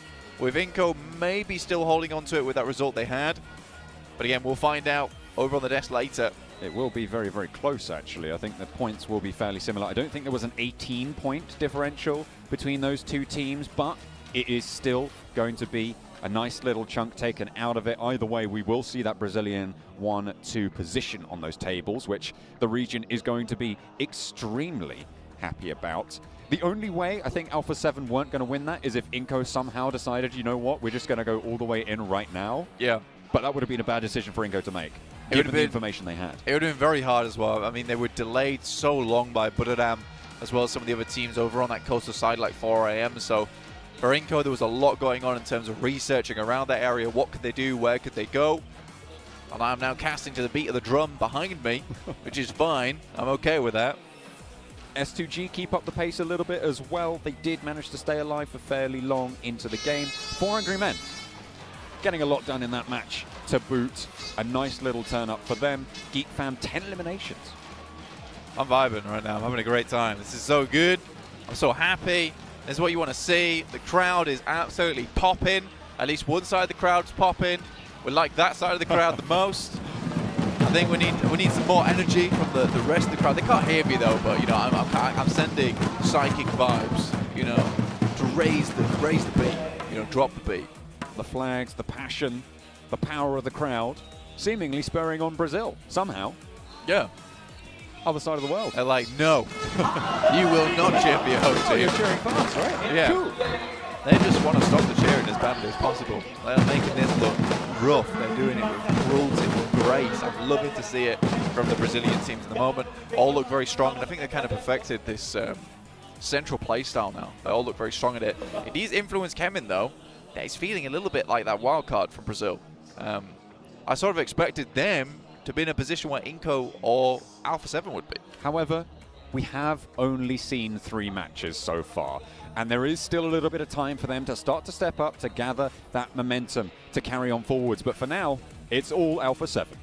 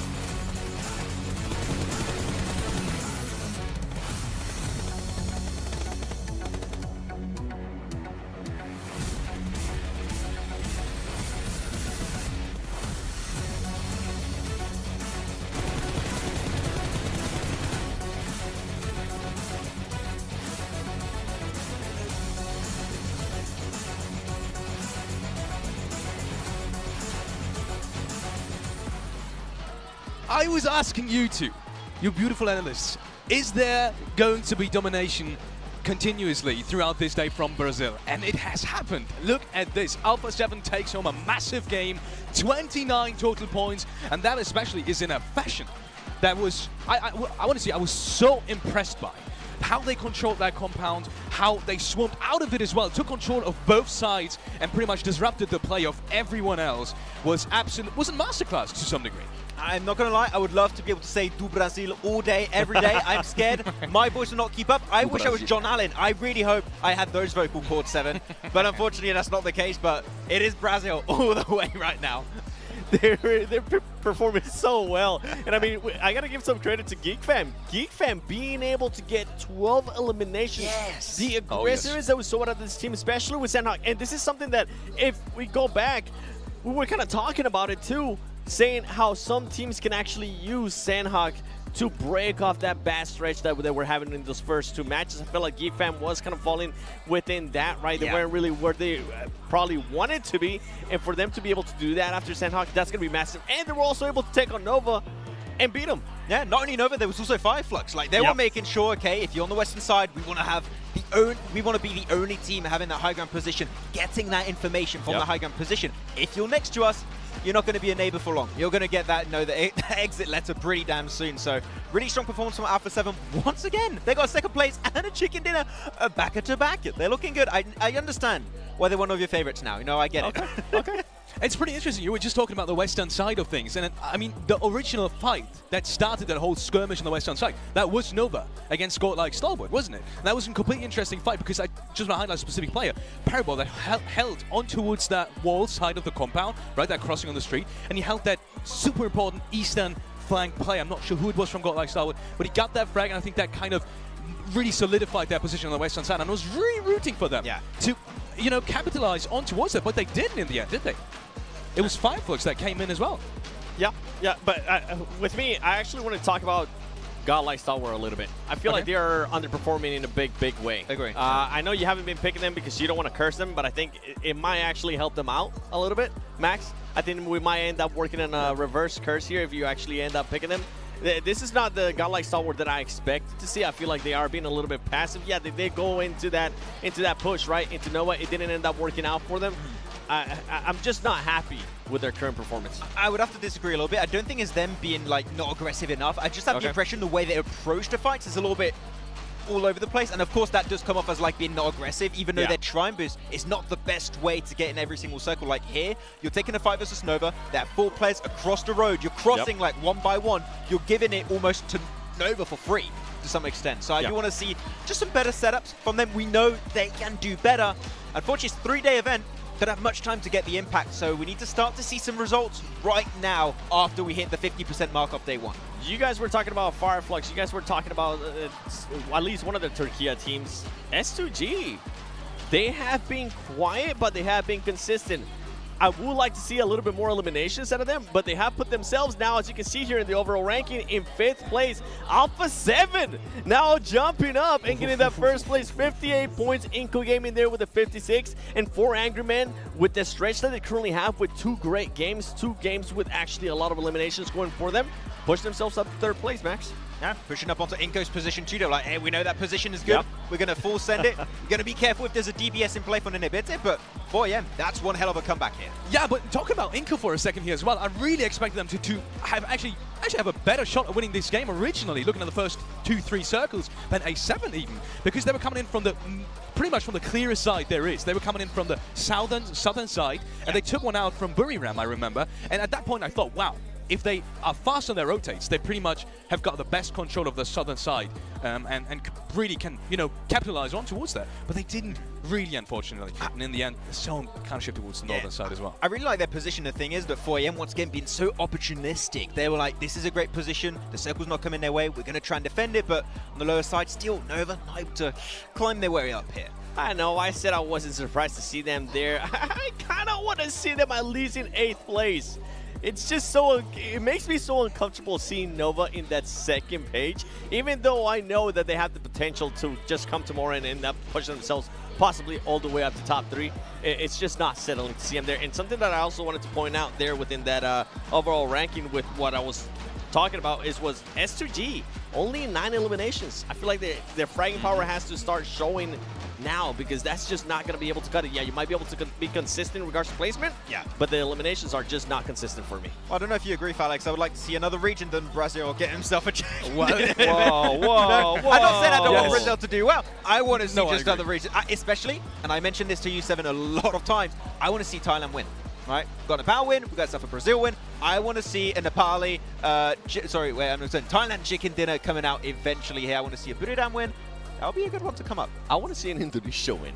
Yes. And I want to see an Indonesia win. I'm with you on that one. Because of how hype the crowd is. There's no game happening and they're still cheering. That's to tell you. They're not even only cheering, they're beating their drums. They are screaming, dancing as well. I saw some people dancing over there, which is, I kind of just want to shout out to them. If you ever see the stream, shout out to you guys. I mean, I love what you're doing over there. Why would they be watching the stream that they're like, oh, I'm watching the stream? No, maybe one day. You'll be surprised. There'll be that one guy that just wants to be on YouTube chat. Got to support the viewership. Let's go. Coming back to who actually won that game, because we have only barely touched on A7, and I feel like we've not done them enough justice on the stats so far.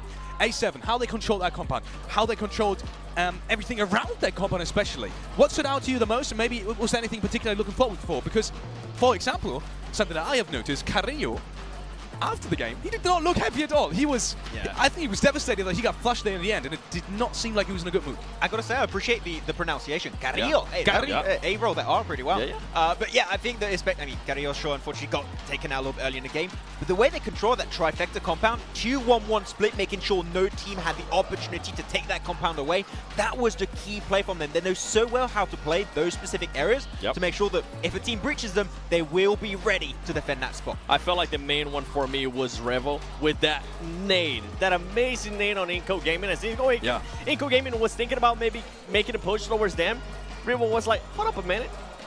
Wait a minute. Something ain't right here. He threw the nade and ended up knocking 2 of their players, and I felt like at that point, Alpha 7 being comfortable. And going back to what you were saying there with Carrillo, I feel like that's how he always looks. That's just how he always looks. Is that just his resting it's just face? like, this is Carrillo happy. Yeah. Well, it's like quickly coming back to your teams to watch. Maybe you know what? Just pick one and tell me maybe the reason for it. Actually, no. I want to hear your reasoning behind AE. Is that something you actually feel like? Is that just more like you want to see it? It's because It's of more this. like we want it. Okay, it's more. It's those guys over there. I blame these understand. guys. I understand. This is how hyped they are with them going out in what with it 15th I'm kind of position. shocked, am I? Imagine how hyped they'll be when they get a chicken dinner. man. That's gonna be epic. I'm actually intrigued by your T2K. T2K. You know what? I want to pick every team at least once. I don't really have a specific reasoning. Professional analyst. Check. Just like those are done. I think I got like 11 teams to go. We'll get there. We'll hit the Okay, ratio. if that's the case, I picked DRS because of how well they did early on in the first Erangel. I want to see if maybe it was a one-off for DRS or if they can actually duplicate that. Oh, back to Wrangle. True. Yeah. What's your team to watch? My team to watch. It's always us. Yes, you know? I know. What about you? Okay. My team to watch. Look, you hate me for saying Paraboy in the show match, but I kind of want to say A7 here as well now. I know it's obvious, but I kind of do feel that way. Alpha 7. Okay, we're friends. We're friends. Yeah, we're I know. great I kinda wanna friends. go with that Let's go, Kentucky. baby. But no, seriously, I mean, I said it before the tournament as well. I don't know if you guys remember, but I said if A7 gets off to a good start, I know they've got the individual power. I know they've got the will. I know they got plenty of support back home as well, and also here in the stadium. Yeah. And they are the kind of team I expect to. I know I also said I don't have complete, insight into how that team works dynamically between the players, but I felt like they're the ones that really just thrive on good results. They thrive on enthusiasm. They are the ones that thrive on confidence, as opposed to, for example, Nova. They're just always good. Yep. With that being said, oh, look at this. We have them, just now that we're talking about them, we actually have them in the picture as well. Either way, we do have the next match coming up in just under 2 minutes, and with that, we are heading over to the casters. John Allen in black.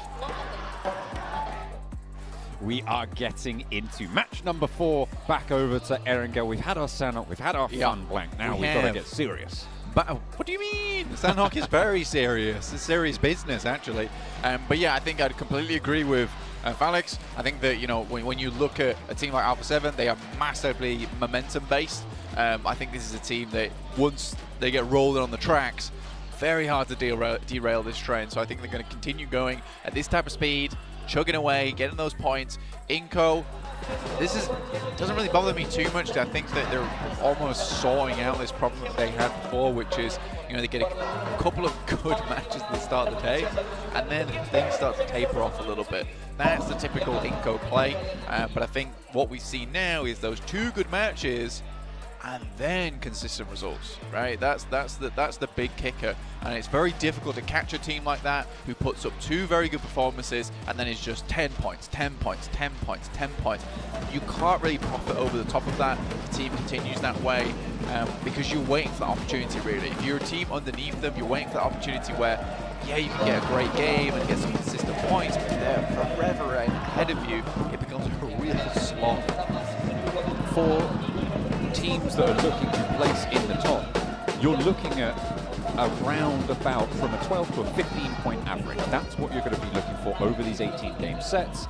And if you're able to hit 10 points as an average on your bad games, in quotes, right, your bad games, absolutely you're going to have the firepower to be able to blast out and put those 5 extra per game on your really good ones. Absolutely. So we are now halfway through the day, I would say. I think, obviously the show match, 7 matches to play today, but 6 of those are the only ones that count towards the PMGC.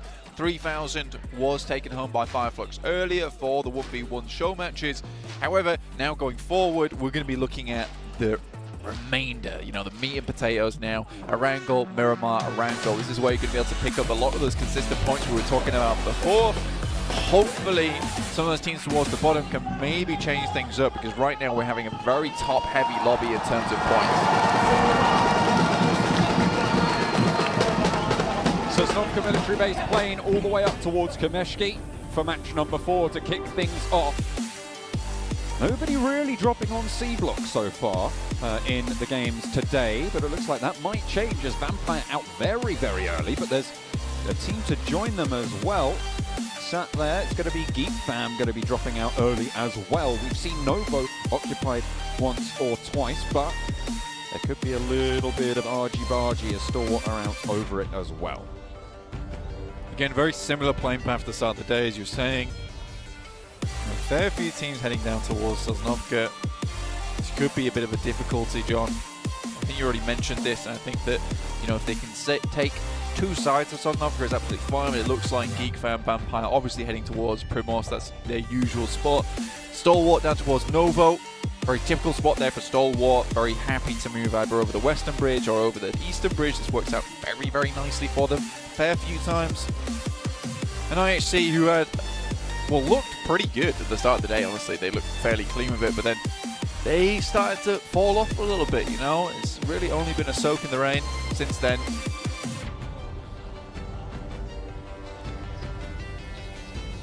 Keeping themselves from being mucky as they're going to have to go forwards into this Western Circle. Pretty hard shift here, Blank, at the start of things.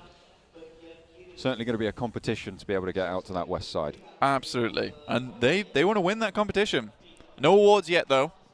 Only the competition. Only the competition here to get through over towards that western side. Massive clump of teams over on the eastern side. I think this is where it becomes a little bit more difficult, because there is a lot of these difficult rotates over towards Rozhok, down towards Ruins. It becomes complicated. There's a few hurdles you'll have to pass. And a lot of these teams become hurdles in of themselves, and leaping over them isn't going to be as easy as before. Has he got some height on him? Nenebete looking to get a little bit of height here against Godless. A shotgun and a pistol in the arsenal here.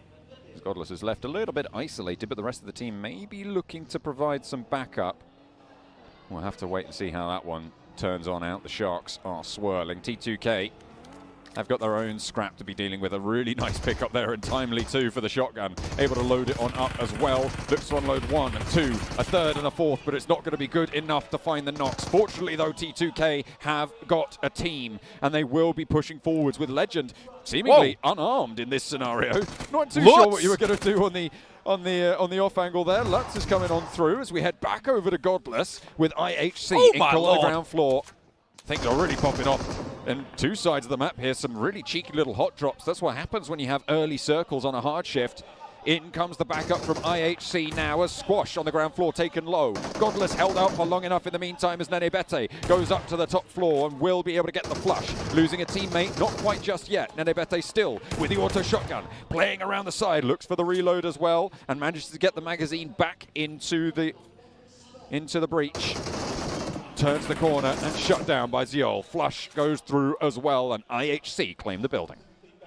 Squash left, down and low. IHC looking for a little bit more. Unfortunately, it will be Vitali and Becker left to continue. Lutz, though, we always say this guy is an absolute specialist when it comes to long-range shooting. He's the sniper of the team, but even if you put that revolver in his hands, you know, I was feeling Western. I was feeling Clint Eastwood. The hay bale started to just pass through. He was blasting. It was very fun to watch. I enjoy that. Don't often see someone be effective with the revolver. He put his little tan cap on, jumped off the horse, his spurs jingling as he took down the players over on T2K. This buggy ain't big enough for the both of us. This vehicle definitely isn't. That's for sure. Now Fireflux kind of have to just send away Soulless. Very low. Turkey on turkey action here. I mean, I had that at Christmas, but we're having it here over in PMGC 2. I only had a chicken. Really? Yeah. Well, I mean, to be fair, only 4 meat Shame. eaters at my Christmas. Shame. Only four. Shame. It only had to feed 4. Shame. There's no point in having a turkey. Shame. Unless you have to feed more Look, people. I was actually saying, why don't we just have a chicken this year? But then I thought to myself, it's I would tradition. like to eat turkey for 3 weeks, yeah. I made curry, sandwich. That's pretty good. 2 chicken dinners. Oh. Yeah. Out of turkey. Well, no. How'd you do that? No. That's wow. I'm thinking about PUBG. PUBG. I took 1 turkey. I took 1 turkey. I got 2 chickens. That's how it works, right? You put 2 chickens together and you get a turkey. Yeah, absolutely. 3 chickens together and you get a turkey. 3 chickens together, you get a turkey. But yeah, so that was good. It was good times. I mean, I was meant to go see my parents, you see, but that didn't happen. So then I was like, well, I've got a lot of turkey left. I'm gonna go for round 2. He's turking. Yeah. Anyway, back to the game. No more turkey shenanigans. Oh. No more shaming you. Tell that to S2G. Well, I know, because these guys are looking for a little bit more right now. I think for S2G, it's gone quite well, this game, so far. Good amount of work done. I think that they're keeping up pace. It's this top 5 that we're kind of looking at, but I'm almost sneaking in there in 6th place, 27 points. That's good. That's great news. Geek Fam also, I think we looked at this team and we're like, oh, well, they're not performing amazingly. They're not performing super powerfully. However, you look at them, 23 points in 7th place is pretty good. Chelsea will be shut down there, spotted and taken apart. IHC have been pretty brutal so far in this game. They managed to pull one off of... I think they got one of Inco, maybe a couple more actually, by the looks of their elimination tally there. Inco down to 1 player, picking off another from S2G just then. T2K have suffered, but I think they're in a different area entirely. That's over in the northern side, with just Rig remaining in Severny. They'll have to move down south further. Alpha 7 now in the lead with 58 points total. Just the 1 ahead of Inco, but with 4 players alive, their potential in this game is going to be a lot higher moving forward. Alpha 7 currently moving on the eastern side, just north of Farm, redistributing, grabbing a new vehicle. Doesn't have the fuel to get all the way to where he wants to go on this time around. DRS ahead of Alpha 7 and a little bit further to the south. They'll be playing closer to the coastline as they go for that central area. Absolutely. I think it's going to be a little bit tough. Again, going through DRS as well as the guys from Stalwart. That is not an easy crossing, is it, John? Honestly. It's not. These 2 teams proven themselves. DRS fallen off a little bit. No L+ ratio as of yet. So we're kind of even right now. I think they're still winning. Still looking good. 4th place. It's a 1-to-1 right now. I do think that 4AM is kind of like a surprise pick, but Maxman. The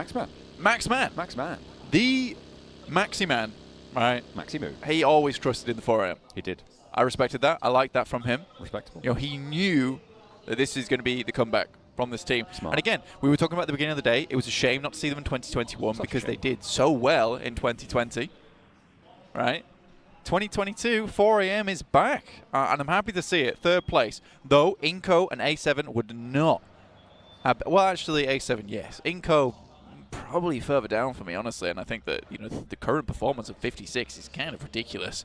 Again, only 1 player remaining now, so potentially falling off the leaderboard just a little bit, but it's going to be difficult for some teams beneath them to catch up towards that 56. Circle back to the mainland, keeps the land on in, so we're not going to have a weird crunch on proceedings.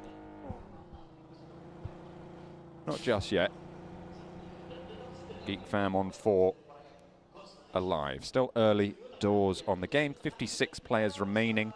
2 teams, though, down to 1 player, which is quite significant. Those hot drops really punishing so far into the game. Central locations, again, occupied by Wolves, by Nova as well. And are returning to the center as well for the Alter Egos.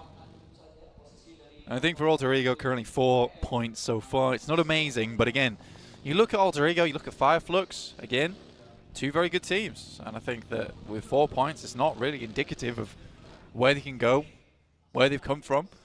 I still think there's good potential, good chance these teams to really step things back up again.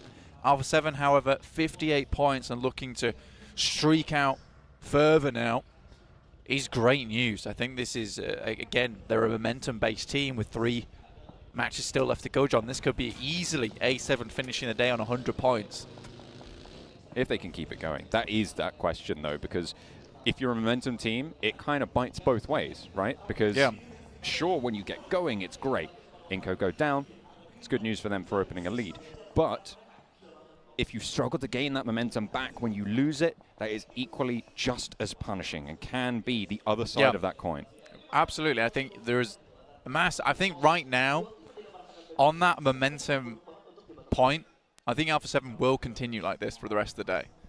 Or at least get some decent, consistent points. If they can push that 100-point mark, that would be ideal, because that's really what you want to do with this momentum right now. You want to take that velocity and send it straight towards those high placements, because if tomorrow, like you say, John, we do have that fall from grades for Alpha 7, they need that big buffer. That is what you have to consider when you're a momentum team. But I think for Alpha 7, at a grand final, it's going to be really hard to take that away from them coming into day 2. Influence Kemen moving to the compound south of Everest. Fireflux have a challenge of their own, and it's IHC who have been fairly punishing to the teams they've come across so far.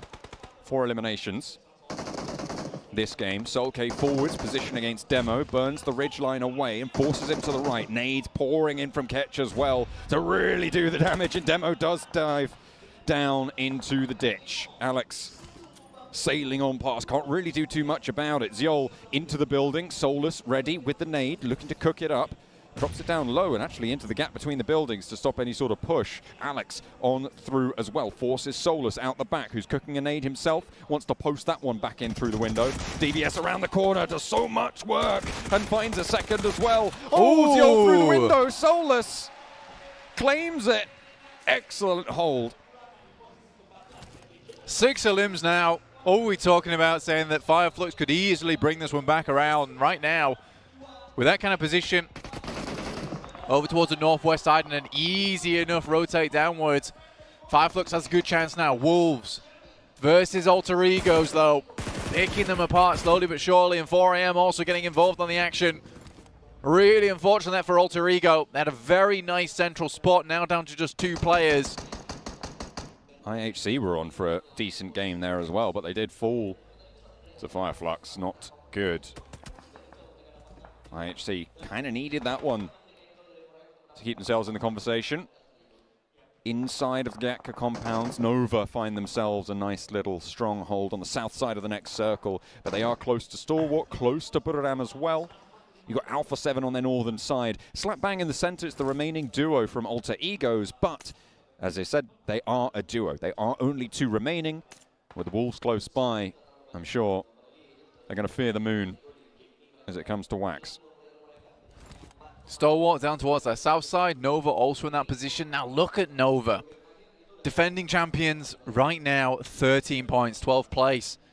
I really don't think that they expected this kind of opposition coming into the finals. I really do think that they were potentially looking at 4AM, looking at Buradam, maybe Influence Kemen, but we've got so many different faces here up towards that top side, and Nova really hasn't been able to catch up too much. Again, Nova is this team that suddenly out of nowhere starts popping off, and again, we see it on the screen right now versus Buradam. Landing the shots, but both of those reses are being stuck right now. So hopefully Buradam can get both of their downed players back to feet and stay up as 4. They will be able to do that. Trot on they will into the game. Kengzo on the back, looking to just heal up. Sky only as well. Wants to replenish that health bar. It will slow them down. Fortunately for them, they're very, very central in this circle, so they can afford a lot of time to be invested to keep themselves at strength. DRS, not so lucky. They have to push in and behind Vampire. It's going to be a difficult push here. Vampire, though, I think this is a team that would like to step up a little bit already. DRS takes shots. Stoned, very unwilling to allow this kind of push to come through. Right now, they're in a really tough spot at the moment. It's a good position on the map in terms of being able to take these fights with teams stuck on the western side, but it's not a place you want to remain for very long. Already you can see Fireflux have eyes down towards their position. They're going to have to move soon. 4AM also were holding on that roadside, but looks like they're going to move further towards that eastern edge. Alter Ego stealing Gatka, and they will now share it with 4AM. Crash comes through to bring the remaining duo from 4AM into the fold, playing 3-on-1 with an off-angle split in the compound, in the buildings, against the standoff south of them. Pretty powerful, all things considered. Skutschau is split from the rest of the squad. Wolves, bottom of the tables right now. 2 points total when you include the elimination they've got this game so far. And in Gatka, they will find themselves locking horns with 4AM and Alter Ego. The team that, if they take down Alter Ego, they might be able to leapfrog them fairly fast as well. I mean, for Wolves, it's really not been a great start to the day, but with 4 players here, a strong spot towards Gatka, you will have to face off against 4AM, who are looking to maybe this game get ahead of Inco, sit themselves in second place. Be very, very nice there for 33 Svan and the rest of his team. Being able to recreate this core around him. Field this fantastic team on 4AM. Vampire moving forwards, find a building that they were looking for. It's a really strong compound, that one, given the circle, given the lay of it. A lot of oversight for Vampire to be able to hold here on the fields around them, but unfortunately Fireflux have other ideas. Stoned gets lined up on, and the crosshairs will snipe him down. Luckily they are in the building and can get a little bit more of a foothold here. Unfortunately though, Schweppes is there and will be spotted. That's Geek Fam to be chiming into the engagement from further into the circle. Sure, they might have a lot of sightlines away from them, but there's a lot of sightlines towards them and people are taking advantage of that. Yeah, for Vampire right now, this is all about just restabilizing. There's not really many teams that can take a full-on push towards their position, so this is the main thing. This keeps Vampire in safety for a little bit longer. They can pull the cape around them, stay elusive and out of the way. And then for a team like DRS, who's most likely going to have to move soon, in the position that Vampire currently hold, they have great oversight over towards any kind of push over the fielded area. So Vampire, it doesn't necessarily keep them in this next circle, but what it does do is allow them to clear effectively. Getting to this position, though, was risky, was dangerous, but they pulled it off. Starting to tick on up on the health bars as well. For Vampire, Nova want to skirt around to the northern side. 3 players alive for them, with Paraboy going down. The claimant of their only elimination so far in this game. Stoned again, getting spotted, getting taken down, but once more they can regroup around it and try and keep themselves as 4. The team from Thailand wants to stay alive as long as possible. 11th place right now, their countrymen Buradam 6th place overall, currently with a lead of 12 points over their counterparts. S2G on that northeast side, can't forget about them just yet. Still have a good chance to send themselves flying up towards the top side of the lobby. Alpha 7 though, that momentum still going. Looking to take the battering ram as it swings back and open up this game, open up the gates towards another chicken dinner here. 0 eliminations, so been very patient so far, getting ready for that combo hit that we talked about earlier from Alpha 7. Don't want to pull the trigger too early for them. So much space towards the center of the circle, just not taken up, purely because of the horrid terrain in this area. There's still some hillside, some staging around on the north side, the east side, south side, and west side, but the closer we get towards the center of this map, the more hectic this game is going to become. Once people are inside that circle, it will become a lot more playable, but as long as people are on the outside, as you said, with those high ground positions, it's going to be really, really tricky. Speaking of outside positions, DRS, they've been behind Vampire for so long. So important. And that was a beautiful knock for Ravenclaw to slow down any aggression. The nade over towards Stone is going to keep them low and keep them on the back foot. And Ravenclaw, hang on a minute, they turn that around in just 1 split second. And Delta stays alive for DRS. I thought that was all done for DRS, but no. They get exactly what they're looking for. They will sweep aside Vampire ahead of them and have a shot towards the center, but there's not really too many places for them to go. Buradam tried to make the push up towards the north and actually successfully managed to sneak on through a little bit of a gap there. Vampire Esports, I think they made the right call, right? I think last time they got bombarded out when the smokes came through, then the nades over the top. So this time around, instead of sitting still, they all stand up try and push the players with nades in their hands. It's very important. Wolves still holding on to their position in the compound. Fireflux moving into the foothills underneath the S2G northern side area. Dangerous position for Fireflux. Those smokes that they're dropping right now, absolutely crucial to suppress any shots or to cut off any sightlines from teams like Nova, from Influence Kemen as well, but that's not going to stop the nades pouring on through. DRS, they're rocking up into the back of Wolves over in Gatka itself as the shots and the pouring in of players comes through. Pick Feet able to handle the first. The DBS around the side though, barks. And the Wolves feel the bite of it, unfortunately. DRS will go no further. They had a good engagement over on that western side, but 3 teams in Gatka, it's always going to be too tough. Still getting that far is almost a miracle in and of itself. I think for DRS to hold on, it was a real struggle at that point in time, and the fingers were really straining on the edge of the cliff there. Influence came in. Still have some players though. This might be their game. They send in Fireflux, Soulless, 1 down. Fireflux down to just 2 players. And Solkay's looking to push this one far. Silas from Turkey able to do for 1 onto Solkay there. Nice little knock around the side of the rock, instantly flushed out as well. But there's the answer, a lineup and a knockdown over on towards Influence Kemen. As S2G and Fireflux both suffering the pressure felt by the rest of the lobby from the Brazilian sides. Nades over the top. And Influence Kemen looking very, very healthy here. All 4 of them up and active. S2G not so lucky. Looking to pull out the broom here. Sweep the guys from S2G. And S2G is immediately retreated to a bit of more of a defensive position where they can turtle up, hopefully restabilize, push back against the guys from Influence Kemen. 4AM do have sightlines towards them. And we will head further towards the center of the circle. I said it was nasty. I said it was cruel. It certainly is.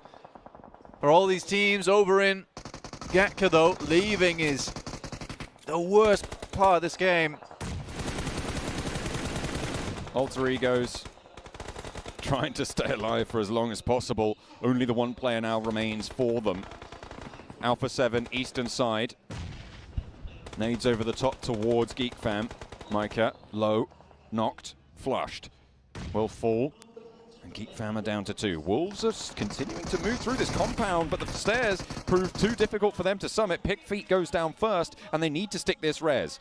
Now towards the top side of things, they have Beautiful and Remember, who are pushing WWX up those stairs continuously. The DBS around the corner, and that is a really heads-up little hop out and a hop in, as well as WWX wants even more from the top rope. The turnbuckle is slamming them down. Finally, they put a stop to the chaos, but the damage is done. Wolves are slowed down. 5 eliminations, sure, but can they keep it going from the position that they hold? There is so much more to handle, and 4AM, they do go down.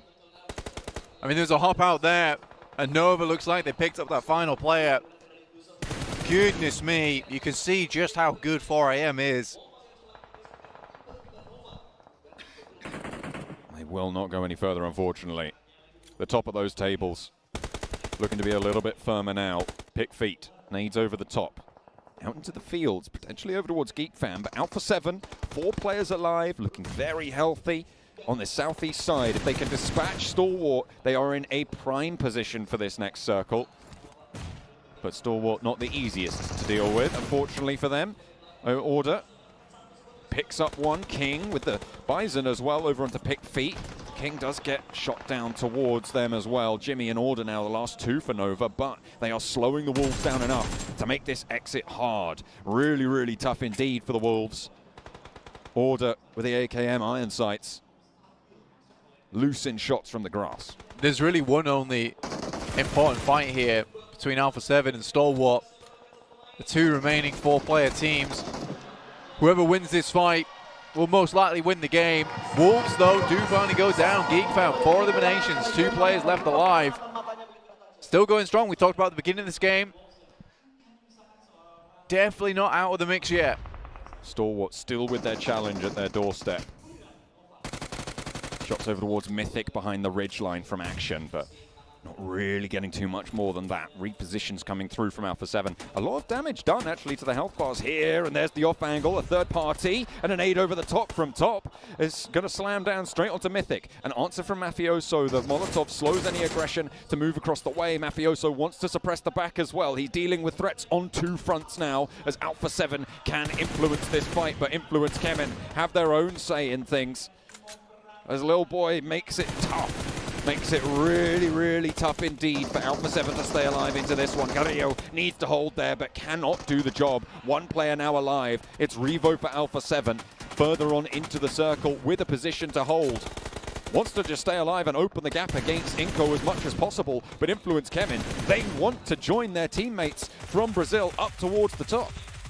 Revo, complete clutch player as well in this lobby, so wouldn't count him out just yet.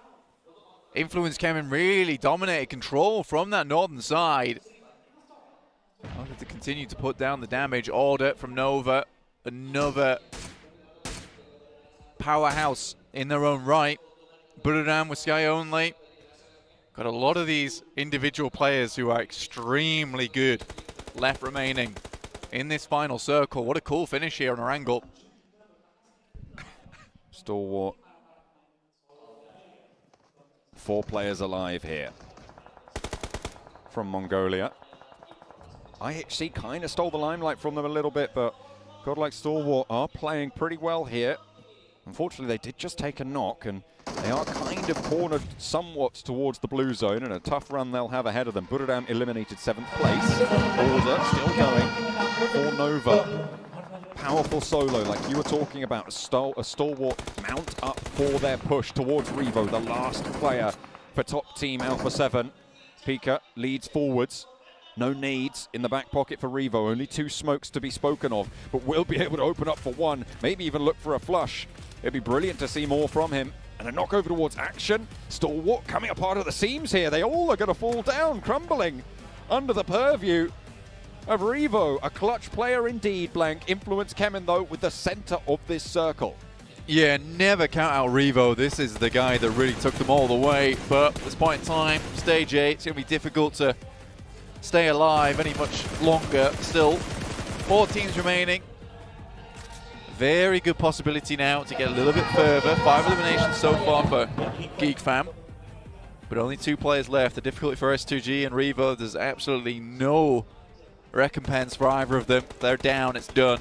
You've got to think this is Influence Kemen's game to lose. 6 eliminations on the cards with 4 more to gain. They can potentially get a 25-point game here, Blank, if they get everything left in the lobby. A really solid result that would be. Would see them nice and tidy up the tables. Sort of middle of the pack right now. So they want to keep things as tight as they can. Lil Boy looks for one of Geek and will be able to get the flush as well. Revo with shots over towards one of the remaining player, but that's taken away by Law. So 2 of those eliminations already picked up now by Influence Kemen. Alpha 7 with Revo, S2G with Hamzy, the only 2 people who can stop Influence Kemen taking the chicken. It's going to be really difficult for Hamzy G and Revo, but both very, very strong players. From S2G and Alpha 7, they have to work together now. It's the only way. Revo's already taken damage with the loot crate. He has a lot more room to play with here. Influence Kemen, they have to stand on either side. Oh. Revo's down. Hamzy G's life just become very, very difficult now. However, he is up in 2nd place for S2G, and with Influence Kemen on 3, 10 eliminations right around the corner. That is that 25-point game that they will be looking for here. A very, very solid result, but Hamzy G, he's got that DP. If he gets a cheeky little angle, gets a pick, there is potential here for things to go pear-shaped for Influence Kemen, but you got to hope that they won't. I think for Influence Kemen versus Revo there, it is very difficult for them to lose that. But Revo is such a good player, they have to make all the right calls. They subdue Hamzy G on that side, send 2 players out wide so they can refrag off one another, and then send 1 player to finish the job on the edge. So I think no matter what happened to Revo there, this is something that Influence Kemen's always been very, very good at, and that is teamwork and working on the fly to make that kind of teamwork happen. And a quick bird's eye view here to just check exactly what's going on. Again, you got Lil Boy in the back, very covered at the moment. Law, as well as Kayovsky up front, ready to refrag off one another, and Lil Boy's kind of that insurance, just trying to spot by jumping. This is what makes a 3v1 almost impossible to lose. The way they've set this up, yeah, I don't think that we're going to see anything but Influence Kevin chicken dinner, and you can see exactly why this is one of the best teams to come out from South America. Maybe not on the tables right now, but Influence Kevin are a force, and they will be reckoning with everybody else in the lobby on Erangel this time around. Match number 4 goes the way of, again, a Brazilian team. Blank, that's 3 in a row that Brazil have been able to win. Yeah, I mean, it's not really changing too much, is it? I mean, Brazil is really crushing the leaderboards today, which is not something we expected, but something that maybe was cooking in the pot backstage throughout the entirety of this year as we see more and more teams from South America, from Turkey, from all these new types of regions and regions that we've been with for a long time, suddenly finding just the right core, the right team, the right additions, the right players.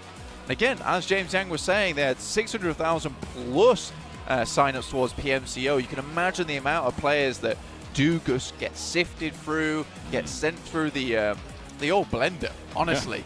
And there's just so much new talent and absolutely fantastic players to pick from now. I think anywhere in the world has the chance to have a World Championship team. Absolutely, and at the moment, a lot of power being seen from Brazil, but we have seen glimmers from a lot of other regions. I think the big surprise for me is that the Chinese teams haven't been as powerful as maybe we would have expected, coming from a region that has for a long time, well, first of all, holds the defending champions. Give them time. Yeah, exactly. Give them time. Maybe we just have to give them a little bit of time, but with Brazil, as powerful as they are, laying that rail track in front of them as they go, do they have that time to play with? Only time itself will tell.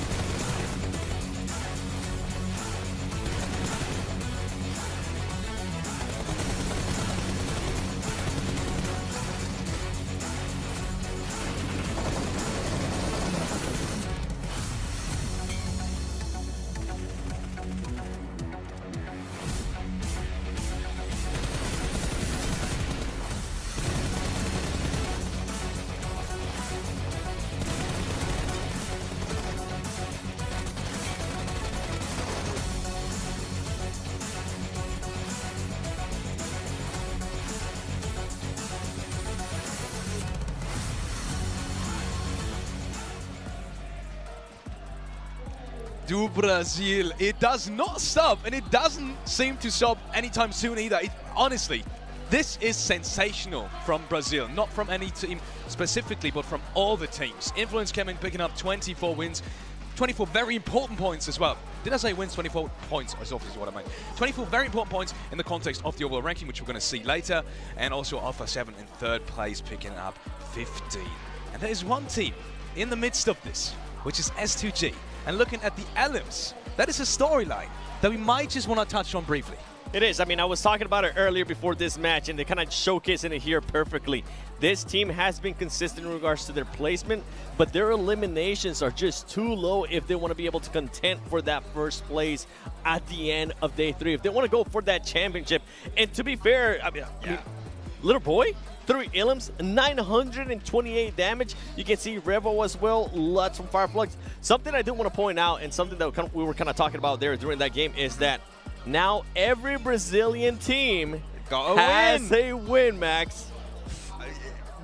The storyline writes itself, right? You don't even have to say anything at this point. It's just so dominant. You got yourself, Vitaly was looking so strong at the start of the day. Now it's just every single one of them got himself a win. It's just absolutely fantastic to see that unfold. And from Influence Kevin in particular, that third party on the northern side was great, but you're looking a lot more orange than you were earlier.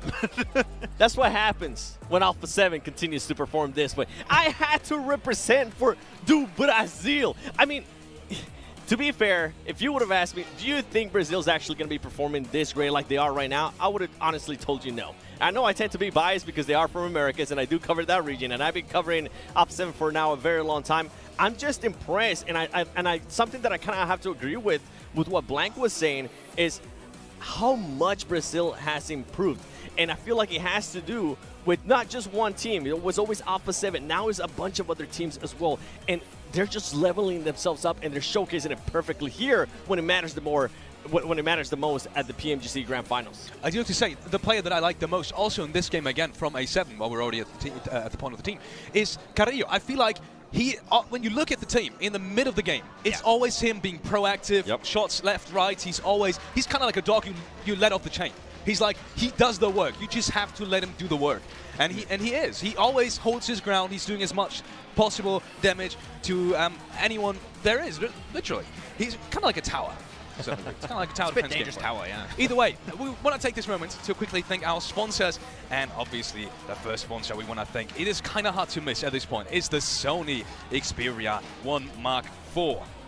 Sony Xperia 1 IV and Xperia Stream were co-developed in collaboration with professional esports players. You can play PUBG Mobile with Xperia Streams, total cooling system, and multiple ports for intense gaming and streaming.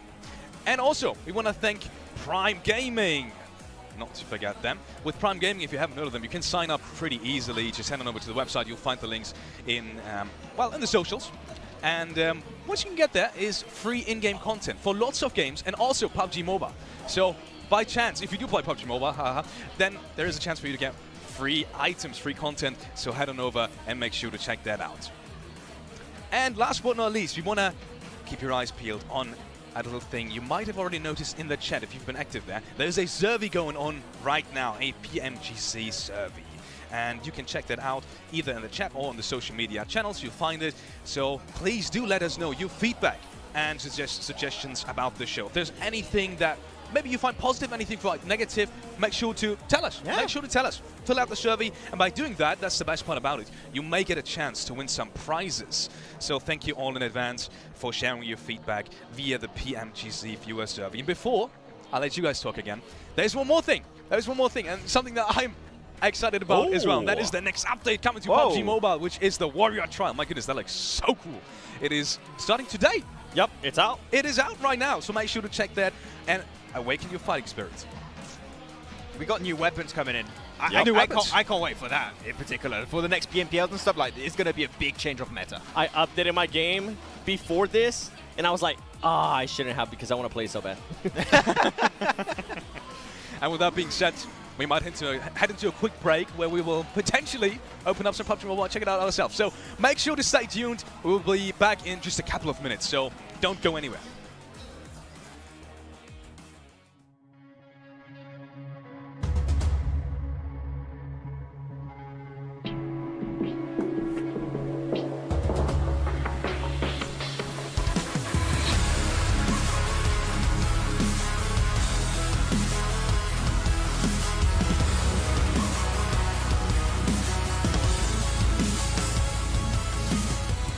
Yanlış yaptığı yer de var. bicho daros hindi ko nagya. Never play with fire. ผมอาจจะเต้นไม่ค่อยแข็งแรงนะครับ แต่ในเกมผมแข็งแกร่งครับ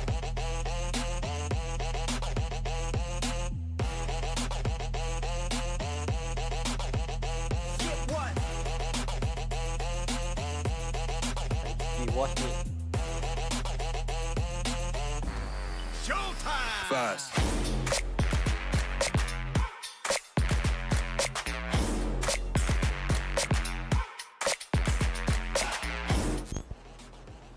On üzerinden 7. Doğru yaptığı yer de var, yanlış yaptığı yer de var. O yüzden. Şimdi size doğru olanını göstereyim. Fast.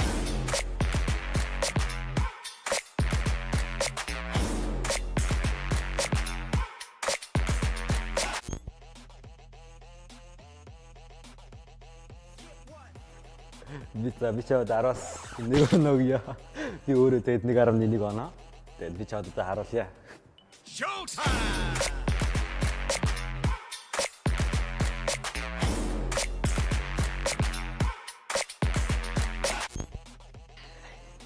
Good try. A bit awkward, but yeah. I would like to give him 5 per 10. Okay lah. Not bad. But I will show you what's the real PUBG dance. You watch me. Fast.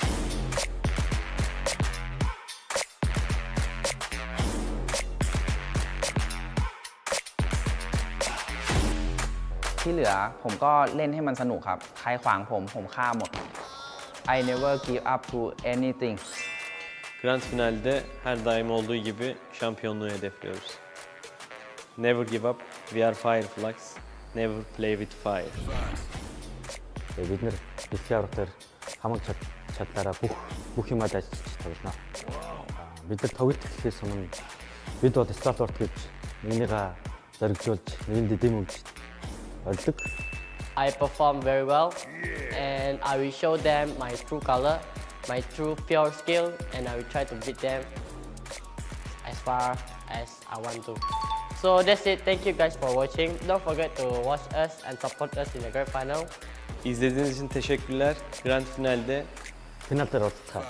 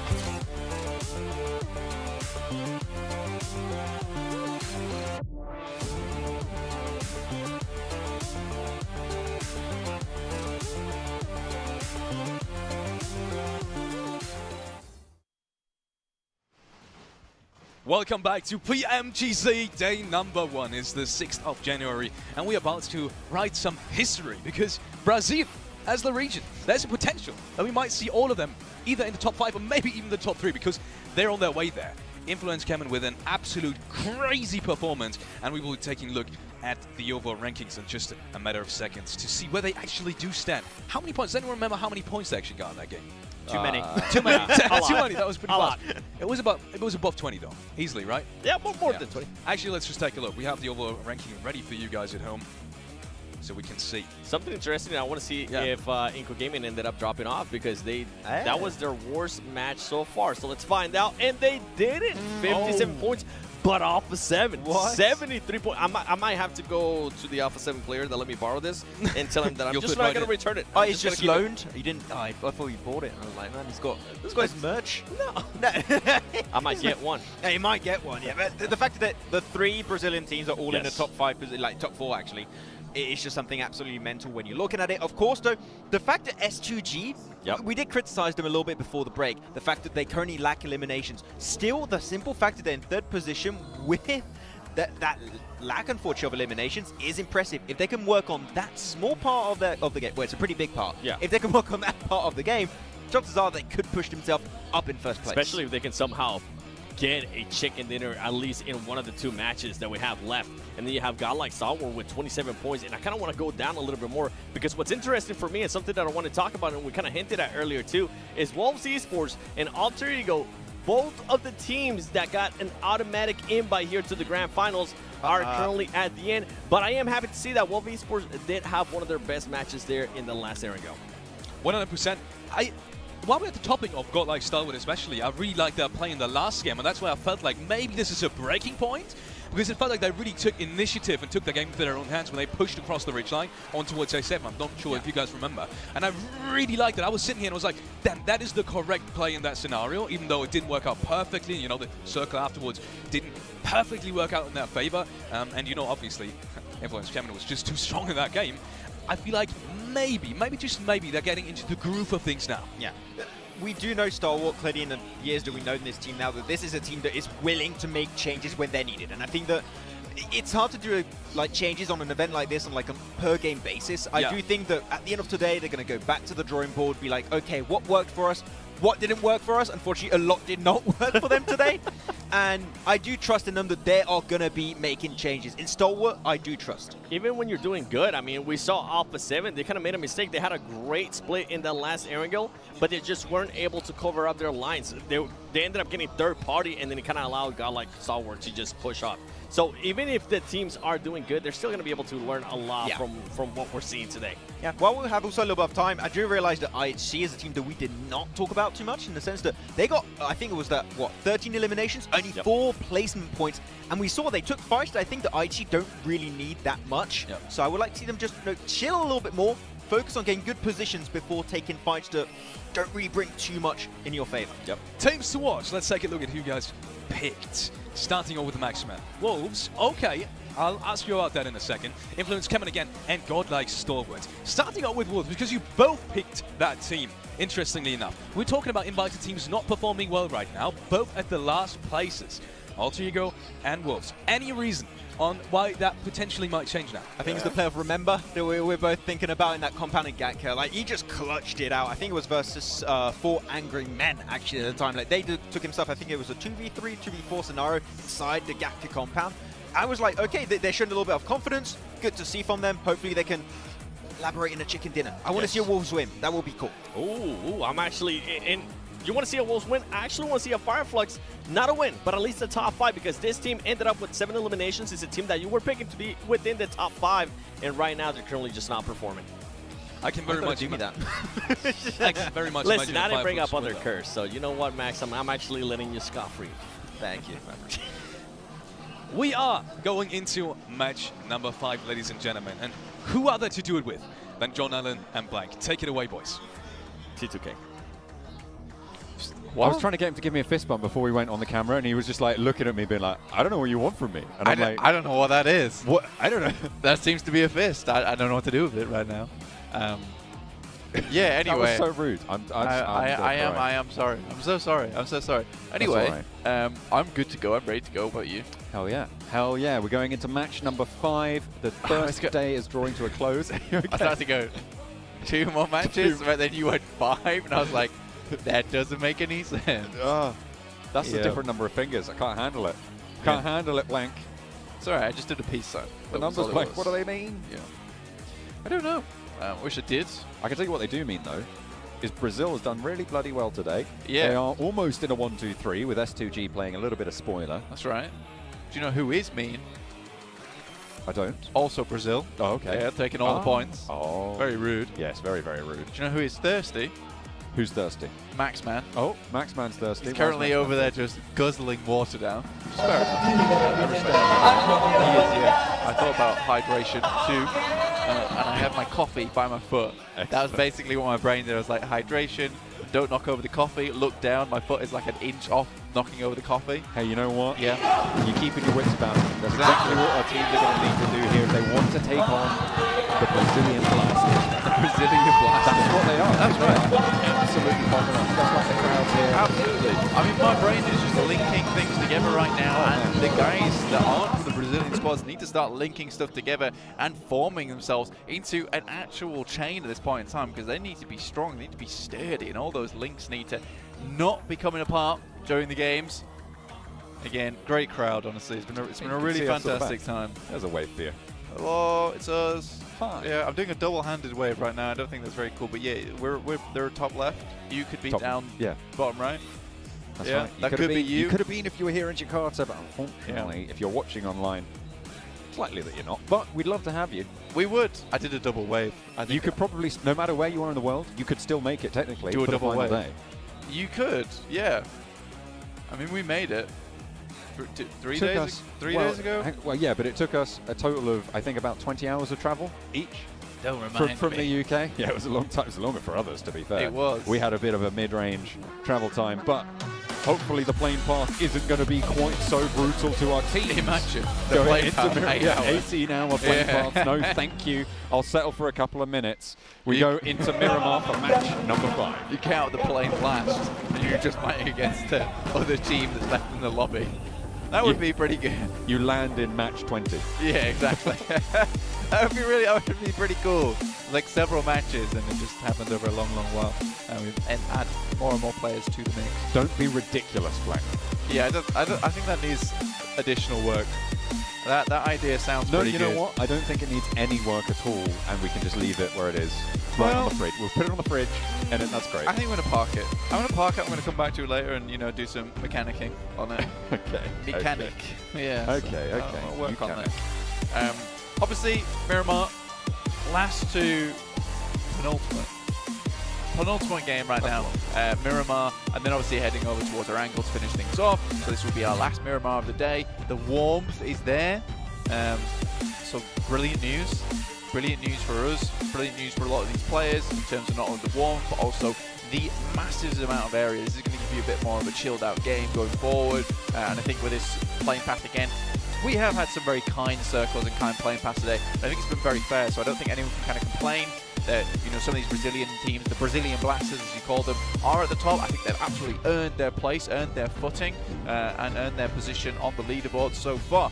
So I think some of these other teams maybe need to step up the game, step up that performance, because there are some teams in here that I think, they really should be further up the lobby. I'm looking at Budoram, looking at Stalwart, I'm looking at Nova, in fact. I'm thinking Vampire Esports. I mean, to be fair to Vampire Esports, they're a team that fluctuates massively, so this could just be one of those things where, they've not able to bring out that similar performance. But again, towards the end of group stages, they blasted out of nowhere.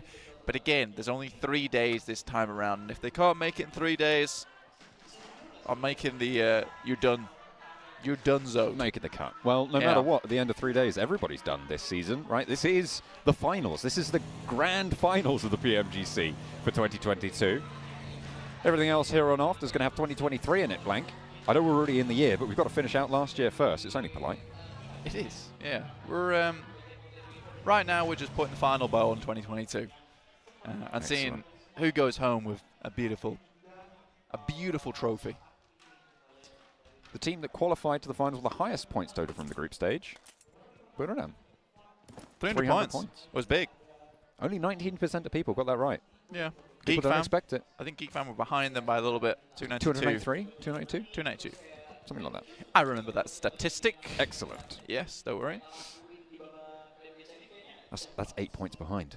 It's pretty close though. So pretty close. That was over in Group Yellow, I believe, in the third group to play. I do think Group Yellow was an easier lobby though. I think Red and Green were, I wouldn't say equally difficult. I'd say Green was a little bit more difficult, but I don't think it was the Group of Death as people kind of made it out to be.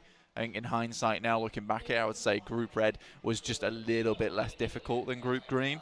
A lot of those teams from Group Red have turned out to be absolute powerhouses in their own right. Obviously now looking over towards El Pozzo, teams would like to make their way up over here. Obviously we had that playing path that cut through the center up towards Tierra Bronca, circle over towards El Pozzo. Crater Fields, La Cabrera, all important positions, but realistically right now people just aren't taking up these positions early on.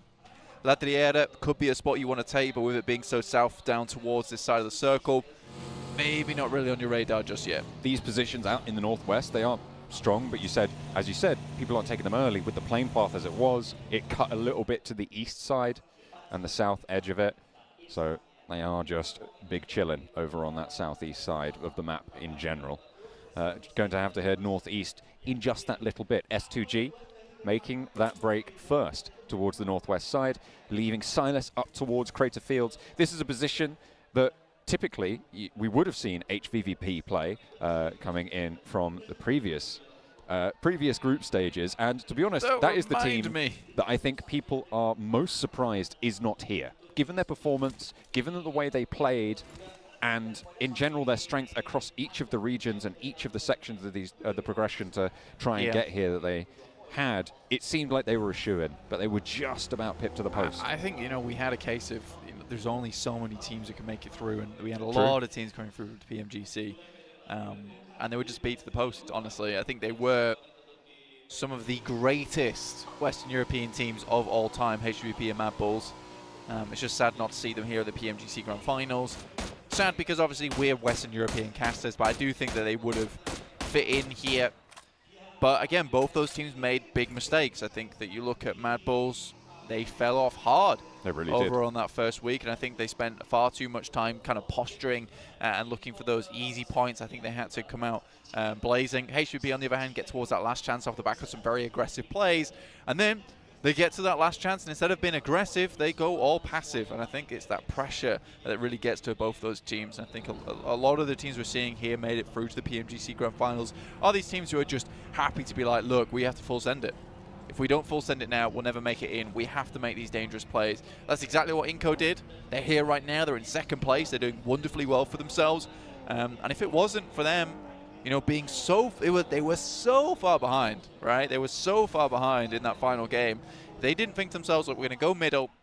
We're going to take it. We're going to do what we always do. We're going to send it into Nitro towards that end. And we're going to take it to the limit and then beat out Alpha 7. If they don't do that, they don't make that decision, they don't make it into the Grand Finals. And these are the moments that make a PMGC team. And now they're in second place on the overall standings after 4 matches. With the 5th on the cards, they stand a clean 14 points ahead of 3rd place right now. So they have got that buffer moving on in, but even further ahead are Alpha 7, who have been terrifying so far today. Over 4 matches to pick up 73 points. That's almost a 20-point average, Blank. That is really, really tight. It's playing at, what is that? I think that's an 18-point average on each of the games so far, which is really, really quite incredible. To get 18 points on one game is a great performance. To do it over 4, absolutely disgusting, unbeatable on a day. And you talked about it before, not unlikely we could see Alpha 7 on a 100-point day to kick things off. Yeah, I mean, it's only 27 points now. It's very doable. True. I mean, they won 27 points after, I think it was 2 games. So there's definitely a chance here for them. I think also, similarly with their current rotation, up over towards that northern side of the map, Mafioso, Revo, Carrillo, Mythic, all heading down towards Cabrera. I like this 2-2 split as well. You've got 2 players over in the blue watching out for any other teams, any other players that will be moving down over this side of the map, and then 2 players who are already forward, already in towards the circle. That's good play. That's good play in general, a smart play. But what it also does is gets you over towards Credit Fields. The fact that no one's taken up this ridge side this early on is a catastrophe, in my opinion. I think it should have been taken up so much earlier. And this might just be free real estate, essentially, for Alpha 7. Danger for Influence Kemin as Geek Fam open up the barrels, but fortunately, no knocks just yet, but I might have spoken too soon there as Federal gets torn off the back of the bike. Kajowski will sail on forwards, but managed to curve around that headland, up into more danger, just nearly over the top, but Geek Fam 2.2. Terrible news for Influence Kemin. They had a blaster of a game last time around. They were in 4th, looking good to set themselves up for a Brazilian 1-2-3, but losing 2 this early, it is far from ideal. Yeah, Micah is just an absolute beast. Really, really good addition here towards Geek Fam. Certainly what put them on the path towards this PMGC after struggling a little bit towards the PMPL. Suddenly back in action now. Influence Kevin want to look for one little more, and he sends shots back, in fact. This is so aggressive from Micah. From the Malaysian region as well, Geek Fam, we saw the announcements earlier today. They're going to be set in their own region as well, moving on forward. So that is going to be really cool to see them going on into the PMPL Malaysia for next time around. But for now, they're in 6th place. They are indeed in 6th place right now. So 36 points. That's 2 eliminations off the back of that really nice spray down. Does not happen often. Unfortunately, it is those bikes that kind of have a little bit of a squiffy hitbox. Makes it just a little bit easier, but not as easy as Micah makes it look, honestly. You try to do that in game and I tell you probably fail 9.9 times out of 10. It is quite the difficult proposition to actually field during, especially esport competition, one of this high value. Goodness me, S2G, I mean, they were 14 points behind Inco, but they've already taken 2 of the Inco players down. Squash under pressure, and then they bet they're trying to get away from it as well. And 3 eliminations found for pretty much Silas in that scenario. Excellent knocks coming on through for the S2G squad. 4 angry men close by in the foothills here. Nene Bete managing to stay alive for Inco.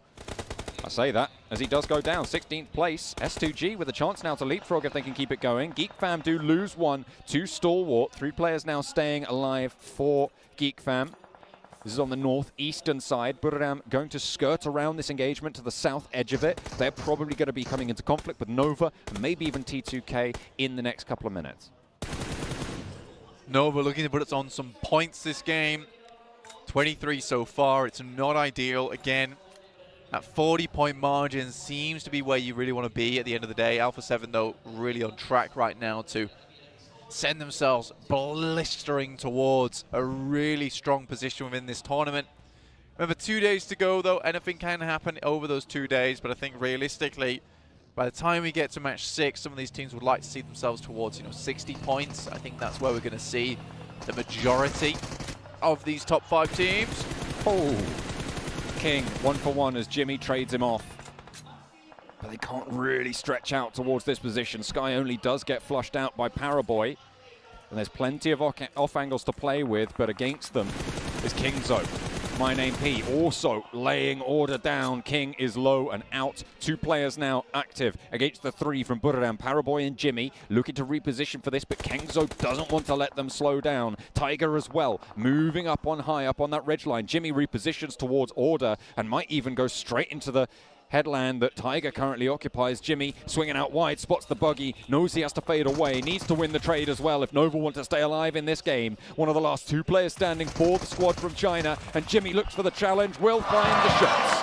And Tiger goes down. Buram lose their outpost. Buram United really looking to put some more points on the board here, but losing 1 player, another knock comes through, tries to trade some of these off over towards Nova. Finds at least 1 here, and Kengzo is going to have to bring out something big. Said he'd destroy anyone in his way, but forgets that can't be the solo player on his team. There needs to be people rallying around him to make this happen. That's how they did so well over in the league stage. A potential urban finish here as El Pozo gets shrunk down towards further south on the southeast side. Pretty hard shift on this circle. Paraboy, Order playing as a duo now. Moving together, moving it in close. They do have a player at the back. Jimmy still active, of course, after winning that trade. My Name P at the back. Kengzo's position should be spotted there. Steps out for the challenge, but Order on the ball as ever. My Name P also under pressure now. Backed off that ridge line. Buradam down to 1. Just sent back. The swiftest of plays there coming through from Nova. Sure, down to 1 player, but that is a display of dominance. You know that Nova's not messing around. Again, though, they need to get, I'd say, around about another at least 27 points on this day to begin with a running. That would see them very well set up for tomorrow to try and leapfrog and get that first place. It won't be easy by any stretch of the word, but I think 27 points is doable off a bad day.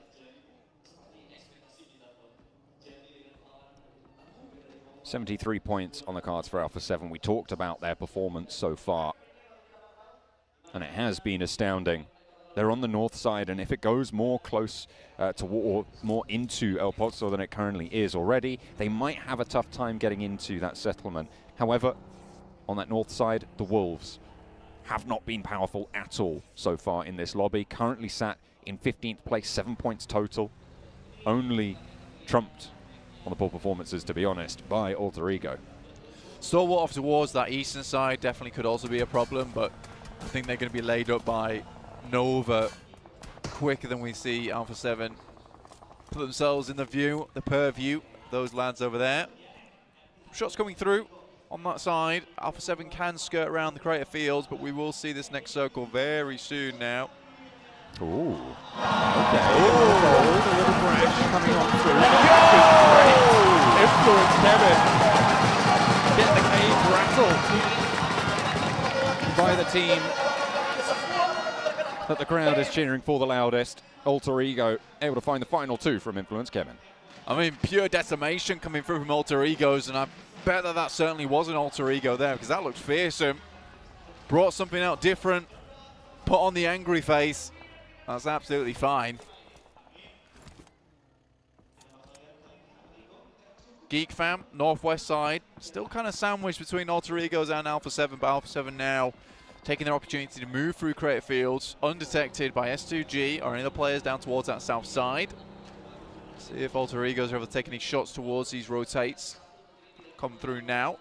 You are right, this is looking more and more like an urban finish now, with players and teams all cooped up in El Pozo. It's not a fun place to finish as well. Not a lot of these buildings are even all that good. Really a pick of... I don't really know what I'd pick, honestly. Yeah, it's very, very tricky, especially in urban environments, to choose a winner.